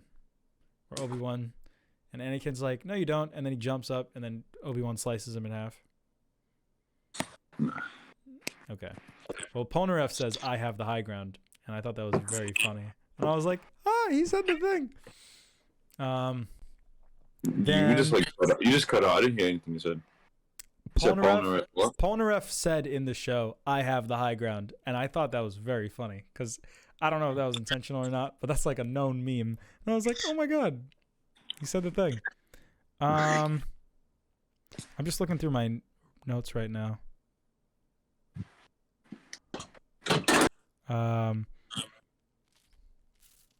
I think it's weird that Polnareff got his fucking ass beat and he like basically fucking died, but Jotaro like didn't know.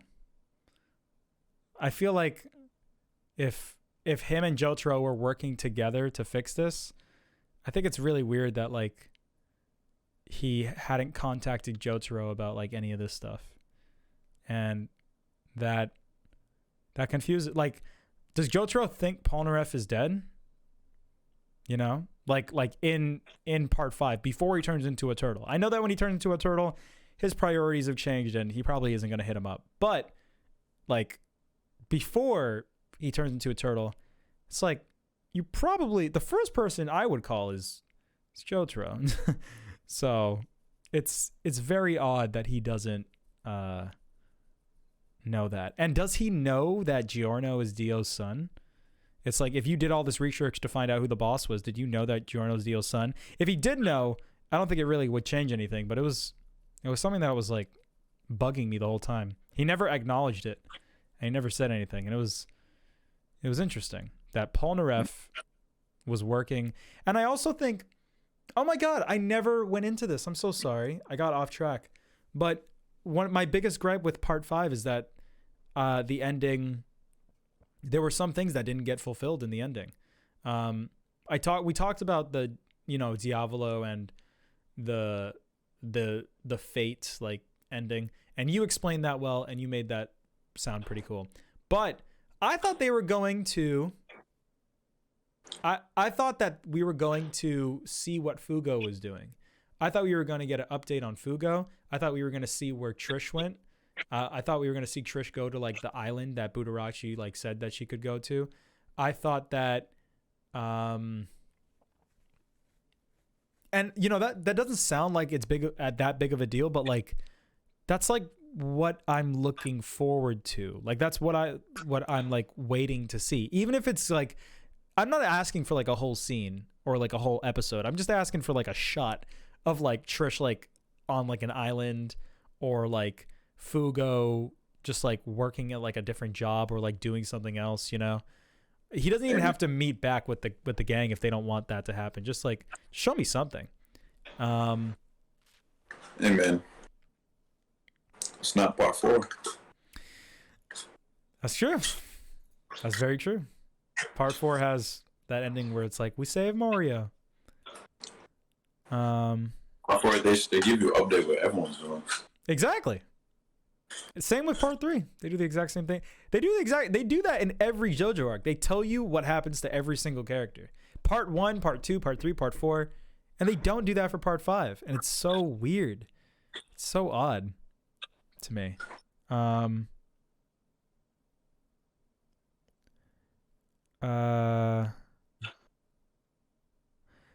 Do you think it's weird that Giorno doesn't know Dio and like doesn't know who he is and stuff? Did that bother you at all that he like never found that out? No. Okay. It did bother me, but when you talk about the fate thing, you make it sound like it's not very necessary. So that bothered me initially, and that was a big thing that bothered me. But I mean, how would you know? Koichi could tell him. Somebody. Polnareff. Koichi would tell him about Dio? Or Jotaro could meet him at like the end or something. I thought that they were building to that, like, oh, we're going to tell him eventually. Because they said it in the beginning, and it was like they were investigating or whatever. And I know Koichi's like, oh, just leave him alone. He's doing his thing. But I thought that Jotaro would still go just to check, or just to tell him, just for the sake of telling him, just out of the goodness of his heart. But I guess they didn't. And based on what you said, I guess they don't really need to. I just felt like I needed that because I wanted the show to like say why this character had value despite not really being a Joestar and not being connected to everybody else. But he is a Joestar, and you know that from the beginning. And the fate thing kind of makes it feel like that in and of itself is strong enough to carry the whole like I'm Dio's son thing to the point where the character doesn't need to be conscious of it in order for it to have value. So that doesn't really matter to me anymore. But I wrote... No, I never really thought about it. Good.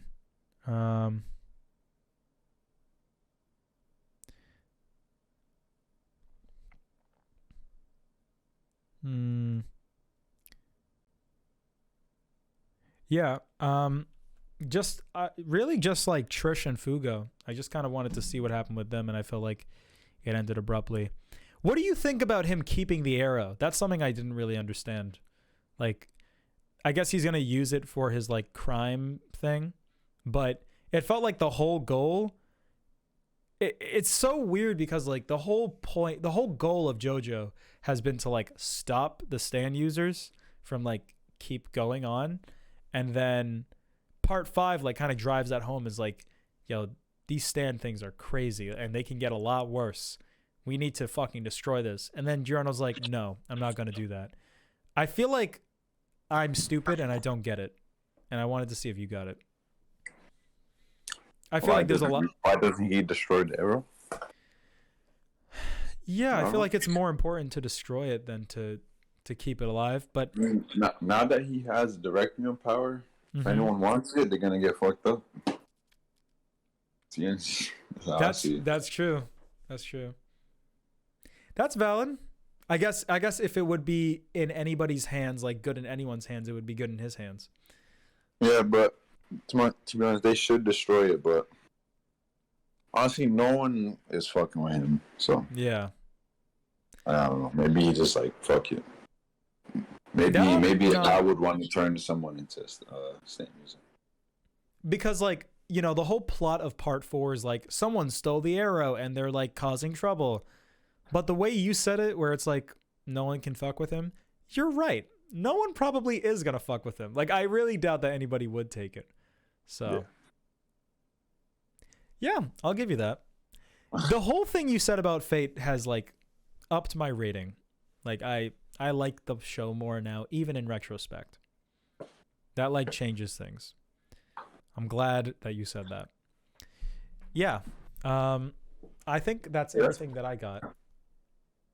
Yeah, from what I remember from part 5, that's like what I took home. And that's why I want to rewatch it. So. Did you have a favorite character in part 5? Mista. Mista. Yeah. Mista's dope. I love Mista. All right. I'm going to give part 5 a 7 out of 10.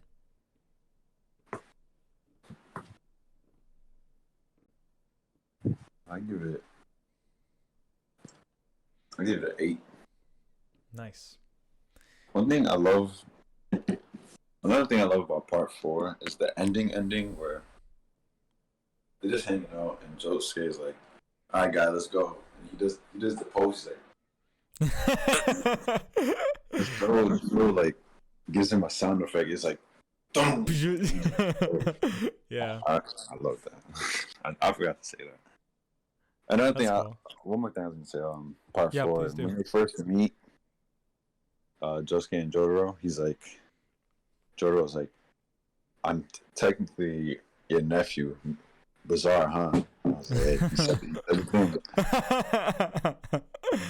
yeah. He said in the dub, like, this is quite a bizarre town, huh? Like he said that. I think he said that like twice. That was fun. Yeah. Part 4, he's becoming self-aware. I will say that part 4 like is, from a directing standpoint and from the art style, it is the most compelling to me. It's not my favorite part, at least not right now, but I do think it's the prettiest. Yeah, I feel like I generally feel like no part is like near part 4. Mm-hmm. And your explanation was extremely valid, and I was waiting for you. You know, I really, this conversation is part of the experience for me. Like I was waiting for you to be able to talk about it with me in order for us to discuss it. And I, you know, it's one of those things where I powered through despite not having as much fun because I'm trying to make a video on it. And now I don't even know if I'm going to make the video because I don't know if what I have to say has much value. So should I go as far as to rewatch it subbed, or should I just back out and do something else, or I don't really know. I think you should just back out. It's difficult because I've done that multiple times with other things, and the more I back out, the more I feel like I'm wasting my time and not doing things that are fruitful. But I know that when you hear me talk about part 4 and I say the things that I say, I know it's like frustrating for you to hear, and I think, does my thing not have value because it's frustrating to hear? Should I just not talk about part 4 or anything in that fashion that I feel that way about at all if other people like it and other people are valid for liking it, and like my reasons, even if they're valid? 'Cause people love Poppy Hill and we shit on it, so it should go both ways. Yeah. And that if I only said you should back out because the show feels like Michiko and Hachin, and honestly, Well, I won't. I don't know if I'll. I don't think I'll rewatch it. Like, I probably won't rewatch it right now. Back out in the sense. I'm saying, like, should Someone I? making this video? Well, that's the only reason I'm watching it, because that's my whole Yeah, attention. yeah. If you're making a video, yeah. I thought you were talking about rewatching it. Yeah. You should make the video. Yeah. You said you should never not make a video because what you said. If what you said is how you feel, then that's how you feel. Okay. That's reassuring. Yeah. It's tough. I don't like when I feel like I'm on the wrong end of the stick sometimes, but I don't know. You can never be on the wrong end. When we're talking about opinions, so there's no wrong end. You're right. I don't know.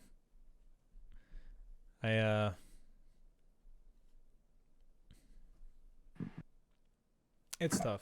I don't like when I feel like What the fuck? Oh, what happened? I thought I just saw a bug. A stink bug. Flick it. Then I'm gonna get fucking killed. Yeah. I don't like when people get mad at me for my opinions and then I feel invalid for how I feel. I mean, It's tough. what's his name?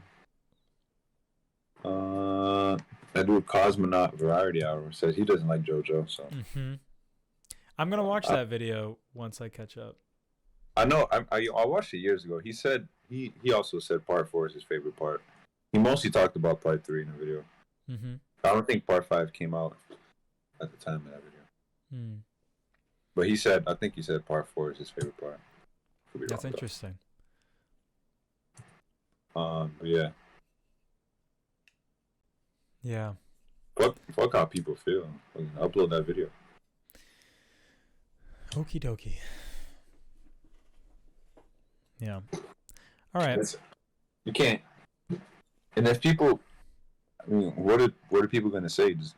You're just gonna say part 3 is my favorite part.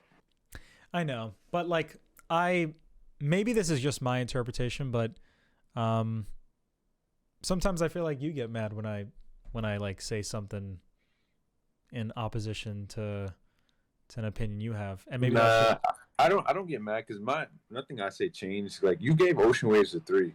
And I love Ocean Waves. So yeah. like ever since then, like I already knew that we see things completely different. So and that's something. I mean, that, like a three on your list is like one of the worst movies. And you said one of my favorite movies is one of your worst movies. So I already knew after that, like, yeah. it is different. So I never took anything to say to art. Okay. I just I respect your opinion you know, whenever you say you like something that I dislike or vice versa, I always try to respect your point of view, and I don't try to invalidate like how you think or make you feel bad for it, because I don't know, I don't want you to feel uncomfortable doing these or feel like you know, when you hop on, like you should be afraid of what you have to say. But I was very afraid for this call. I was afraid for Tales of Earthsea because I'm like, fuck, I like this movie, and I don't think Manny's gonna like this movie, and I'm scared like how I'm gonna defend myself. So, and I was same thing for part 4. Yeah. So, yeah, that's how I feel sometimes. Sometimes I feel Nick, when it comes, I get scared. you're the first person, like really, like even in real life, you're the first person I've talked to that to like not like part 4 like that much. Mm-hmm. Like I've talked to like probably like more than like 60 people like in real life. Mm. And, About and they're part like 4? all, huh? What? About part 4? Yeah. Mm. And they're all like on my level. Mm-hmm. And you're like the first one to like say nah. Yeah. I thought it was interesting, but nah, it is what it is. I mean, this same thing happened with Ocean Wave, so I'm not really surprised. Yeah. I just don't want you to feel and bad that's the when, point. That's the point of the show. yeah, that's my perspective, you know. That's why we do this, so we can, that I like when I finished part 4, I was more excited. The thing that I was looking forward to the most was getting on call and talking about it. Like, you know, when I finished it, I was like, this is why I'm doing this, so I can talk about it with Manny and he can finally tell me why he likes part 4 so much. And you know, I'm always like convinced, like I'm never sitting here like rolling my eyes. Like I agree with like I understand what you're saying. I get what you're putting down. So. Yeah, we already been on opposite ends, so it's nothing new. Yeah. Like right. I like Mononoke, like way more than you, Princess and the original Mononoke. Mm-hmm. You know, a lot of shit. Yeah. Well, I just want to know that you don't get mad at me when I say I don't like things. That's all. I get scared sometimes. Nah. Fucking. Like I said, I always bring back to Ocean Wave, but like Ocean Waves was that first true instance of like, I really like it, you really don't. And that's not like didn't make me want to like call the next weekend, you know. So yeah. Fucking. Okay. Ocean Waves. And when we finish Ghibli, and then I'm gonna see you rank these movies, I already know what Ocean Waves is gonna be, so I already prepared myself for that. Yeah. Yeah, and I know where Tails is gonna be. So. Tales of what? Earthsea? Mm-hmm. Earthsea. Probably near the middle. Near the middle? Yeah, I guess you did give it a 6.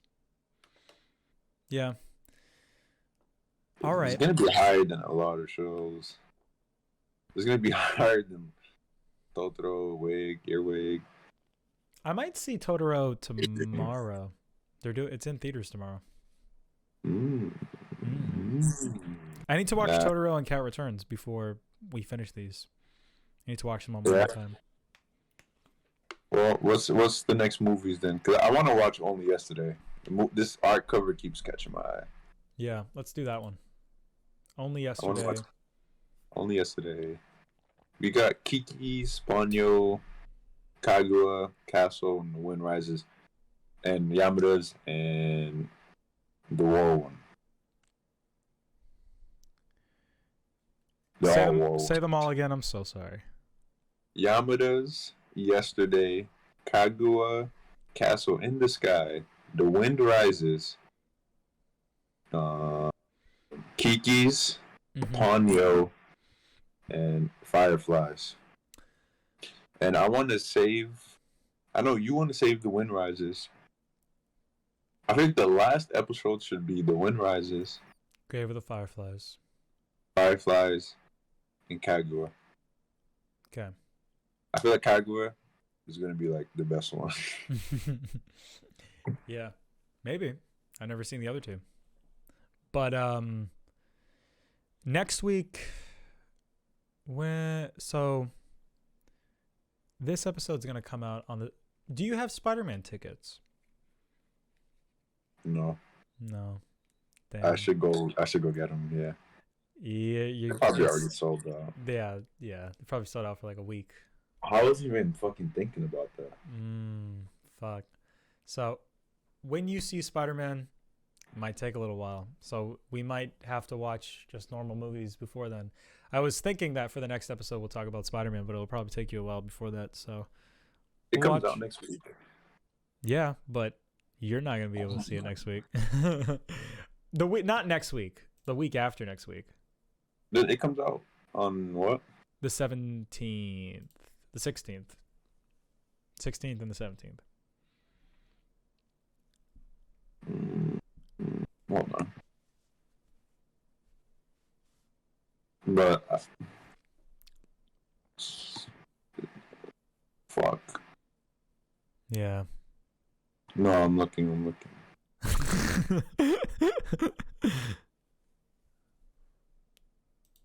Well, what day did it come out? Hold on. Sorry. Say that again. What day does it come out? The 17th. But when you look at tickets, there will be pre-showings. So when commercials say 17th, it really means the 16th. So it comes out on the 16th, but 16th is sold out.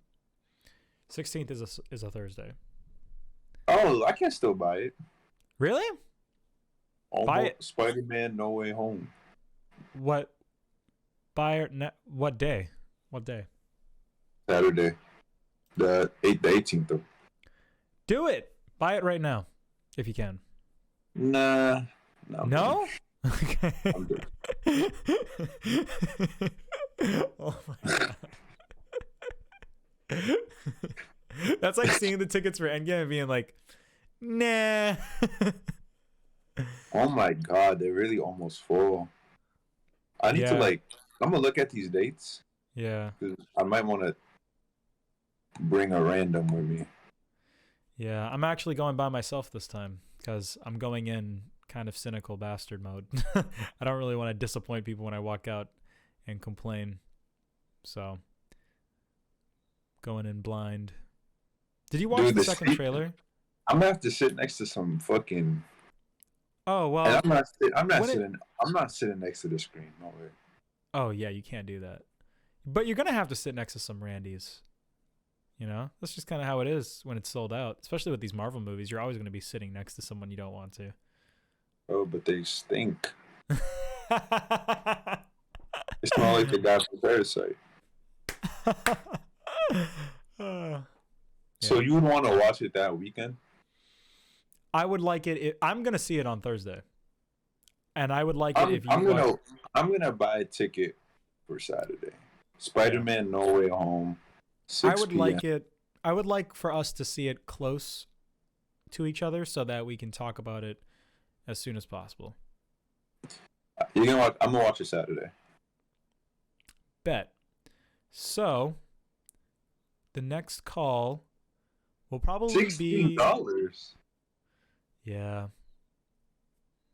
It's Marvel, man. Large popcorn and a large drink, $16. Oh yeah. How much is the ticket? The ticket is $16. Yeah, but it doesn't come with a drink though. Right. Convenience fee, $2. Taxes, $20. That's a whole Blu-ray. How much did you pay? When you go to see it at an earlier time, you can get it for cheaper. So I'm going at $3.30. So I paid $11, and I don't get the convenience fee because I have like a membership. That's pretty gay. Well, the membership is free. You just sign up, and you get What it. is Dolby Cinema, IMAX? I'm not going. One? They're both good, I guess. They're both dog shit. Like most of the time, the IMAX screen is bigger and louder, and sometimes it's cool, and sometimes it's like not customized correctly, and it's way too loud, or I don't know. Digital? So the IMAX is like the true experience. That's how they market it. Yes. Dolby is like that, the normal. No, Dolby is an enhanced experience as well, but I don't really know what's different about Dolby. 3D? No, fuck no. People still watch 3D movies? Yeah. It's really weird. Digital is digital, the normal one? Yes. They have times at every single time. Jeez. It's a long movie. It's like 2.5 hours long. Yeah, it is 2.5. I can't watch the digital. I have to watch the IMAX. That's how they get you. Yeah, that's why it's $16 probably. The IMAX is more expensive. I was on the fucking Dolby one. What theater? I watched it at 3 p.m. for 25 off. $25 off? How much is 25%, it? 25%. Oh, yeah. Yeah, that's how it works. I wake up at 3 p.m. I'm going to miss Exactly. Exactly. That's why most people don't do it. I don't like going to the movies as much anymore. I like going to the movies by myself. I don't like when other people are there, so I try to avoid the crowds. But it's Spider-Man, so everyone will be there, so. Yeah, I'm going to compare the prices real quick. This one, the IMAX is less money. It's $15. Interesting. I want to search it for different. I want the true Spider-Man experience, you know? Are you gonna look up what Dolby? Yes, I am. I'm gonna also rewatch all the Spider-Men. Spider-Man's. Yeah. Dolby projects better images with 500 times higher contrast ratio and 4 times more resolution than IMAX. IMAX uses 40% larger screens and 26% taller aspect ratio. Both use dual 4K lasers. Dolby looks like the one to go. Yeah. That's a good way to sell someone. 4 times more resolution. I did not feel that way when I saw the Demon Slayer movie. Felt very blurry. 4 times more resolution. 4K. Is an IMAX 4K? It's a giant ass screen. You're telling me that's 1080p? I don't know. Dolby has twice the brightness and it's the best HDR available. Yeah, HDR is pretty cool. This is like they're trying to sell like a gaming monitor right now. Yeah, basically. Resolution. This one has 180 frames per second. So. Yeah, I'm gonna buy this now. Should I feel like this is the only time I'm going to be like Jojo pilled as hard as I am. I wanted to ask, like, should I read the manga and then also talk about part 7 and part 8? Or, like, should I do a deep dive into Hirohiko Araki and, like, do a deep dive of the series? Or should I just make a video giving my opinion on what I've seen so far? If you read the manga, mm-hmm. I'm not going to talk about it. So. Oh, I don't expect you to. Yeah, I don't mean like that. I know. I'm just saying What should I do for a video? Which one? I guess only I know the answer to that, but I'm struggling to figure it out. Because I don't feel like I'm ever going to be able to invest this much time into JoJo ever again. And I'm getting impatient. Like, I really want to catch up. But should I just wait? Should I power through and use it as an excuse to, like, talk about it in the video? I don't know. I'll figure it out. A lot of stress. Probably not going to get it finished this month. Huh? Probably not going to get it finished this month like I wanted to. That was like the goal. But I mean, I'm caught up now, so if I wanted to like start making it now, I could. If I wanted to just, but it's like part 6 isn't even over. So like what's the point? Yeah.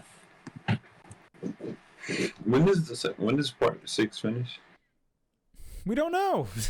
That's why it's so annoying. It's like, why did you even do it like this? Why did you release like 13 episodes? Like it doesn't even end in a way where it's like, oh shit, like this is a good place to stop. It's just kind of like, it's very clearly just like a piece of like a larger story. It's like, fuck. I want to watch the next episode, damn it.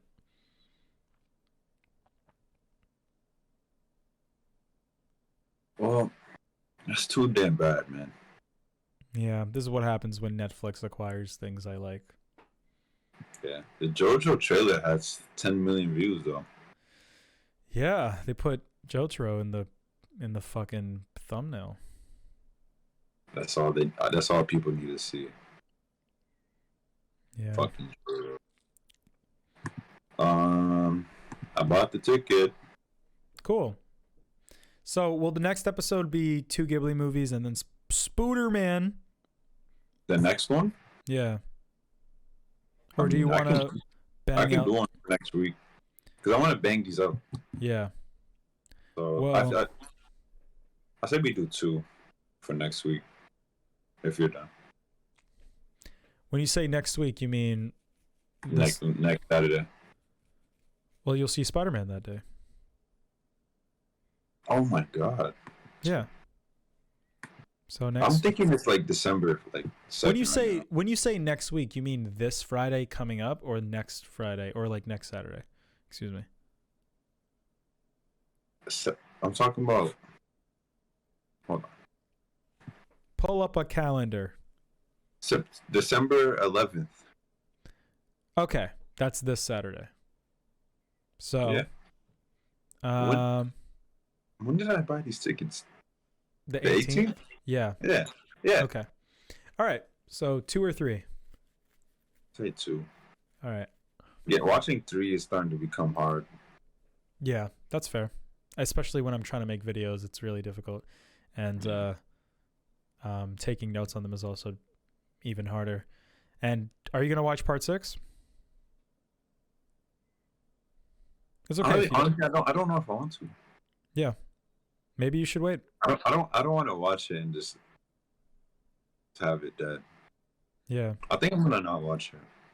As hard as that. Fuck, I really want to watch it. I'm not gonna watch it. And then yeah, I'm not gonna watch it. I guess The Witcher will have me Tide you occupied. over. Yeah. Alright. But I wanna watch Only Yesterday. You can say one you wanna watch. Oh. Only Yesterday. Let's see. Do you have the list up? Name them again. I'm sorry. Only Yesterday. The Wind Rises. Kaguya. Yamadas. Castle in the Sky. Kiki's and Ponyo. Why like Kiki has the best cover art. Oh my god. Maybe this would be a good time.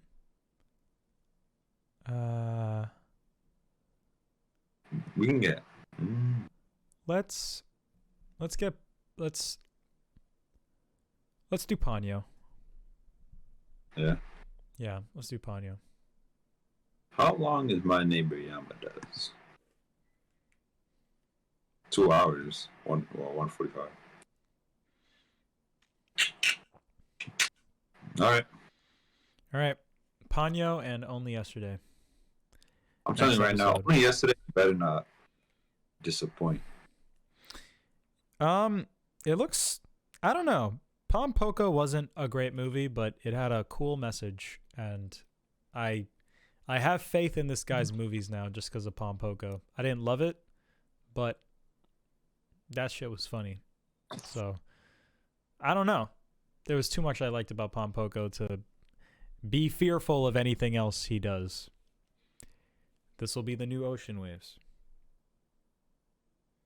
What did you say? This will be the new Ocean. It looks like Ocean Waves. That's why I say that. It looks like just people talking and hanging out. Looks like one of those movies.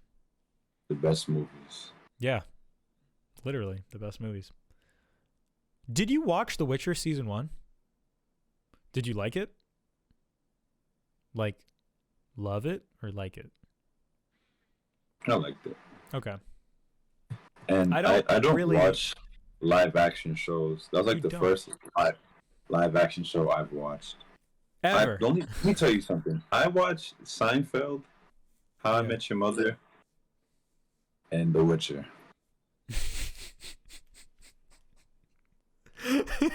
That's so surprising.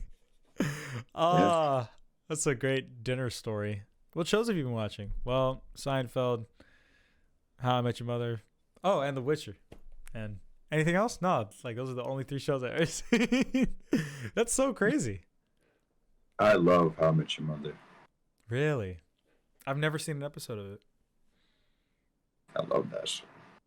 I rewatched it like twice, and it's like 8 seasons. Why did you watch The Witcher? I played the game. The Witcher 3? Really? Did you like it? You know, people say like that's like the best game ever. Like some people make that statement. Yeah, that's completely fair. It is one of the best games like ever. You know what's heartbreaking? What? Cyberpunk? Elder Scrolls 6 is going to be exclusive to Xbox. Is it going to be good though? Everyone loves Skyrim. Everyone loves Skyrim, but are they going to deliver? You know? Like everyone loves Fallout 3, but not everybody loves Fallout 4. Listen, man.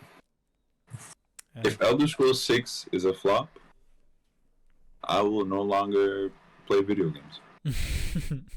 That's honestly why I don't really play video games anymore, because like I kind of feel that way about games. Cyberpunk is a flop. It's like what it's like why would I ever touch a game ever again? Like that's enough to make me like never care. Look at all those games sitting on my shelf. Throw them all away. Listen, man. Skyrim came out 2011. Wow. I've never played Skyrim. Me neither. I played, but I never beat the game. But I know this game's community is like massive, and I know like the game is still being like modded to this day. Do you like games like Skyrim? Yeah, I put many hours into Elder Scrolls Online. I see. Continue. What were you saying? Like Skyrim, the thing that's cool with Bethesda, with Elder Scrolls, that they support the modern community a lot. Yeah. And that they even brought mods to PlayStation. Yeah, that's cool as fuck. I still don't really understand how that works. Like, do people have to make mods for PlayStation? And if so, how do they do that? It's very interesting. I don't know. But Skyrim, the whole Elder Scrolls, there's so much lore. It's like the most lore thing ever. I'm going to restart the recording. Give me a second. Okay, say that again. Because Elder Scrolls like 2 has like, that has like the biggest like map in like video game history. Like the map is as big as like England in real life. Holy shit! Really? Yeah. Wow. That's pretty cool. That is pretty cool. That game came out in the 90s. Mm-hmm. And like someone to like horseback across the map took like weeks. What? That's so crazy. I'll search it up. Elder Scrolls. That's so weird because I've heard so many like video game like companies say this is the biggest open world ever. I feel like I've heard that statement for new games many times. So it's interesting that you say that old ass game has like the biggest world. I don't doubt you because companies lie. So. Yeah, look, as vast as Skyrim might be, it is estimated that Daggerfall, the game I'm talking about, is 62,000 square miles. And Skyrim is 84 square miles. Oh my god. Wow. Is that a good thing or a bad thing? That sounds like it wouldn't be fun. If you like the game, it's a good thing. I guess so. I guess fast travel exists. Yeah. Interesting. How long does it take to 100%? How long does it take to 100% that game? It says 370 hours. Now, that doesn't seem that bad. Realistically, yeah, it'd probably like 600. Okay. 370 for an RPG of that scope does not seem. That's like speed running, you know? Yeah. So.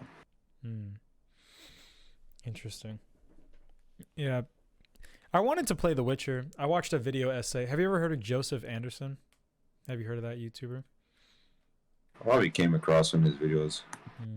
He has a 4-hour video on the first Witcher game, and he makes it sound so cool.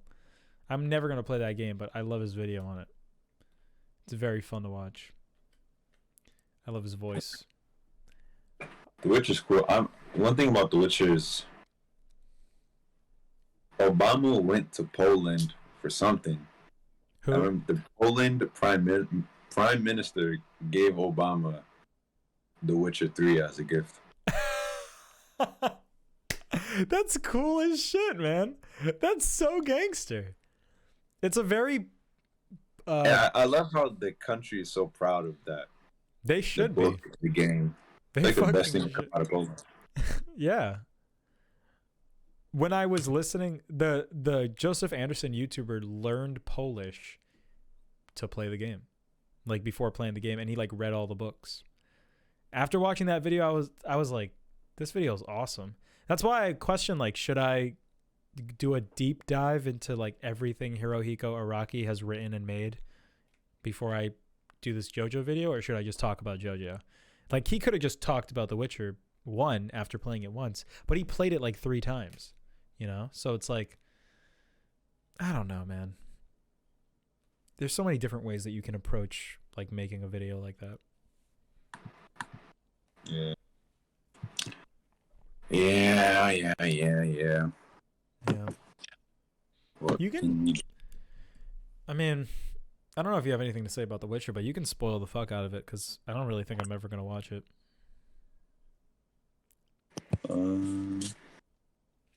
If you have anything to say, it's up to you. I know it's late.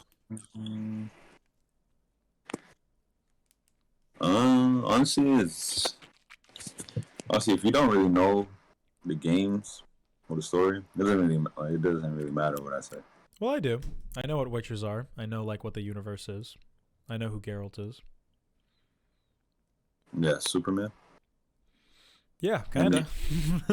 Right? No, I was talking about like the actor.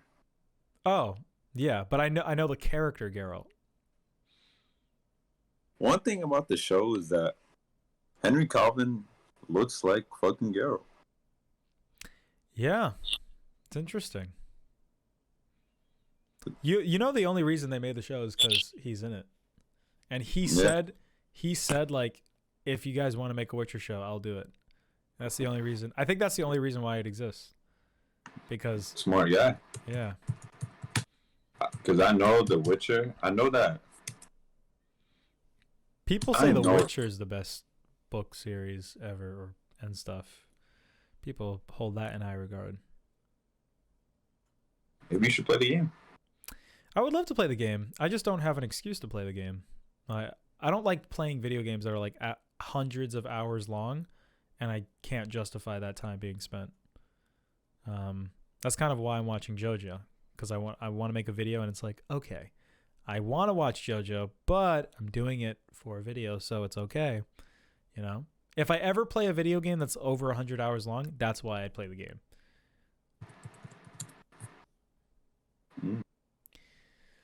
So there's not a lot of time in the world, Manny. I wish I had time to play hundreds of hours of video games, but too busy watching movies from Studio Ghibli. Earwig and the Witch. Man,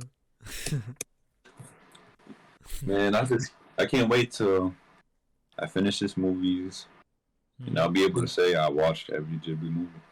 Yeah, a lot of people can't say that. A lot of people haven't seen every Ghibli movie, you know? Yeah. It's going to be cool. Yeah, watching movies is pretty cool. I love watching movies. I love that I do this. If I didn't do this, then I wouldn't watch movies ever. Honestly. Probably do something else. I would play Rainbow Six Siege. But do you? Do you not? I'm getting back into it. You didn't buy the GTA trilogy.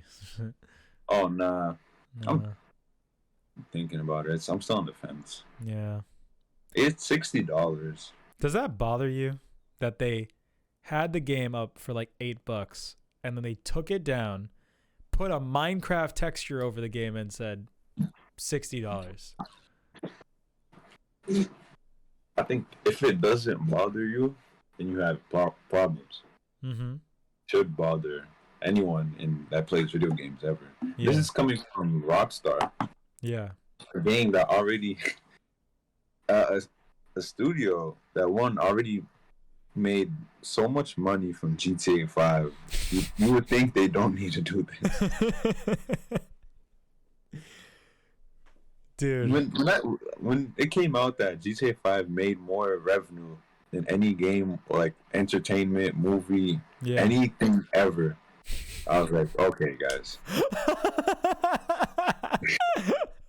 That's when I knew GTA 6 is not coming out until I'm an old man. Yeah. Would you play GTA 6 if it came out? Of course. Why wouldn't I? Would you not? Of course, I would 100% do that. I would drop everything to play GTA 6. Even if it's bad, I have to play it. Even if it's bad. Why don't you play The Witcher?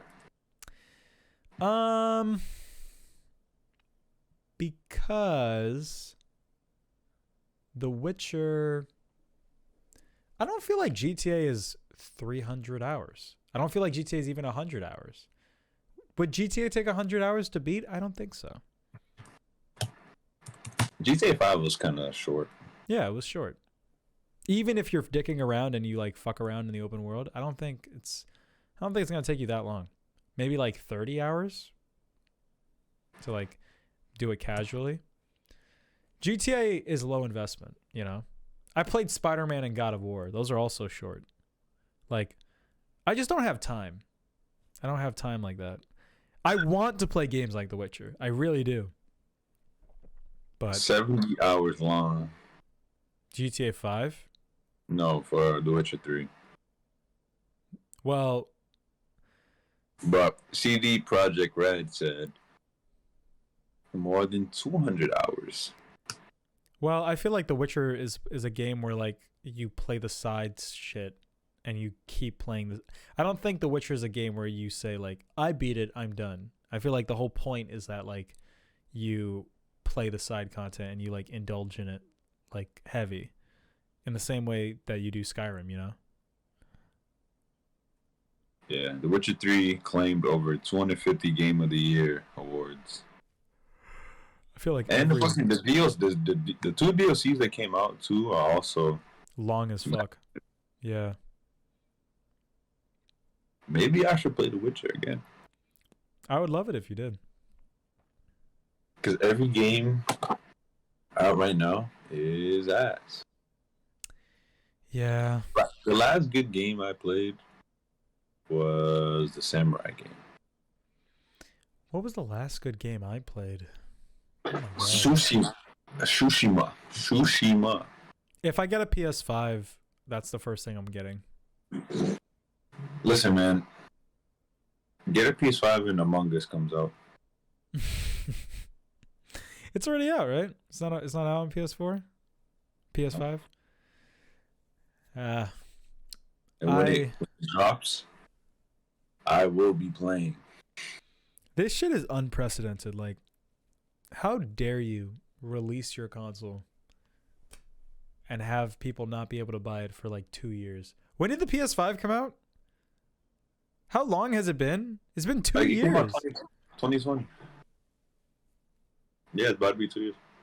Oh, fuck you guys, man. What the fuck?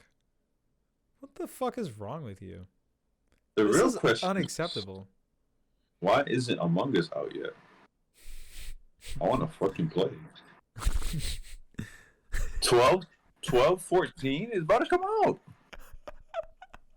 It's coming out next week, dude. Dude. Oh my God. Among Us. I thought your reaction was so like visceral. I thought you were like just randomly gonna be like, "Is that Lost?" Like,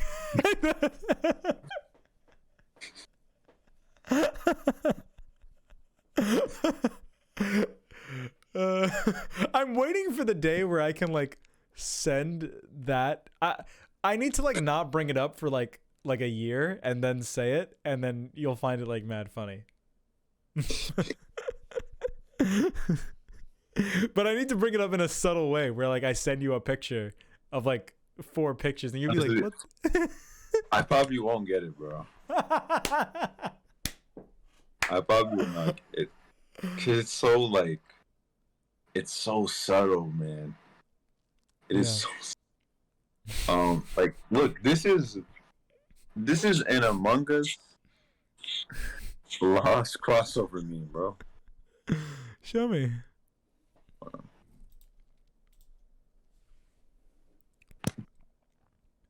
Where do you go?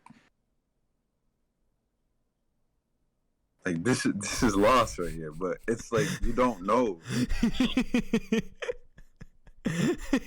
This is so weird. Why are they all different colors? Isn't the point that it's like the same person? I don't understand.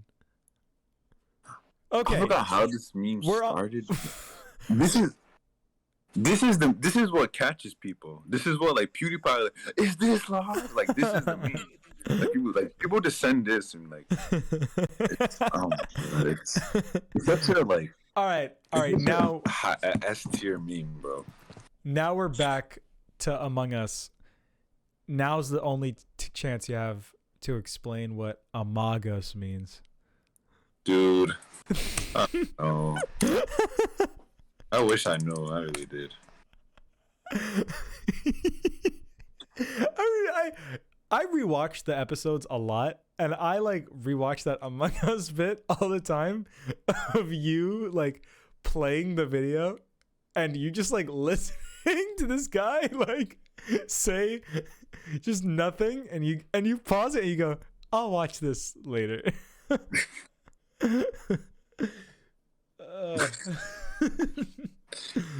I need to watch this video, man. Like, can we watch this video together?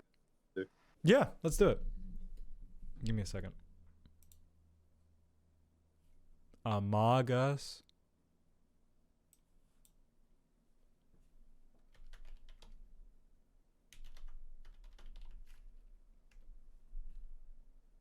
the way this guy talks in his videos, like so like crazy. It's I found it. It's what does Among Us mean? By Lessons in Meme Culture. Whilst it's popular. 2-minute long video. Okay, I'm ready. Ready when you are.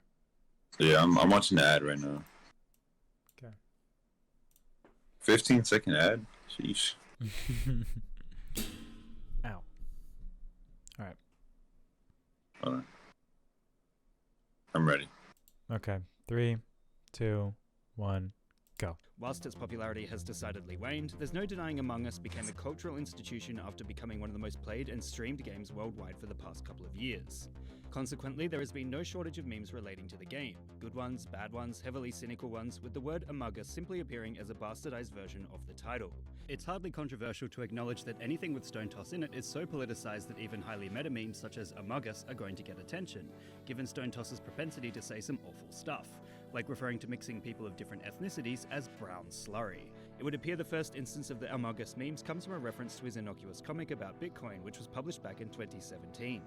As a reaction to the comic, Reddit user Ludwig edited the last panel of it with a picture of a crewmate and the caption, AMOGUS.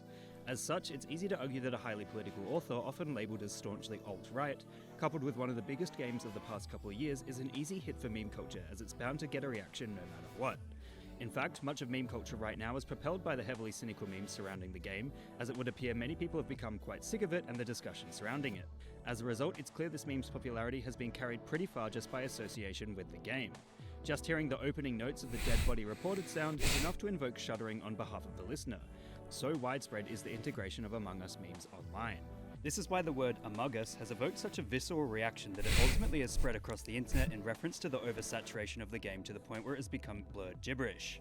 And of course, with a meme satirizing a piece of media that has become a cultural hit extremely quickly, it's no surprise we are seeing videos of people screaming AMOGUS over and over again. It'll be extremely interesting to see where AMOGUS memes go in a year from now, if they'll continue to get more and more ironic until perhaps they become unironic again. But for now, the game has turned into an absurdist art piece referencing its own massive popularity, currently in the throes of going through the cynical meme culture meat grinder. What meme would you guys like me to give a lesson in next? Let me know in the comments. Okay, so the way he explains... Why did he have to put that like twerking? That shit is more funny than the meme he's talking about. I couldn't hear you because you muted, but I saw your face. That was good. I think the way we use it is not the way he explains it. But he's explaining it in a different way. But I remember when this meme came out, it was everywhere, just like Among Us. Like, that's it. Even like that picture I showed you is just Among Us. And people, like, this is TikToker who say Among Us. And he got memed. And it was like, it blew up. It was so funny. This dude, the way he talks is so funny. Like, he talks like it's so serious, but it's so good. Like, he's so serious. The images he shows, like, it's like so educational. Among Us with like Jordans on. like this dude in the comments said, the human brain is the most complex structure in the whole entire universe. The human brain, Among Us. Wait, they said that and then they just followed it with Among Us? Yeah. Oh, God. And I don't know. The thing is, like, I don't know when the spelling makes it so funny. Like, who spelled it like that the first time?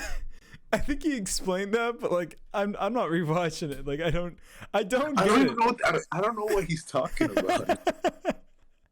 He said some big ass words in the beginning. I was like, dude, I don't think the way that we use it is what he's saying though. Like, you and me and the people that you watch, I think just use it because it's like because they don't get it. It's funny because you don't know what it means. AMOGUS.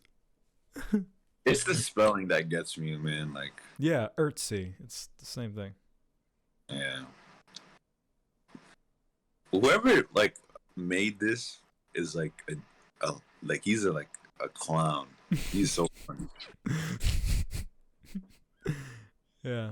It's the like the meme. Like Among Us memes are so good. Even all the other ones. Are so I don't really know any more memes besides the one that we talked about last time. there was. I mean, when the game came out, the meme culture just like shifted into this Yeah. anything Among Us. Yeah. Fucking The guys just look really funny, like the Among Us guys. I know. Like, I love when people dress up as them in real life. It's really funny.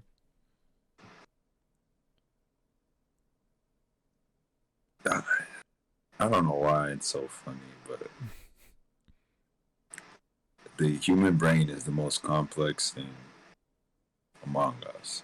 Among Us.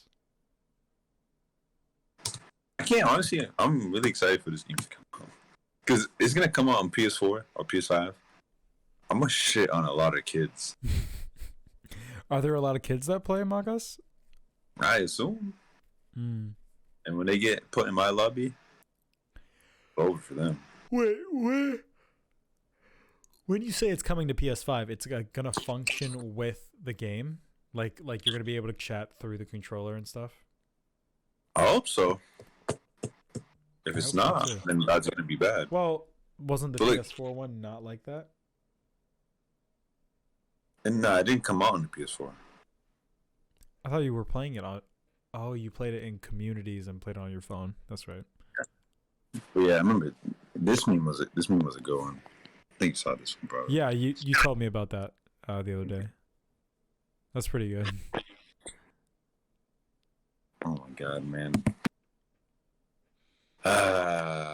Among Us. Among Us. Yeah. One thing I want to do. You don't Is, know? Have you seen any videos on the up? I apologize for interrupting, but have you seen any videos on the update? Okay. Apparently, it's like better and different. XQC was playing like 2 weeks ago. I saw that. Yeah. These people are playing 2 days ago. 3 million views. Mm-hmm. I enjoy watching Among Us videos. Do you watch XQC? No. Good, because this guy. The funny thing about him is because he's so salty Mm-hmm. when he loses or when he wins. Is and it he genuine stutters. or does It's he? genuine. Okay. And he stutters like crazy. Mm-hmm. So when he's like defending himself, he's just like Yeah. he starts stuttering. And it's so fun. And like he is a dude that you never want to play with because like he likes to dominate the game Yeah. and like calms like you can be saying some real shit and he'd be like all right like blah. Like Yeah. but it's so funny watching it from his perspective because he gets so mad. Like Mhm. someone would call him out and be like, hey, I caught you doing this, and I think you're the imposter. Everyone votes, and it is him, right? Then after the game, he'd be like, you didn't even know. You just guessed. Stop making these random plays, bro. You're not five head. And this is like, he's raging. Like, and everyone's like, but he was right, though. He's just raging. It's so funny. I just keep watching. I only watch him play. He's someone I never want to play with, though. That's interesting. That makes for good content. Yeah. And everyone in the lobby is just so, like, pussy to stand up to him because he's such a big content creator. Yeah. No one wants to just, like, call him out. Mm. Are the people he play with randos or are they like They're also streamers, but, like, none of them are, like, on his to level. his level? Yeah. Interesting. He even made someone cry. Really? Yeah. Was it funny? Or was it sad? It was kind of... It was sad. The dude was like, I don't know, when XQC was this blah, blah, blah, blah, it just made me think of middle school when I used to get bullied. He's like he's actually crying. And actually, Yeah. she's just laughing. Like he left the lobby. And actually, she's in the lobby just laughing. Like, I don't know. That's bad. But That's a bad look for him. Is he like that all the time though? Because the way Yes. you're describing, okay. I like every game. It's, I tell Why- you, it's fun. If he is that kind of person, why do people watch him? Do people endorse that? Do people just find it ironically funny? Like, is he like in on the joke that like, yeah, I get angry at the game and I know it's funny too? Like, what's the deal? I don't know. Because there's a YouTuber called Low Tier God, and he is like unironically like an asshole, and everybody like knows that he's an asshole, and most of the people who watch him through like rage compilations. But XQC seems like someone people like actually like, and people like people Yeah, I think like him. Yeah, Because no, he's been streaming for a long time, but it's like, I don't know. I don't know. His Among Us content is good to me. Yeah. He doesn't let anyone talk. He just starts yelling. And then he starts stuttering. And then whenever he does a bad play, his chat is like they'll put in question marks, like, "Oh, what the hell are you doing? Like, bad play, bad play." And he's just like, "There's nothing I can do, guys. There's nothing I can do." Like, he's on the camera. Like, and he just starts like raging. He's like constantly raging. That's cool. It's not cool. It's cool that someone like that exists and puts out content like that with confidence. I think this is what he does. I can't hear it like all the time. It like cuts in and out. Because I'm wanting to see if you saw. Liz, don't you think we would have killed you there if we were both killers? He like completely like ignores what anyone says. And just talks to them. That's pretty good. That's pretty good. He does have a funny voice. The only reason I know who XQC is because do you remember Call Me Carson? Yeah. Have you seen that clip where he like hopped in like a voice chat with XQC and he like mocked him like really quick and then like left the chat? Nah. You've never seen that? He got in a voice chat with him, and this was before Call Me Carson was like popular. So to like XQC, this is like some random guy. Carson like gets in the voice chat. He goes, "Listen, XQC, like I don't even like I did," and I don't know who XQC is, but XQC in response to Carson doing that started stuttering himself, which was even funnier. It was if you look up Carson XQC, it probably is like, I don't know. But that's the only reason I know him. Have you seen that video of like Pepe the Frog like crying because XQC said you know, I don't know what you're talking about. It just sounds funny. watch it. I don't know.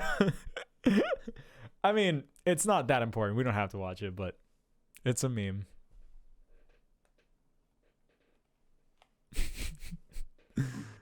YouTube. When they take away your advertising revenue. Yo, Carson, you're about to take your shit off, dude. I cannot play with you in my lobby right now, dude. I can't do this. I'll give you this. I look at your tweets sometimes. Much love. I will shut up. Chat, is it average? It's just so funny when he rages and stutters. He's like yelling. Yeah. That's cool. Oh my god, what a guy! Yeah. I hope to be like him. Stuttering and raging on Among Us.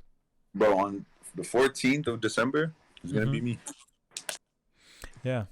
People are gonna be like, "Hey, I saw Ali kill him." Like, everyone, shut the fuck up. I'm glad you can have fun with that. I'm so done with that kind of stuff. It's because if I was in a lobby with him, I'm not taking that shit. He's not doing that to me. Yeah. I let anybody do that to me. I'm a fucking bitch. Like, I'll be the person to cry. Like, I don't like when people do that. Bro, you gotta... the thing is, I wonder if this will be... Oh, look, this Among Us is gonna be crossplay with PlayStation, PC, and mobile. Was it not? Oh yeah, you said it wasn't on there. I keep forgetting. Yeah. That's cool. Yeah. It's so cool that we're in that era now where things are crossplay. I remember when I was like 13 and I wished that GTA was like crossplay with PS4. GTA was up. Oh yeah. Or no, just anything. Just like I Yeah. wish all games were crossplay. I wish. Honestly, if your game isn't crossplay now, it's a bad look. Because Yeah. Call of Duty did that in 2019. Like crossplay with Warzone. Now I feel like every game should have crossplay, no matter what. Hmm. Then Yeah. it just helps out the game so much. Like the player base is Yeah. higher. Mhm. This is a lot of shit. Do PS4 and Xbox get to like play with each other? PS4 and Xbox Yeah. on Warzone, yeah. Interesting, because they can on Fortnite, right? They can't. I thought that was the case. No. It was. I thought it was like a deal for a while. I don't know. But if your game isn't crossplay, That's it's a red good. flag. That's good that that's the standard now. My Yeah, thing like with Rainbow Six Siege isn't crossplay. Like, what are you doing? yeah. Well, I don't know. That's one of those things where it's like if you're on a keyboard, isn't it like Nah. It should just be with yeah. Xbox. That's But fair. I say if you want to join PC lobbies, you should be able to. Mm-hmm. But ranked PlayStation, there shouldn't be like PC players hopping on PlayStation lobbies. It should only be console going to PC. If you want to challenge yourself. Yeah. It's interesting. Yeah, like even fighting games, like every fighting game should be like crossplay. It really should. The new League of Legends fighting game is probably going to be crossplay with all platforms. It's going to be some free-to-play shit. You seen that MultiVerse fighting game where it's going to be like, it's like Smash but with like Warner Brothers characters? Shaggy's in the game. Oh, I remember I saw that on Twitter. And Yeah. everyone was going crazy. They're saying Ultra Instinct Shaggy was canon. Yeah. That's so cool. I love that they did that. Mm-hmm. Because everyone wants that, Yeah. Ultra Instinct wonder- Shaggy, Batman, Bugs Bunny. I wonder who Adventure made Time. that. Meme? I wonder who made that. No, the pitch. Ultra Instinct Shaggy? Yeah, to like whoever made that pitch to. Twitter. Cause you're talking about Mortal Kombat, right? Yeah, it was on Twitter though. It was like a meme on Twitter though. That's why No, I'm it saying started. like, whoever at NetherRealm Studios was like, "Hey, we should do this." Oh. That's cool. I feel like it was I feel like it's become more obvious to endorse like the internet and what they want as time has gone on. I feel like we are in an era where we feed into like what people ask for on the internet, They literally redid the Sonic movie because people complained, so I don't think it's too far off for like Ultra Instinct Shaggy to be in like a video game. I mean, hopefully they shit like this keeps happening. Yeah. They're saying the same meme culture guy we watched made a video on it. Ultra Instinct Shaggy? Yeah, but he's probably gonna talk about some nonsense. No, he's probably going to talk about I love Scooby-Doo. So I know like the movie that it comes from, and I think it started from like an edit of the movie, because there's a scene where Shaggy like beats the fuck out of like a bunch of bikers, like a Jojo fight scene or something. And then he goes Ultra Instinct, goes crazy, and then they put the music over it, and then people were like, put him in. Yeah. Oh, I've seen this video here. AngryJoeShow? Yes. I watched his review, his hour-long review on Battlefield 2042. I watched the whole thing. Does he script those, or does he just ramble? He does kind of what we do. Okay. This is good. Yeah. Though. That's fine. He does it with his boys. Like, he writes down topics, Mm-hmm. and then he just goes off. Yeah. It was a great video, though. Like, I enjoyed the whole hour of it. Yeah. There's one thing about Angry Joe, other than other reviewers, is that, like, he would say something, show a clip of what he's talking about, speak on it, and then, like, the next topic, talk about something, show a clip, show another clip, another clip, and talk about it. He just doesn't just say random shit. Like, he backs up everything he says with his own footage. It'll be him experiencing the thing he doesn't like. Right. And that's why I love this guy. Yeah. The whole 1 hour video, I was like, this is a great video. I've never sat down and watched any of his videos ever. Yeah. So maybe I'll start with that one. I mean, if you're interested, because Battlefield was such a huge letdown. Aren't all of them letdowns? No. No? Interesting. I've never played a Battlefield and liked it. Have you played Battlefield 4? Yeah, that's the first one I played. It's the best one. The I guess up. I guess that one worked. Don't they all have buildings blowing up? Right? Not anymore. Isn't that the whole point of the new one? There's like a tornado, right? No buildings are blown up. What? I thought a building would blow up. They have like the small buildings that blow, like that get destroyed, but the destruction level dropped significantly. And this Battlefield 4 came out in 2013, and you know that map with the skyscraper that falls. Oh yeah, I know that. Yeah. Yeah. Where's that at? Because even till this day, that is still one thing no game has ever done.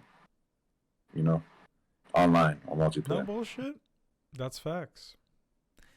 I do remember when I saw that and when that was in the game, I remember thinking like, this is revolutionary. Like a building can fall in a massive like multiplayer online game and it can like kill people inside of it. Yeah, and still this day, I was playing Battlefield 4 a month ago, and it's funny how the servers are still packed. Yeah. You still have to sit in a queue to get a game that came out 8 years ago. Yeah.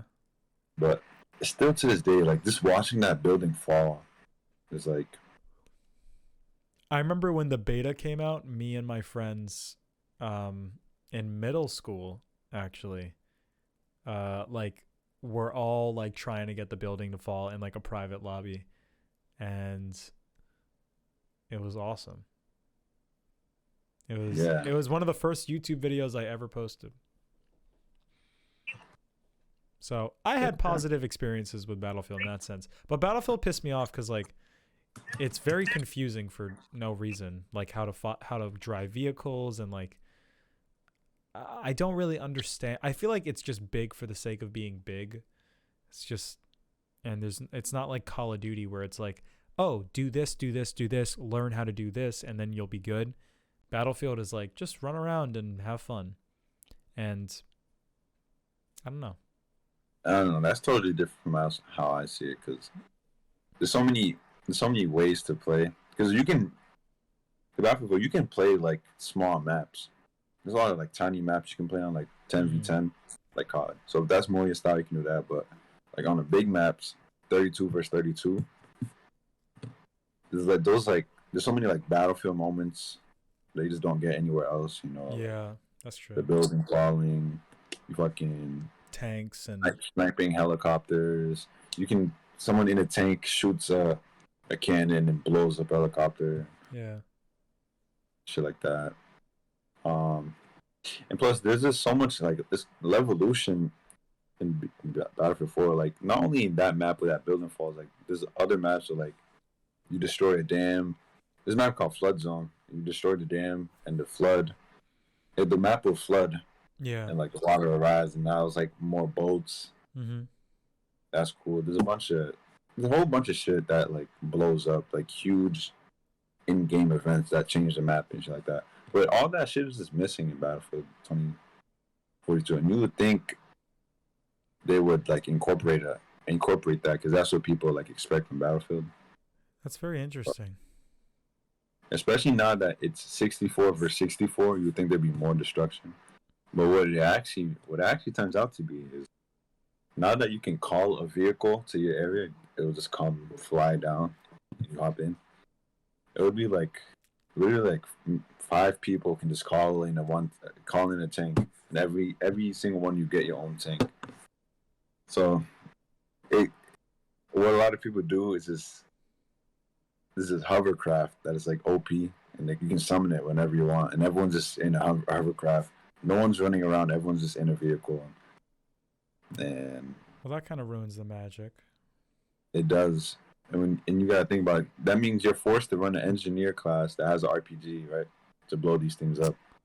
But then you realize you blow one up, that takes all your ammo. But if someone just summoned another one, and it's like now there's like 4 more right by you. You don't. I mean, it doesn't really change anything, but like you don't need to get it through like a kill streak or anything. You just have it. You just have it.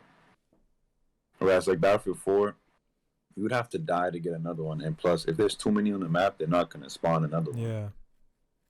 That's what I loved about Battlefield 4. It really gave it the sense that like this is a battlefield. Like I know you want to have fun, but like, you know, you're gonna have limitations, and you got to work through those.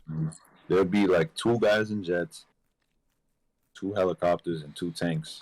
One thing I didn't like about it did feel very like first come first serving, and I wasn't really a fan of that. Yeah, but I really like how Battlefront does it, where like you work for it, and it's like, all right, you want to fly in a ship? Here you go. You want to like play as a cool guy? Like, you know, you earn the points. You got enough. I feel you, bro. Honestly, they have to do that, or because everyone thought this 2042 thing was going to be a good idea. Yeah. Everyone thought it was going to be good, but then it was ass. Was it bad because the idea was bad, or because the execution was bad? I don't know how they can fix it, because they would have to do it into a Battlefront way, because everyone's going to want to call a tank. So you're going to have to limit the amount of tanks. But I don't know. Yeah. Battlefield 4 had it in a way that was annoying if you wanted to play tank or as a jet, but it didn't fuck up the match because there was too many of them. Yeah. I agree. From when I played, that's what the main argument is Battlefield 2042 is there's no like normal combat. It's just like hovercraft versus hovercraft. How could they fuck that up? I genuinely feel like they didn't care. They didn't even like play the game. Because you don't even know about have you heard about the Battlefield bloom effect? No. This is the best part. Can't wait till you see this. I'm excited as fuck.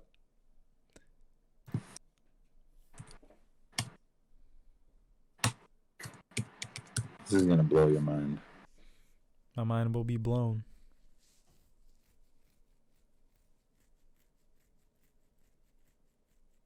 Gotta find a good one.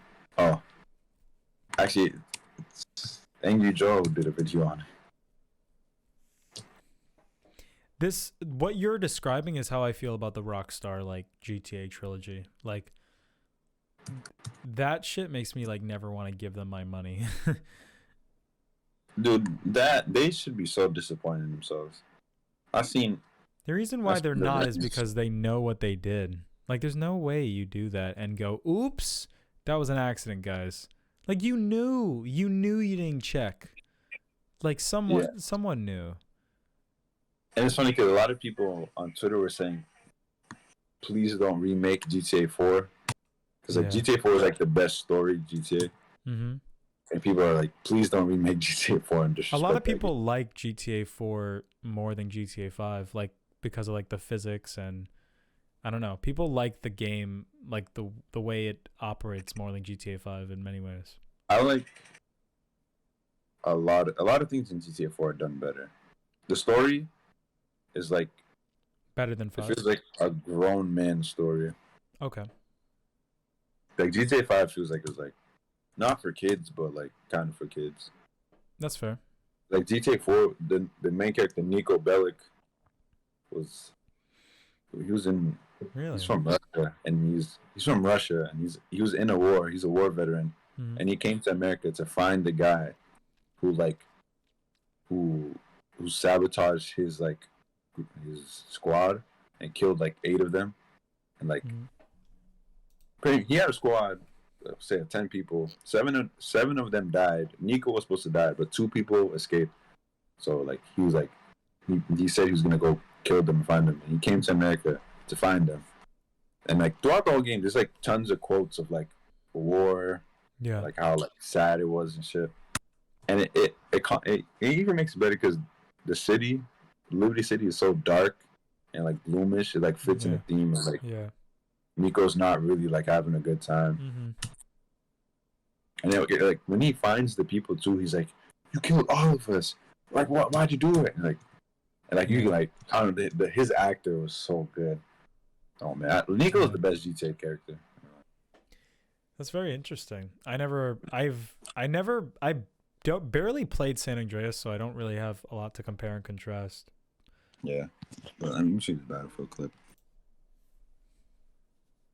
So pretty much what's going on is bullets don't go straight, and that's realistic, right? Bullets don't always go straight, but the bullets in this game will literally fly off like this. So you see him aiming at people, but none of the bullets hit him. But it gets worse. But hold on, it gets worse.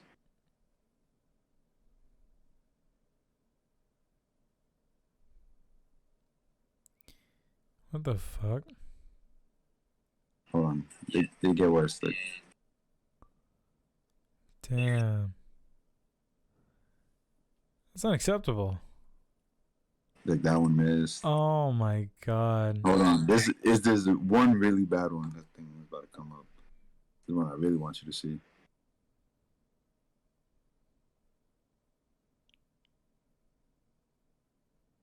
Is that it? No, this one's bad. This one's bad too, but.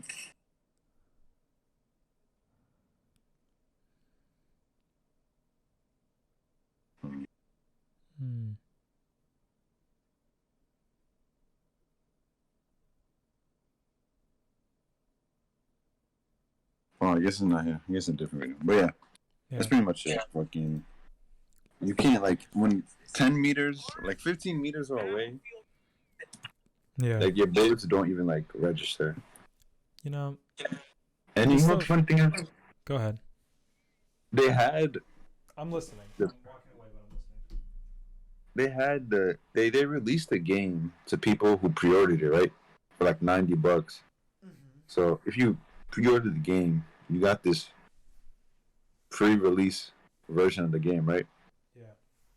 And everyone had their problems. Everyone's like, oh yeah, they're gonna fix all these problems by day one when the game releases to everyone, right? Day one comes, there's no patch, there's no update. Everyone's freaking out, and apparently I read last week that the player base already dropped 50%. We know this, right? It's EA. It's DICE. They've done this before. Yeah. Battlefront. I've learned my lesson when it comes to video games, not just like specific companies, but just video games in general. You know, people play Rainbow to this day. Do you remember the Rainbow Six reveal trailer? Do you remember that? How beautiful I that thing looked? I will never forget that one. Yeah. And it's like, that's why I never ever played Rainbow, because it's like, that's not I literally was like waiting for that game, and I'm like, yo, I can't wait to play that game, because I love the old Rainbow Six. Like, I love those games as well. So when I saw that, and I'm like, oh, this is like really just like an online PvP thing. I also really love like Terrorist Hunt, and it's like an afterthought in that game. It's not fun. Like, I don't know, people don't seem to play that ever, but in the old games, it was like the only thing I played. I love co-op games. I love games with friends where you play together. I'm not a big fan of like fighting people, because then it causes assault. Yeah. Yeah. Games. That's why I like fighting games. I can't argue with people. You either lose or you win. That's the reason I like I love Mortal Kombat and shit like that. But not Injustice, like Dragon Ball's universe, you know how like shitty and unbalanced that game is. Yeah. It's like you can play with your friends. Like you can play together and fight someone or just fight them. You know. Yeah. Like this 3v3, 2v2, and you can like fight together. Yeah. Like no fighting game does that. I guess that's why that game is fucking good. But yeah, if only if it didn't have lag and it was balanced. Yeah. But we know Bandai Namco and they don't care about lag. They're not lagging, so no one else is lagging. One of the reasons why I want to read Part 7 and Part 8 is because now that I'm caught up on JoJo, I really want to play one of those games. I really want to play Eyes of Heaven. Like, I don't care if it has bad connection, Manny. It looks so fun. It looks so good. It looks so accurate to the fucking thing. They have team attacks. You know how in Naruto they have like team attacks? They have that in the thing. And it's like original team attacks, like that aren't like in the thing. Yeah. In the show. It's awesome. Yeah, I know that game has like a different version of Dio and stuff like that. Yeah. For Kira, there are two different versions of Kira. One when he's like the other dude, and one when he's like the yellow hair. And I think that's dope as fuck. So I think when he's got the waves, he's got bites the dust, and when he's got the yellow hair, he doesn't have it. That's cool as shit. That's some Naruto shit. That's what they would do in Storm. That's like so creative and thoughtful. Yeah. I want that game so bad, but I don't want to get spoiled. Yeah. I would play it just for like the story. Yeah. Well, the story would spoil you. Yeah, that's true. The story. Yeah. I know what the story is, and the story would spoil you on the other arcs because the characters are in it. But the fucking. No, I saw the cover of the game on PlayStation. I just see Jojo Line. Jojo Land. Jojo. It's Jojoline. Something like that. Yeah, something like that. I know what you mean. Yeah. But I'm going to just call it Jojo Lion. Jojo Stop Lying. Watch that actually be what it's called. That'll be fun. No, there's no way. Jojo Lion. I think he's French. Jolene. Yeah. But, all right. Yeah. Only yesterday. And Ponyo. All right. That's it. Okay. It's fucking 4:30 a.m. Jesus. Yeah. All right. Aren't you up at this time? Yeah, this is right when I go to sleep, basically. So I'm gonna knock as soon as I'm done. All right. Good call. All right, bro. Good talk, bro. Yeah. Only yesterday, Ponyo. Yes. All right. See you next time. All right, bro. See ya. Deuces.